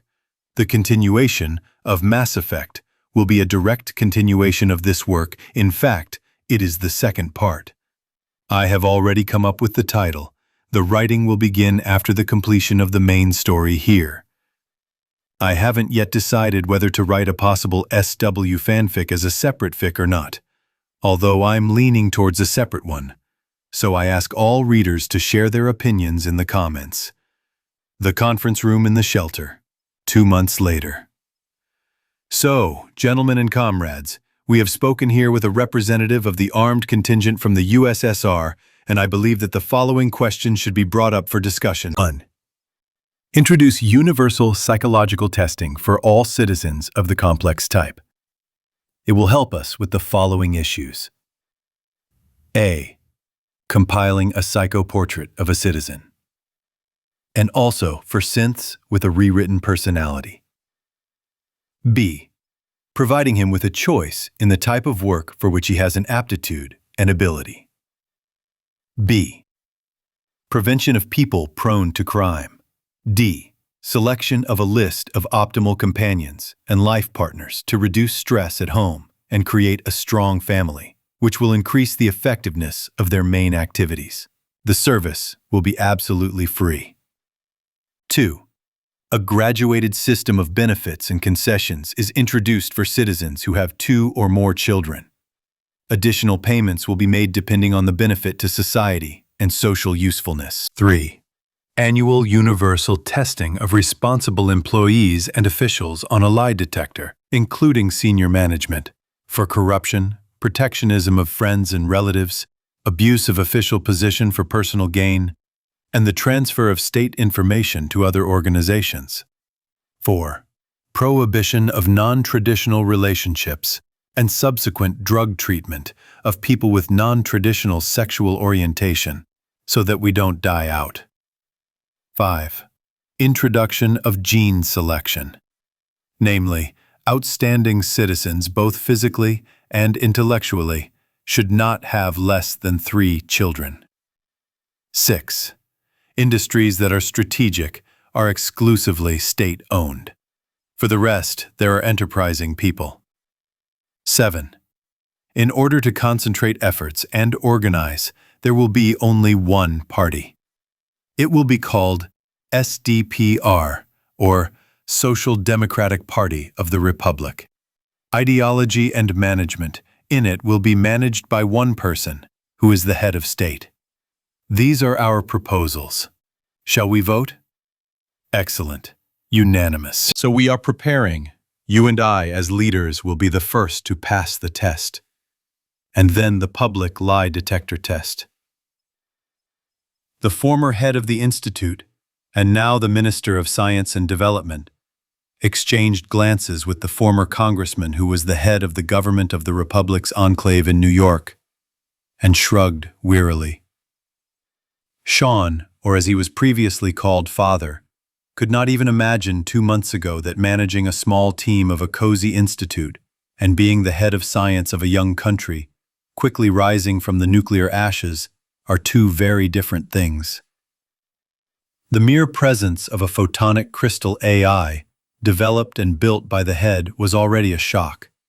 And in addition to this, it was necessary to abandon and transfer their scientific research to departments and engage in restaffing scientific resource groups and adjusting different equipment standards to each other. Only the Epic with the industrial 3D printer was worth something. It seems that everything is simple, but no. Both developments differed in their principles. In the Institute's version, it printed parts using layer-by-layer creation of the product, using electromagnetic-controlled fields under the control of a powerful computer, and the Republicans used nanorobots assemblers. Despite the fact that the connection standards were completely different. As a result, in a month they figured out that the complexes have no special advantages and ultimately decided to cross a snake and a hedgehog.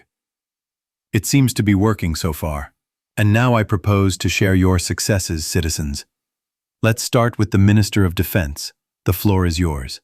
The former head of the National Guard Training Center, and now the Minister of Defense, stood up from his chair, and next to him, as his deputy, stood a Russian general who had been sent to them before the nuclear strike. And so, over the last month, the Northeast, including the Boston agglomeration, the North, Northwest, West, and Southwest of the state, have been completely taken under our control. In the direction of the North, South, and West, observation and reconnaissance posts have been created in each post with a full, reinforced platoon plus a reconnaissance squad.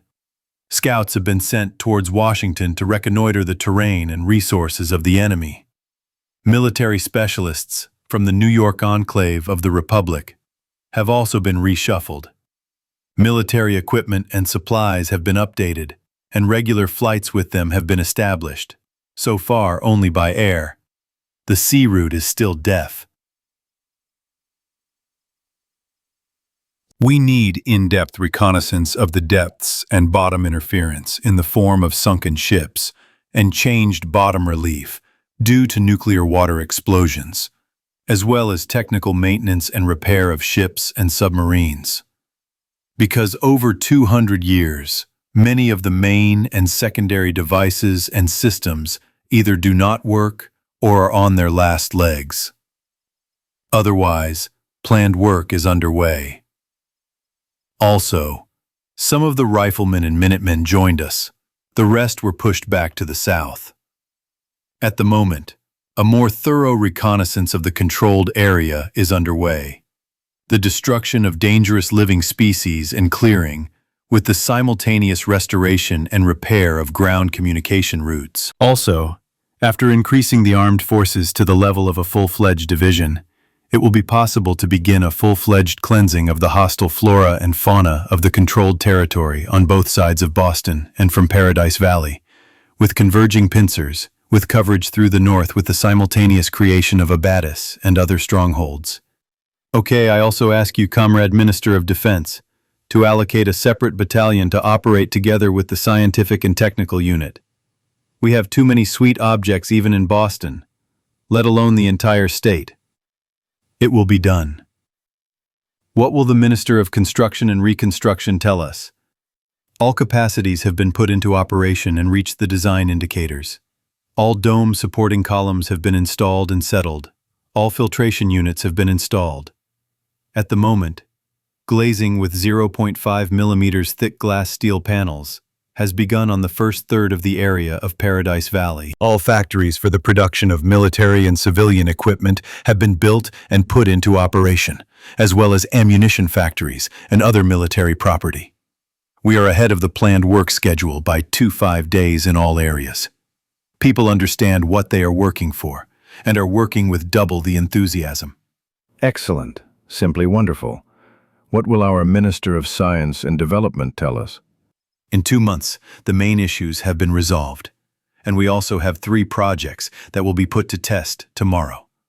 This is the launch of a space shuttle into orbit based on our and alien technologies. And the second is a long-range teleportation installation. And the most important is a test sample of a cold thermonuclear fusion reactor based on the hellish snowflake technology. Oh, that's just wonderful. I hope for your success. Report back on the results. Next on the agenda, we have test site number 12. So everything is ready? We have reached the design capacity and the installation is ready for launch. Lovely. Simply lovely. Professor Viktor Petrovich Yangel turned to the head of the intelligence group. My dear, remember, your task after teleportation is to secure the teleportation site, assemble the receiving frame, connect a small chemical reactor to it, and use it to send a subspace signal. After that, we will open a permanent spatial tunnel. According to our calculations, you should appear near Sverdlovsk, and from there it will be a stone's throw to the Soviet comrades. Perhaps you will appear in the Sverdlovsk metro. If you appear there, it will be no big deal. Almost no bombs fell on the city, so the level of radiation and chemical contamination should not be high. The captain shook his assault power armor helmet, indicating that he understood and remembered everything. Well, let's get started. James, please start it. Behind the metal glass, the teleporter blinked with a blinding flash, finally giving off a red flash. What happened? James? When teleporting, there are jumps in solar radiation parameters, and, as a result, power costs for teleportation. At what time? At what time did the costs increase? 10 times, Professor. Barely feeling for the chair with his shaking hand, the professor collapsed into the chair. Where did we send them? Test site number 9. 3, 2, 1. Launch. This is Mission Control. Report the situation. This is Hurricane. The launch was successful. The speed is stable. In 3 minutes, we will enter the pre-space layers of the atmosphere. Good. Continue with the task. Test site number 5. Well, gentlemen, allow me to congratulate you. This is a new step into the future for all of humanity. The cold thermonuclear fusion reactor exists and works. Hooray! Hooray! Hooray! Hooray! Applause and shouts came from all sides. The RHTS prototype worked and exceeded the calculated capacity by 15%. New horizons have opened up for all of humanity.